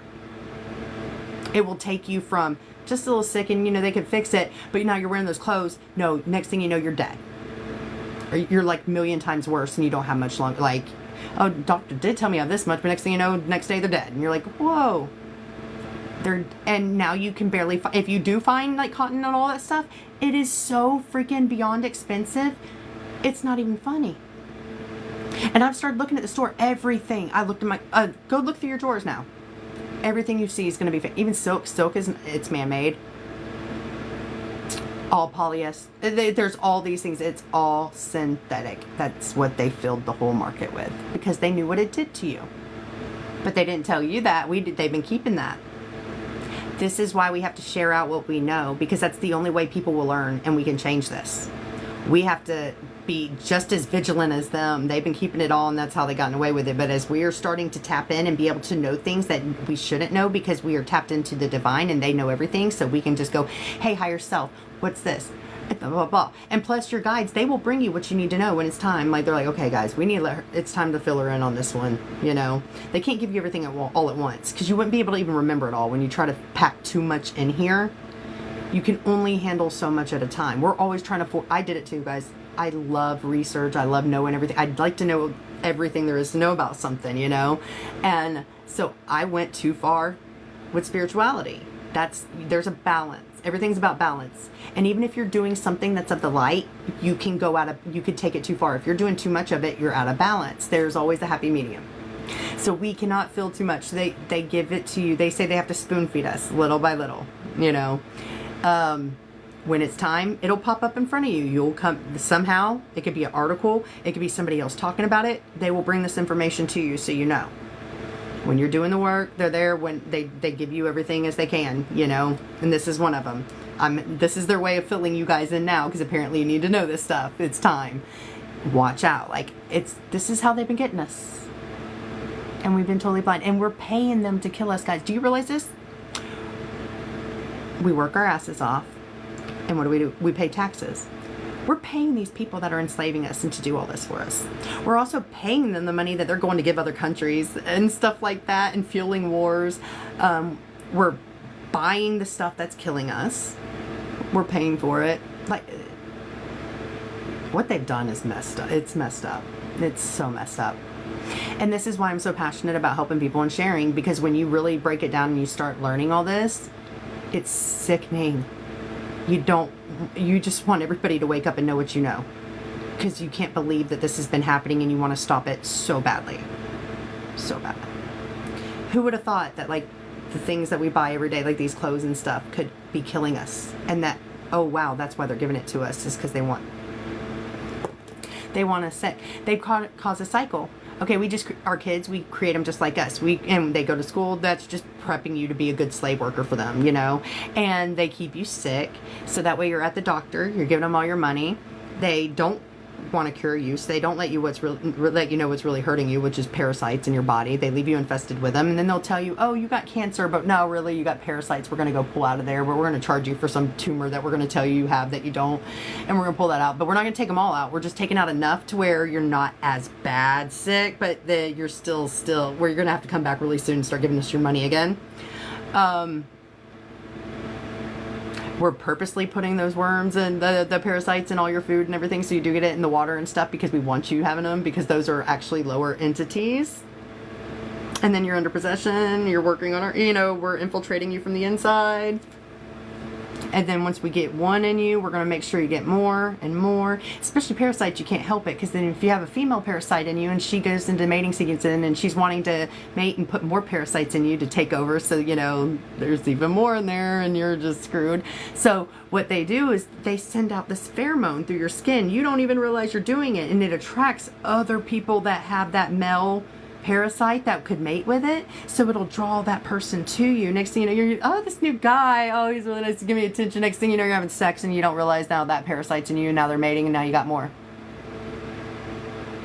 Thank your government for all that stuff. They're pumping more of them into your food and your everything, your water, and everything you can touch and breathe. And it keeps you going there to the doctor, sick as can be. It's the cause of, like, dementia. It's the cause about just every freaking health thing that you can think of, that these people are spending millions and millions of dollars trying to freaking fix, and they never can get rid of, and ends up killing them. And this is what they want. We're in a constant loop, handing them our money, handing it all over, working our whole life, giving them everything, then paying for them to do all these things to us while they get to live life great, and they ain't eating or drinking anything we are, and they ain't living like we are, and they have everything different than we are. Even they're supposed to work for us, they don't rule over us as what it's supposed to be. But we don't know that, because they keep us blind and dumb and drunk on all the Wi-Fi and stuff that kills our energetic bodies and disconnect us from source. And they calcify our pineal gland right away. By the time you're 7 years old, you've had so much fluoride, that thing's already calcified. You no longer see spirits and can communicate with source. Like, it's sad when you start learning these things. This is why the spiritual journey is not easy, because you have to learn all these things too. But you have to learn it, because the only way to change anything, we must know what happened in the past to know why we must never do it again. We have to teach this to future generations. This is part of why I'm here. I'm passionate about the children. The children, they're the ones continuing this. They're the ones that we are here to guide and mentor. That's a legacy. What a legacy is the children that you take under your wing and teach what you know in this lifetime to help set them up with a better future. It doesn't have to be your own children. Anybody in this life that you are sitting there sharing the wisdom and what you've learned and what you know with them, that's going to help set them up for a better future, that's your legacy. The more children you do that to, the bigger of a legacy you're leaving. That's what matters, because you're setting yourself up too for a better life in the future when you incarnate again.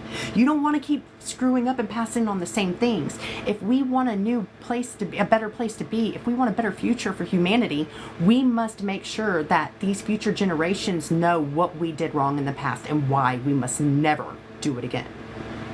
That's the only way to stop this. This is why the awareness is so important. That's why we keep saying, share what you know, share what you know. As for the copper rods, like, a lot of them of what you've seen were just like, where's my other one? Alright, where are you at, my little crystal? Hold on, guys. I'm trying to find my other one. Oh, over there. After I just knocked down all my stuff. Okay. So a lot of times when you've seen the copper rods, they were these. These ones aren't made of copper. These are ones that are of crystal. You can use either or, and they're going to do pretty much the same thing. And they're called pharaoh totems. Love these bad boys. Look at their hand. Yeah. So this one's made of like soapstone, and this one is made of shungite. So you take the, or do I have it right? No. Okay. Yeah. Left hand is shungite. Right hand soapstone. One's masculine, one's feminine. They also did this with copper, and I think it was zinc they usually use. The other one would be made of zinc. You'd see one, there was a the copper one they'd have in one hand in zinc. This will balance and harmonize. It brings your whole body, your energy system. It will balance and harmonize it. It will pull out electromagnetic energies from all this Wi-Fi and everything we're around every day. This will help pull it out of your body. Usually, whichever one, when you first hold it or hold them, when you do these, you hold them like this, but you put them on your knees. You want to rest them. Your feet need to be on the floor, touching the floor. This is how you use these. Usually, one of them will feel heavier when you first start. And then by the time you're done, you'll notice that the other one will feel heavy. It's literally went and took and pulled everything out of your energy field, and it's now in that one.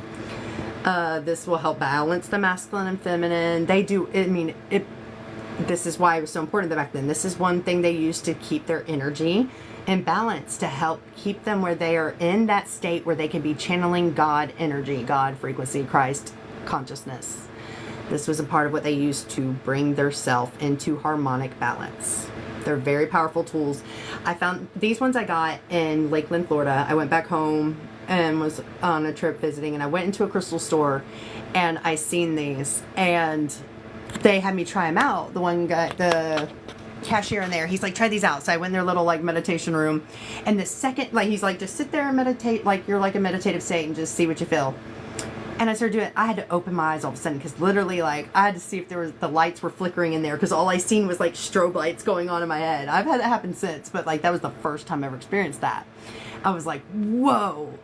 And so I didn't buy them that day. These were like $150, and I was like, gosh, that's a lot.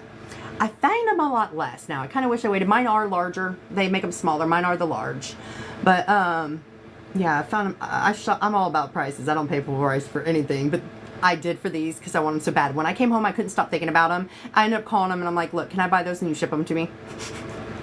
I ended up buying it. It was like $200 by everything said and done with shipping and all that, but it was worth it. I love these. They were amazing. And the experiences I've seen people have from these, I love giving these to people that are not awakened, that I can see there's a little something, and they will listen. They're kind of into it and want to believe, like, or they've already been getting a little stuff, but they just have had nobody to talk to.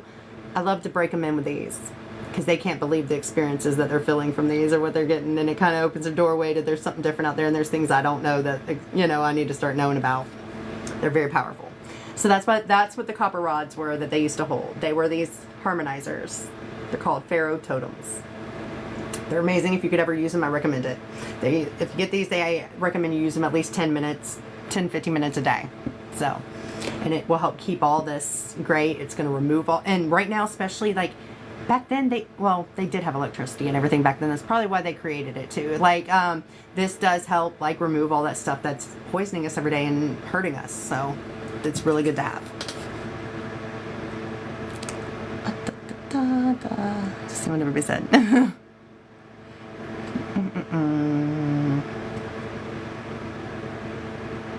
Oh yeah, was there anybody? Let me see if I got everybody that said they wanted to join the thing. I got Diane. Yes. I got Sonia. Yes. And did anybody else say it? Okay. How do you find out who your star family is? Is your Earth family from different star families? Now, most people that are in your life, KLM, I hope you're still here.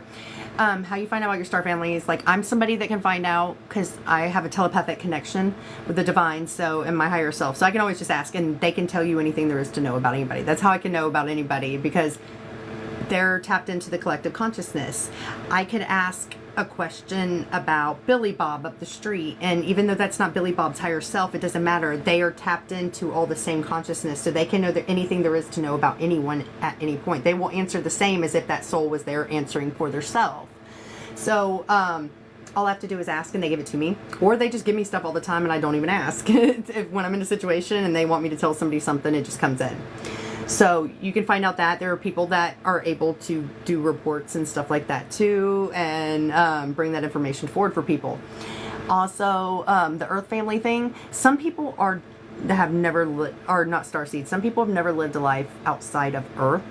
But technically, we are all from the stars, though. We are all created from the DNA of all these races around the galaxy. When the humans were being created, every one of the family of light gave their DNA to create us. We were supposed to be the thing that unites the galaxies. You know, not just here, like, we've had them trying to separate us this whole time, you know, and they get us fighting over race and everything else so that we don't come together because that's how we're strong and they can't get to us, so that we fight over that. Well, other galaxies, like other creations throughout the galaxy, have fought over the race too. You know, we've had the light and dark. Every planet that usually, until Earth, that was the first polarity planet. But before then, it would be like we'd create a planet and everything's dark there. If you want to experience being negative and want to know what that's like, you know, they would go there. And then there was a planet, all the planets would be one or the other. But those planets have fought and had problems. Just like Star Wars, that's based off reality. There has been feuds going on between races forever. Well, the human race was designed and created to be that thing that breaks that.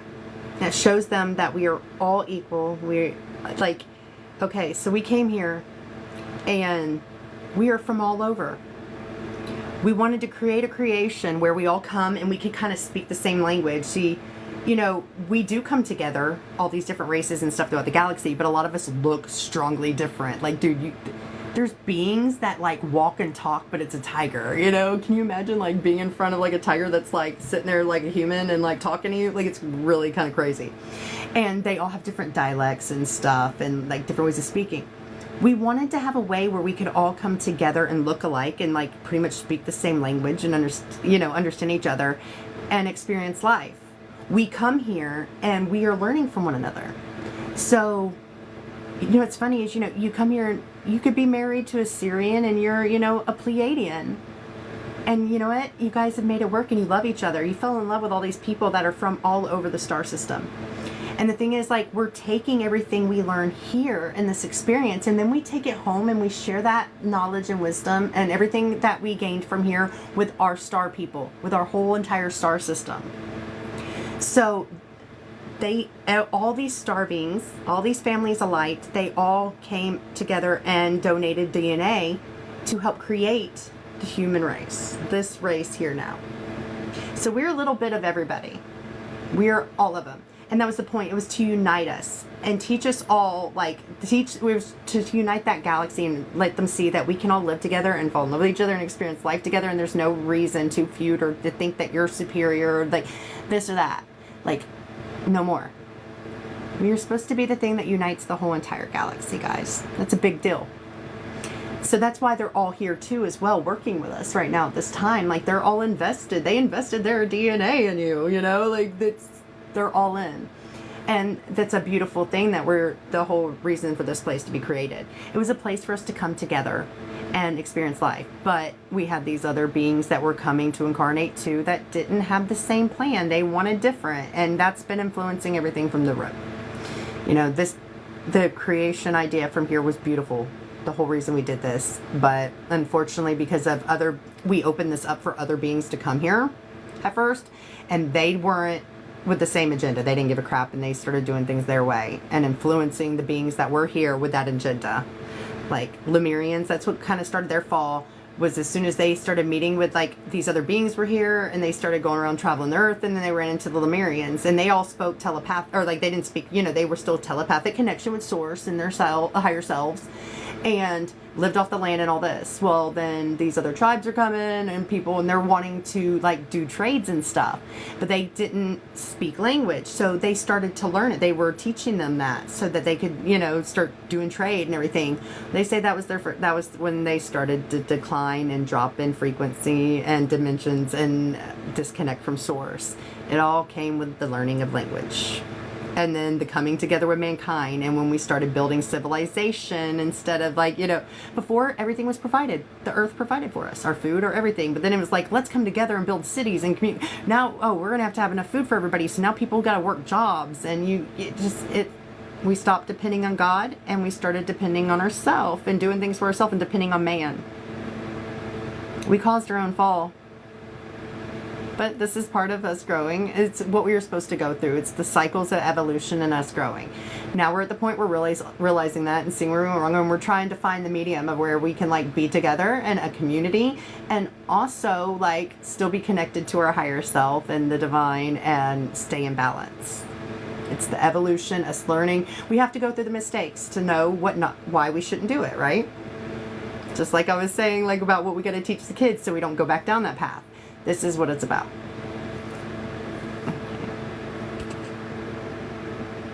Are you still with me, KLM? I'm not going to tell you. What is KLM's star? What are their star families?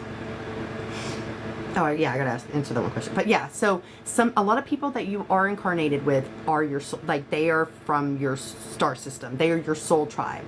Okay, so what happens is you might get a soul contract, and what happens is the people that love you the most, you know, your soul family, like there you don't have DNA or anything. We all speak numbers. So say your soul number is like 1, 2, 3, 4, 5. People that are in your soul family would be like 1, 2, 3, 4, 6. Like, you know, they're like 1 or 2 numbers or 3 numbers off from you. Like that's soul tribe. But they see that you're coming here and they're like, look, we love and support you. We are so on board for what you're going. We're proud of you for going to Earth. We're on board with it. So you know what? We'll go with you. What do you need me to do? What role do you need me to play? So you're sitting there and you start planning out your soul contract. And you're like, you know, I need to learn this lesson right here. I want to go here and this is what I need to learn to evolve. Will you be this person over here that rips my heart out and breaks my heart, but you're teaching me self-love at the same time? And like, you know, can you do this?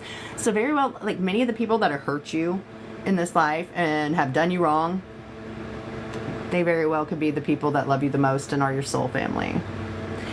And they will continue to be the way they are until you learn the lesson. You learn the lesson, you kind of set them free. They'll stop doing those things because there's no need for them to be that way anymore. You finally learn the lesson. Always be willing to forgive, even the people that hurt you the most, because you don't realize why they did it and what all this was about. You asked them to. Everything is like going on to help you learn this stuff. Everything around you is all to help this play out and help you learn.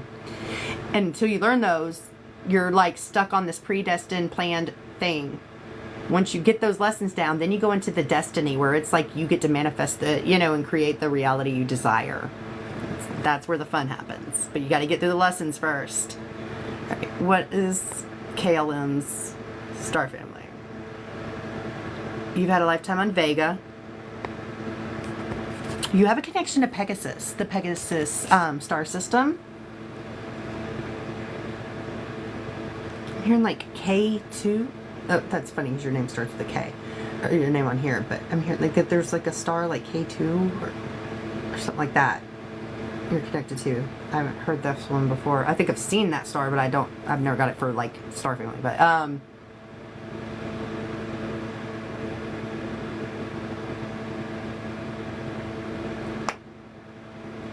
having trouble hearing the same. Can you raise my frequency or bring your sound to where I can hear this more clearly? I'm not understanding you.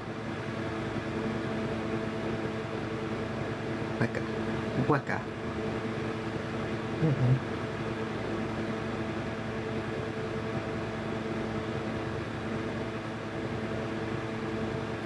Where's that name? I had it written down. This is a weird one. I just got this a few weeks ago, and this is a really weird name of these people. But they're really cool energy. I like them. Hold on, let me see it.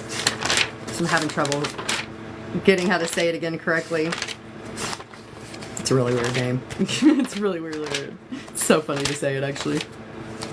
I laugh every time I hear it. Oh, I think it's over here. See, I told you guys now, it's another notebook I brought out. Like, I have like 4 just here that I've had to look through tonight. I've got to stop writing in so many different ones. Just finish one book and then move to the next. But I still wouldn't know which one it was ever in, too. I'd still have multiple.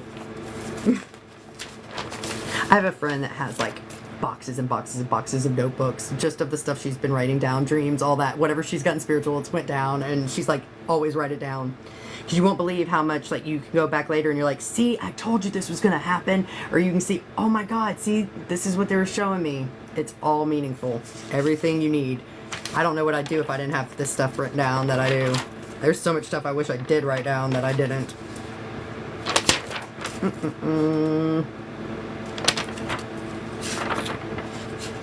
I might have to get back to you on that one because I am not seeing it. Oh, wait. Aquila. You're from Aquila. That's the one they were trying to say that I was a minute ago that I couldn't get. I just seen it and I was like, oh, yes. So, Aquila. Have you seen that picture? I mean, it's not in that book. Or it's one of the pages I ripped out. There's another one I'm going to have to get back to you on because it's really just, it's really weird name. It's really weird. It's more like a sound. I think they're more like sound frequencies than a name, actually. Yes, cleans water. Thank you. Trying to learn after having a church background. Yeah, we've all had the church backgrounds. Seriously, but it's when you hold the wisdom in, when you are a starseed and stuff, and like a light worker, you hold it within you. It's not that hard to actually start believing this and start looking into this and discovering the truth because it's written in your soul. Your soul's your record keeper. So a lot of times this stuff didn't always resonate with you in church anyways. Even though we were programmed and it was forced onto us, there were still always things that like conflicted. You didn't feel right, didn't sound right, or like you'd bring up things to the church like, why this? Because it didn't make sense. And then they couldn't even give you a good answer. They just tell you to shut up and believe it because they say so. So I definitely, like, it's easier for us to start giving this a chance and learning, even though we're programmed. And that's what you're going to experience. You can't help it because your soul's telling you the whole time, like, that doesn't resonate with you. No, it's not true. There's something with it. You can feel it. Look, oh my God, one after another, dude. These people keep sending me again, trying to join. These Indians. I want to know what the hell they're doing. We got to figure this out, guys. I don't know about you. Like, I want to know then, like, what is this gimmick? Yes, there is a K2 crystal. It's really pretty too. It's like a very different one. It's like it's like white, like a cream white, and it has like little blue specks and gray specks. It's pretty cool. It's very different than. I didn't even move in that crystal. My Pharaoh totem just went. Okay. Didn't feel 100% connected to church. Exactly. Because what they were, your soul's there and you're not realizing, but your soul the whole time is hearing this stuff and it's like, no, that ain't true. It's always sitting there telling you like, no, that doesn't feel right. That's not what happened. They know the truth. Your soul holds everything you've ever experienced in any and every lifetime. That is your record keeper. That is your personal Akashic record. It holds everything. So even though they wiped our memory, we still had that in there. We might not have been able to tune in as much and realize why we felt the way we felt. This is a part of growing, and you start learning to trust that intuition. You realize those feelings you get all the time, or those little thoughts like, oh, that's my higher self. That's my soul. And they're telling me this stuff to help me because they can see and they know the truth, and I can't remember everything. So I need to start listening to that voice and realize that it's been my ally. And you start to realize the only times I really been hurt or made a mistake was when I didn't listen to that voice. If I would have done what that voice had told me, it wouldn't happen. That'll help you a lot right now. Yes. I need to post the past 2 lives, I think, on YouTube. But yes, I'm going to start putting every single one there when I'm done with it. I'm going to start putting it on there. I just got to download the last 2. I think I have the one downloaded already from Friday, which is the great one. Go back and watch it, please. That's the one everybody needs to watch is Fridays. Like, there's 2 different ones. We went for like 5.5 hours. I took like a 10-minute break and then we got back on again. So I'm going to post those. That was the most amazing messages ever. I kind of remember other lives. Yes, you will. I used to all the time, and then I stopped getting them for a long time, but it was because my mom put a block on me, not wanting me to come in my power or have anything, and we had to remove it. So I was wondering what happened. I'm like, how do I, all of a sudden, I can do something, and then I just can't do it anymore. Usually it's different, if you can do it, then you keep growing on it and doing it more, not, you can't do it all now. And then I found out why. Beautiful. Yes, I will share this definitely out. It's Earth Angel Light Activations is what I'm under on YouTube, actually. Earth Angel Light Activations. You can't miss it. I'm the only Earth Angel with a red hair and stuff on there. You can't miss it. Okay. Don't feel 100% connected to church. Oh yeah, we're done. All right, guys, I'm gonna jump off tonight. Oh my gosh, it's been another hour since I last said that. That's so funny because it was like, yeah, it was 12:50 when I was like, oh guys, it's already like this time. I'm gonna get off now. Look at me. But like when you guys are asking, I can't help but answer, and they're wanting you to know this, so it's like I can't get off. Then it's gotta come out, and then like by the time you get that out, then there's another one, and so. All right, we gotta stop it now though. I don't think I can go for another hour. I'm ready to go eat. I love you too, Diane. I love you guys all. Thank you for joining us, KLM. I think this might be the first time that you're on here, and thank you for being here. You're welcome back. I'm trying to come on here every single day and do it. I might take one day off a week, okay? But I think I might start trying to come on at 7. just because I know a lot of people, like I found a lot of you that found me from Commander show, and I don't ever want to like, I don't want to be on at the same time as Commander, because then people are going to want to go to Commander's or mine, and I don't want there to ever have to choose. So I'm going to start coming on at 7. It's just always hard because at dinner, that's usually like a good dinner time that I'll cook for everybody, and so that's why I'd liked coming on at 8, but then it's just not enough time. So I think I'm going to start doing 7 o'clock, guys. But I'll let you know. I'll send out a thing to everybody. And love you guys. Take care. And thank you for all your love and support. And good night. Oh, I love that. Thank you, Diane.